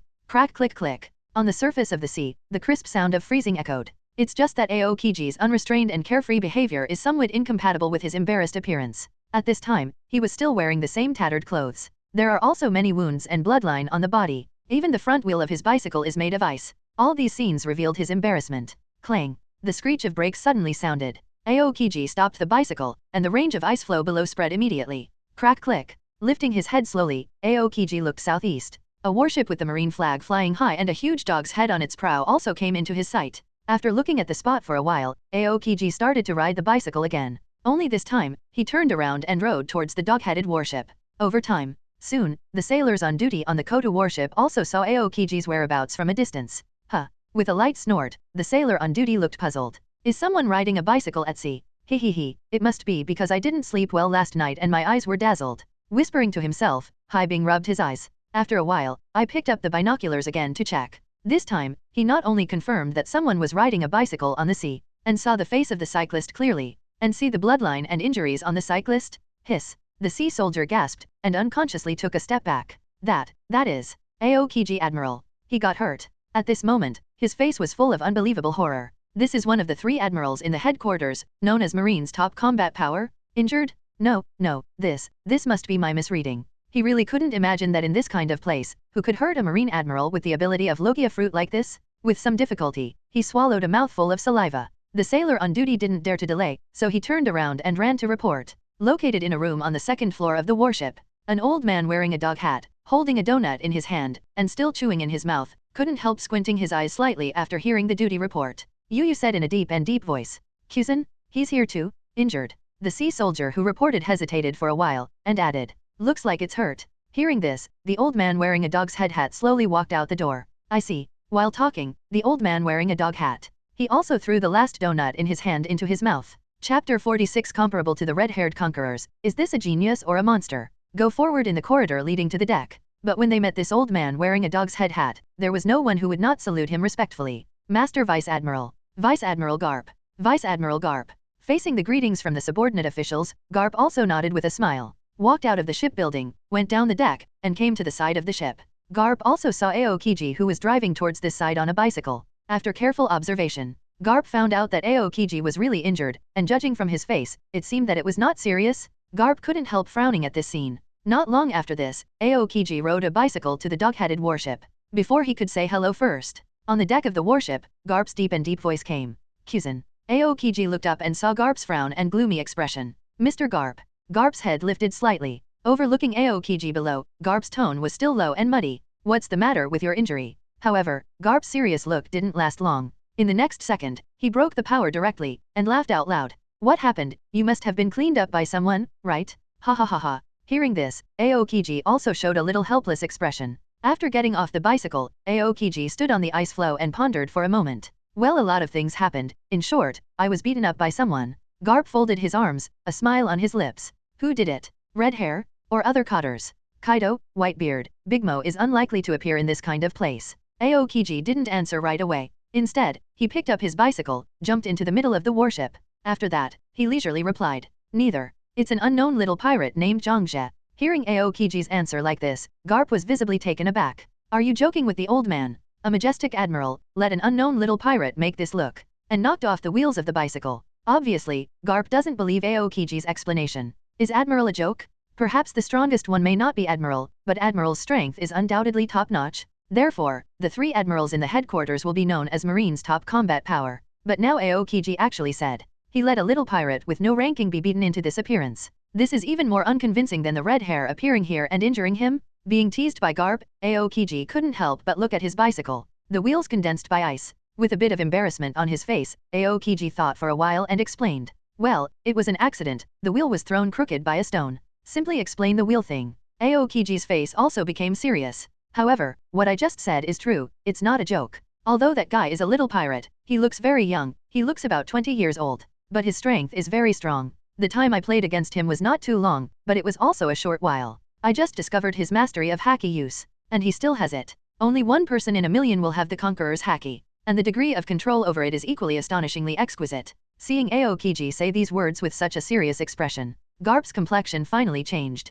The smile subsided unconsciously. Garp repeated for confirmation. Even conquerors can be used superbly? How far is his conquerors? Aokiji thought for a moment, then spoke solemnly. He's really masterful with haki, I've experienced that firsthand. As for how conquerors he is, I don't know, if you have to say it, except red hair. I haven't felt the similar degree of oppression from anyone's body, that kind of breath oppression that makes people feel as if they are about to be suffocated. As soon as Aokiji said these words, even Garp, who has seen the big world, also set off turbulent waves in his heart at this moment. Other than the red hair, who has not felt a similar degree of breath oppression. What does this mean? Kuzan is one of the 3 admirals at naval headquarters. How many strong men have you seen? It is the 4 emperors who are now ruling the hegemony, known as the emperors of the sea. Among them, which one would have the conqueror's haki without this overlord? Even some of their crew, the cotters, have conqueror's haki. The red-haired conqueror's haki is recognized as the strongest? But even so, Aokiji said anyway, except for the red-haired conquerors, he hasn't felt the oppression of someone's conquerors, which is similar to that called Zhangzhe. Doesn't that mean, on conqueror's haki, he's the first man under red hair? Even on par with redheads? Thinking of this possibility, Garp's pupils contracted sharply uncontrollably. The expression of unbelievable horror is fully displayed on the surface at this moment. At the age of 20, the level of conquerors is comparable to that guy with red hair. Conquerors are not the kind of people who can become stronger through training. Is this a genius? Or a monster? Even Aokiji was hurt like this by him. The pupils trembled unconsciously. Garp still couldn't believe it. But he also understood that Aokiji would not joke with him about this kind of thing. Just when the horror in Garp's heart was not out of date, Aokiji spoke again. Mr. Garp, if you meet that guy one day, be careful. Garp was slightly taken aback, and looked up subconsciously. Immediately afterwards, he grinned and said, "Brat, do you think this old man is old and useless, and can't even deal with a brat?" As he spoke, Garp raised his sandbag-sized fist. However, Aokiji shook his head with a calm face. "No, Mr. Garp. I just want to tell you that the guy named Zhangja who claims to be the captain of the battle pirates is very dangerous and needs to be on guard." While talking, Aokiji scratched his cheek in embarrassment again. Although he looks young, he is very strong. After all, this time, I almost died in his hands. Hear this. Garp's pupils shrank suddenly, and his pupils trembled violently like an earthquake. Even you almost died in his hands. Are you joking with the old man? At this moment, Garp showed an unprecedented look of horror on his face. Aokiji's words and this news were like a blockbuster, stirring up waves in Garp's heart. One of the 3 admirals in this part? Marine's top combat power. He almost died in this paradise, almost died in the hands of an unknown little pirate? What the hell, are you kidding? This is not funny. Chapter 47. Am I letting him beat you, stupid? This time Aokiji didn't answer, but looked at Garp seriously. And Garp also took Aokiji's advice seriously in his heart. Also at this time, a man with bandages all over his body, like a mummy, with a big cigarette dangling from his mouth. A woman with a saber hanging from her waist slowly appeared on the deck. "Is the pattern of the flag and sail of their ship a skull with 2 sides on it?" came the man's somewhat hoarse voice. The sudden words made Aokiji look up. It also made Garp turn around and look over. Looking at the man whose body was covered in bandages and who couldn't make out his face, Aokiji was obviously taken aback. Then he turned his head to look at Garp beside him, and asked with a puzzled expression, "Mr. Garp, who is this?" Garp picks his nostrils. "Oh, him? It's a kid named Smoker." Smoker, whose whole body was bandaged like a mummy, couldn't help but twitched the corners of his mouth when he heard Garp introduce himself like this. Even Tashiji, who followed Smoker. At this moment, he also smiled a little awkwardly. Aokiji nodded. "That's it." Garp flicked the thing he picked out casually, and said lightly, "When he got on the boat, he was just like you. He was also cleaned up by others. It seems that he was also cleaned up by an unknown little pirate. It's just that Aokiji doesn't care about these." Turning his back to Garp and waving his hands, Aokiji greeted Garp in a calm tone. "Really? Then I'll go and treat the injury first. The doctor should be in the cabin, right?" Hearing this, Garp reprimanded Aokiji angrily. "This old man is not a rescue station, you bastards." Aokiji turned and walked towards the cabin of the warship. "Is there no other way? I met Mr. Garp and your warship along the way." Garp froze for a moment, thinking thoughtfully. "Really? That's really impossible." On the side, Smoker looked helpless. "Well, can you ignore what I said earlier?" Garp looked away, blinking. "Did you just say something?" When the words came to his lips, Smoker was at a loss for words, and suddenly didn't know what to say. After a moment of silence, he had no choice but to sigh helplessly, and spoke again. "I just... Haki." However, before he could say anything, there was a sudden snoring sound in front of him. Looking up, Garp was already blowing snot, and fell asleep standing up. Smoker looked stunned. Tashiji in the rear is also a little ashamed. Asleep? Vice Admiral Garp. Even Smoker, at the moment, is also a little angry. Vice Admiral Garp. But it was also at this moment that Aokiji's voice suddenly came over. "Oh, I remembered. I don't know what his flag sail pattern looks like. I didn't see their ships at the time." After speaking, Aokiji waved his hand. And Smoker only reacted at this time. "The person I want to ask is never Garp, but Admiral Aokiji of the headquarters." Thinking of this, Smoker couldn't help complaining to himself in his heart. "Am I letting him make a fool of me? I can't tell the difference between this kind of thing. Time flies." In a blink of an eye, it was already night. In a certain sea area, on the ship of the pirate group. Is this how these damn guys treat their companions? Unacceptable. Are they using us like livestock? These guys don't treat us as human beings at all. The 4 chefs, sailors, and helmsmen cursed with angry faces. At this time, they were all so angry that the veins on their foreheads were bulging. Navigator on the side of the room. Hearing everyone's cursing, he slowly opened his eyes and looked at the 4 people. "It's all up to now, don't you still know the difference?" As soon as the navigator said this, the guys who were already full of anger raised their heads immediately, and said in a deep voice with a hint of anger,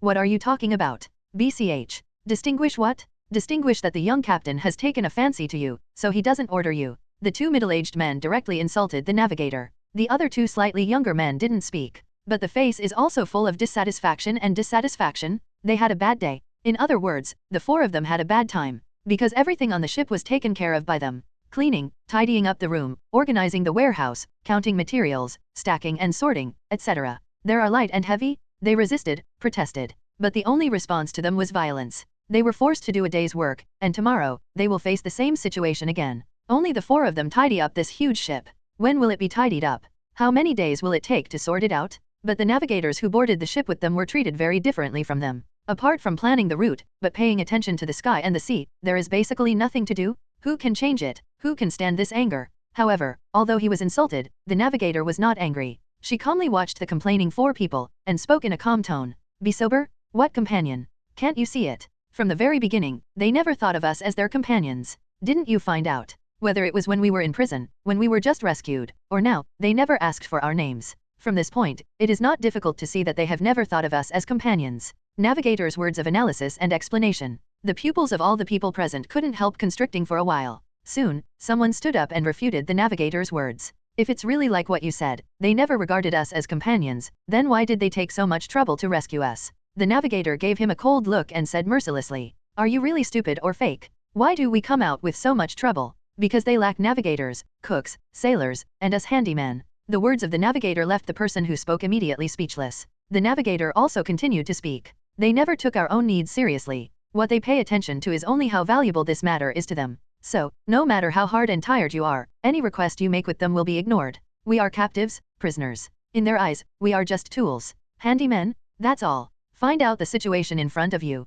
After all, the navigator stopped talking and slowly closed his eyes to rest his mind. And the 4 handymen also became silent at this moment. After a long while, suddenly a person showed a fierce look, slapped the table viciously and said angrily, "Boom! Back to them." Chapter 48. Loyalty or not, it doesn't matter at all. As soon as these words came out, the eyes of the people around them all turned to the middle-aged man who spoke. Hey, you, are you serious?" a man said with some astonishment. The middle-aged man turned his head, with an unabated expression of anger on his face. "Otherwise, do you think I'm joking?" Another middle-aged man heard this. Finally, he no longer suppressed the dissatisfaction and anger in his heart, and agreed. "I agree with your decision. Those guys treat us like livestock. I can't bear it, and I can't bear it." As they spoke, the 2 middle-aged men looked up at the navigator not far away at the same time. The navigator only glanced at them both. He said lightly, "Don't look at me, don't count me, I don't need to take this risk. Similarly, I will pretend that I didn't hear what you said today." After speaking, the navigator left the room without looking back. Seeing this, the 2 middle-aged men only narrowed their eyes slightly, but did not do anything else. After a while, the 2 of them turned to look at the other 2 men. "What about the 2 of you? Do you want to work for them like an animal, or join us?" Hearing what the 2 middle-aged men said, they hesitated a little. After hesitating for a while, a man raised his concerns. "However, we don't have an advantage in numbers, and we don't even have weapons." The middle-aged man's face turned cold when he heard this. "What about the number of people? The whole ship's food needs to pass through our hands. We just need to poison the food directly, as many of them will die." The man asked again suspiciously. "But where did we get the poison?" The middle-aged man's expression changed, and he said angrily, "You." Before he finished speaking, another middle-aged man interrupted him by raising his hand. "There is no rush for this matter. Observe for a day or 2 first, find out their bottom line, and then make plans." Seeing that the words have reached this point, the people around stopped arguing and became quiet. After all, what he said did make sense. However, what none of the 4 handymen knew was, the topic of discussion between them is in the eyes of Zhangzhe and others. It is tantamount to plotting loudly in their presence. In Zhangzhe's room, "Do you need me to deal with them?" Sifur stood by the door, looked at Zhangzhe and asked indifferently. Zhangzhe shook his head with a smile. "Don't bother, just pretend you didn't hear it." Sifur was a little puzzled when he heard this, but the expression on his face didn't change at all, even his tone was still so cold. "Why?" Zhangzhe smiled and looked at Sifur. "I actually don't care what they think, and I don't care what they say about me behind my back. None of these are harmless to me. I just look at what they do and what I want them to do. It's just planning some impossible things behind the scenes. There is no need to kill them immediately. At least not now. When they can't help but really take action that day, or there are no more people on board, it won't be too late to deal with a few of them to make an example of others." While speaking, the smile on Zhangzhe's face gradually faded. It returned to its original calm appearance. "I never cared if they were loyal to me or not. I just need them to fear me. Fear me, so that you dare not disobey me? This is enough. It doesn't matter to me what they think." After listening to Zhangzhe's words, Sifur nodded slightly. Without saying anything, he turned around and left Zhangzhe's room.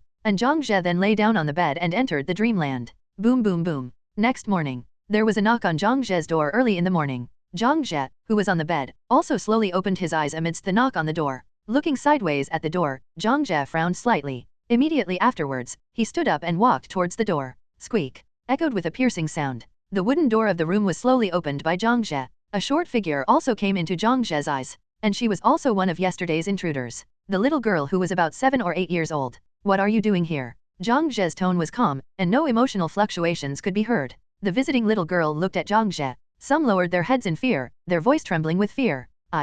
I'm sorry. Did I interrupt your rest? What's the matter? Zhang Zhe asked again. Listen to Zhang Zhe's indifferent inquiry. The little girl immediately picked up the water basin that was almost bigger than half of her body, and gritted her teeth with some difficulty. I called you water for washing. He looked at the water basin in the little girl's hand, and then at her face that was gradually flushing from suffocation. Zhang Zhe was silent for a moment, took the basin with one hand and put it aside. The little girl let out a long breath of relief, with a slight smile on her face, just about to say something. But Zhang Zhe asked her again one step ahead of her. Who asked you to bring me the washing water? Suddenly being asked by Zhang Zhe, the little girl couldn't help showing a trace of panic on her face. Unconsciously lowering her head, the little girl grabbed the corner of her clothes nervously, and said in a faltering way, Yes, I want to deliver it myself. Looking at the appearance of the little girl, Zhang Zhe lost the idea of continuing to ask. Immediately afterwards, he waved his hand casually and dismissed. The water has been delivered, so let's go. Seeing that it was time to go, the little girl's joy showed on her face.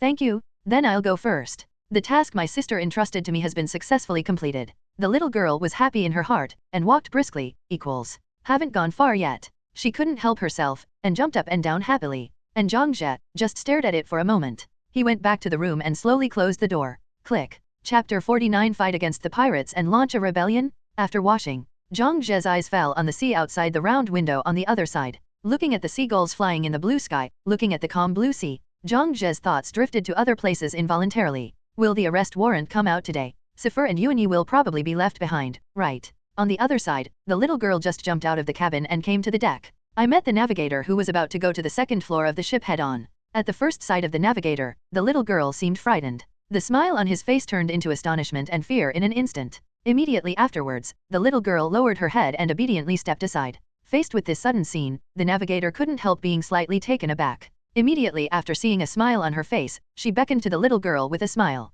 Come over. The little girl raised her head. Although she was a little scared, after hesitating for a while, she obediently walked towards the navigator. What's your name? The navigator asked gently. Mona. The little girl responded in a low voice. What are you doing down there? The navigator asked again. Meng Na also answered honestly. Go and deliver water for the captain's washing. Hearing this, the navigator couldn't help looking at the door leading to the cabin below. Is that so? Then tell me, what is the captain's expression when he sees you delivering water to him? It seems a little unhappy. Meng Na thought for a while. The navigator nodded thoughtfully, and didn't ask any more questions. Soon, she let Mona leave. And she also walked to the second floor of the ship. The day was uneventful, and the sea level was calm. The arrest warrant that Zhang Zhe had in mind has not yet been released. Time flies too. As if in a blink of an eye, night had already fallen. In a small room where the navigator is. The navigator who was just about to go to bed suddenly heard a knock on the door. Boom, boom, boom. This surprised Hna Shang, sat up and asked with a frown. Who? There was a moment of silence outside the room.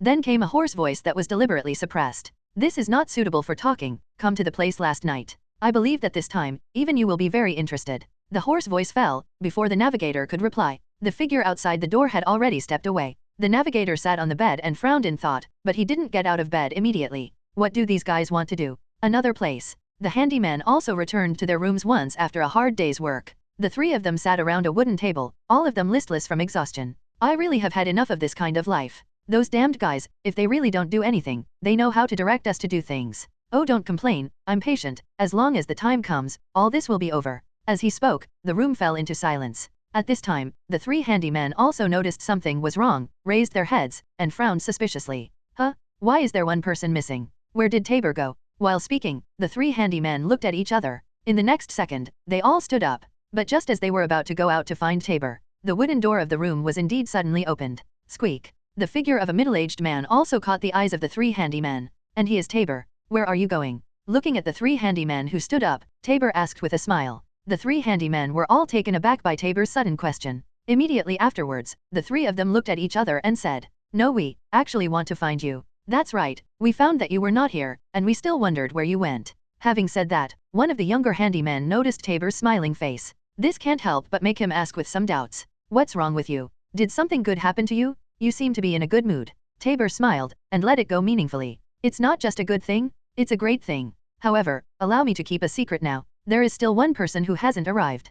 Who? The three handymen asked in confusion. But at this moment, a voice suddenly came from behind Tabor. I should have said earlier that you don't need to count me in the incident of rebellion. What the hell are you calling me this time? As the voice fell, the navigator's figure also appeared behind Tabor. Tabor smiled. I was talking about you, and you came, so I won't continue to play tricks. After finishing speaking, Tabor took out a newspaper and threw it on the wooden table. Snapped. Seeing this, the navigator and the three handymen were taken aback. Newspaper? What's this for? Tabor smiled and explained. This is the newspaper I accidentally found while cleaning today. It's dated just a few days ago. Coincidentally, the news about those guys is recorded here. Hearing Tabor's words, the faces of all the people present changed, and the eyes that looked at the newspaper seemed to be full of enthusiasm. You can open it and have a look, it's on the tail column of this newspaper, Tabor reminded with a smile. Immediately afterwards, the middle-aged man among the three handymen. He grabbed the newspaper and opened it, and set his sights on the last column of the newspaper. The captain of the battle pirates, Zhang Jie, offers a bounty of 6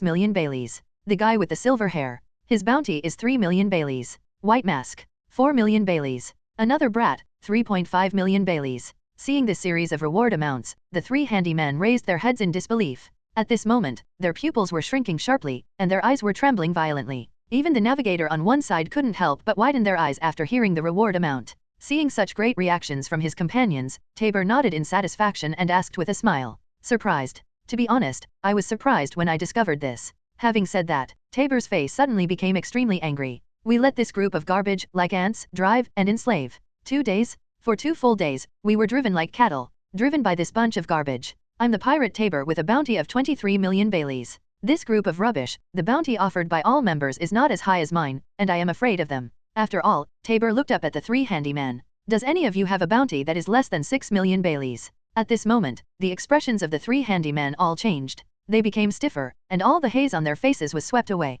Put on that vicious expression. An ant with 6 million Baileys can also be the captain? My reward is Ferguson with 13 million Baileys. Another middle-aged man said angrily. The 2 younger men also reported their bounties after hearing this. 10 million Baileys, Gro. 9 million Baileys, Augustus. As the last handyman reported his bounty, the rest of the people also turned their attention to the navigator. After hesitating for a while, the navigator announced his bounty and name. 7 million Baileys, Lucini. Hearing this, Tabor also showed a ferocious smile on his face. Spreading his hands slowly, Tabor glanced around and said, Look, look. If we randomly pick anyone out here, the bounty offered is higher than that of that little devil's captain. Why does he stand on our heads and shit and pee? Why? Do you really think that he is the captain of this ship, and everyone on the ship will listen to him? Chapter 50 Stop being merciful, come and kill me. When I think of my man with 23 million Baileys being used like an animal by that scum with a reward of only 6 million, I can't wait to tear him to pieces. Tabor gritted his teeth, clenched his fists, and the veins on his forehead bulged. At this moment, he was very angry,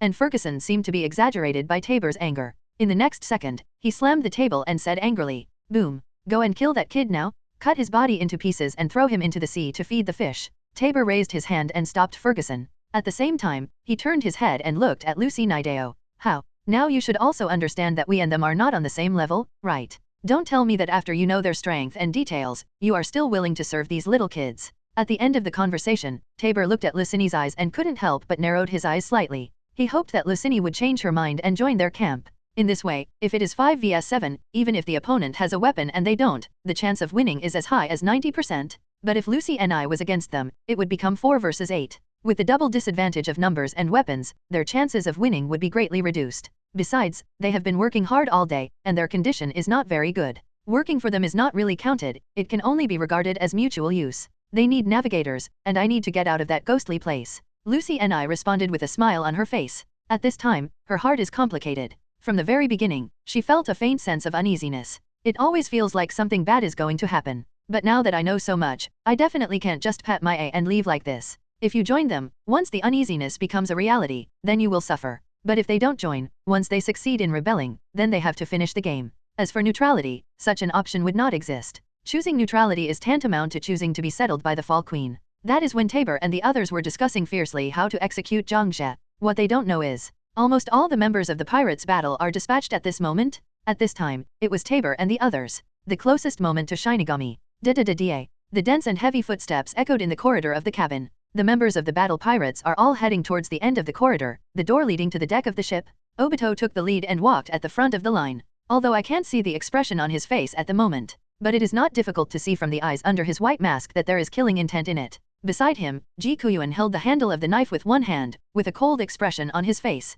On the side of the hungry wolf's forehead, there were already bulging veins. With his hands in his trouser pockets, he was trying his best to suppress the anger in his heart. Yu Guyutai, who was behind Hungry Wolf, no longer had that harmless and kind face. Instead, it was the obvious gloomy face. Even Tian Daopain, a cold-faced man, had a rare coldness in his eyes. Those ants-like fellows dare to slander the captain and us in this way? They should be damned. They should be damned. Hungry Wolf said in a low voice with anger on his face. Heavenly Daopain seldom speaks at ordinary times, and at this moment, he rarely speaks out of the blue. We have to teach these ignorant monkeys a painful lesson, so that they can see themselves clearly. Squeak. In front of the team, the sound of the wooden door on the side of the corridor being pushed open spread. Wearing a white dress, with a long knife hanging from his waist, Sifur with emerald green eyes walked out slowly. Immediately afterwards, the wooden door further ahead was pushed open. Squeak. Holding a fishing rod in one hand, Zhang Jia came out of the room yawning. In the room where Tabor and others are located. Although Lucini vaguely said that she would help herself when the time came. But in Tabor's view, things have stabilized.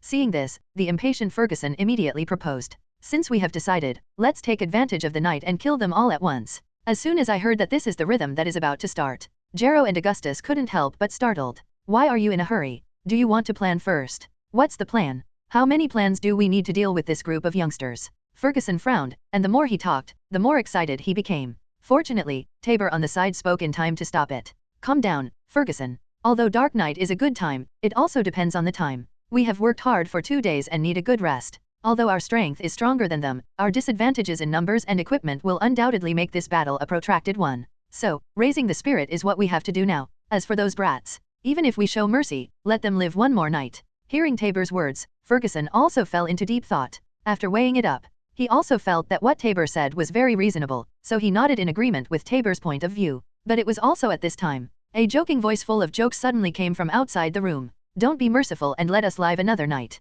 Come. If you are capable. Come and kill us now. Hear the sudden words. Everyone in the room was startled, and turned their heads to look outside the door with a look of astonishment. Tabor's pupils trembled even more, and he said with an unbelievable astonishment on his face. This, how could it be? Why are they here?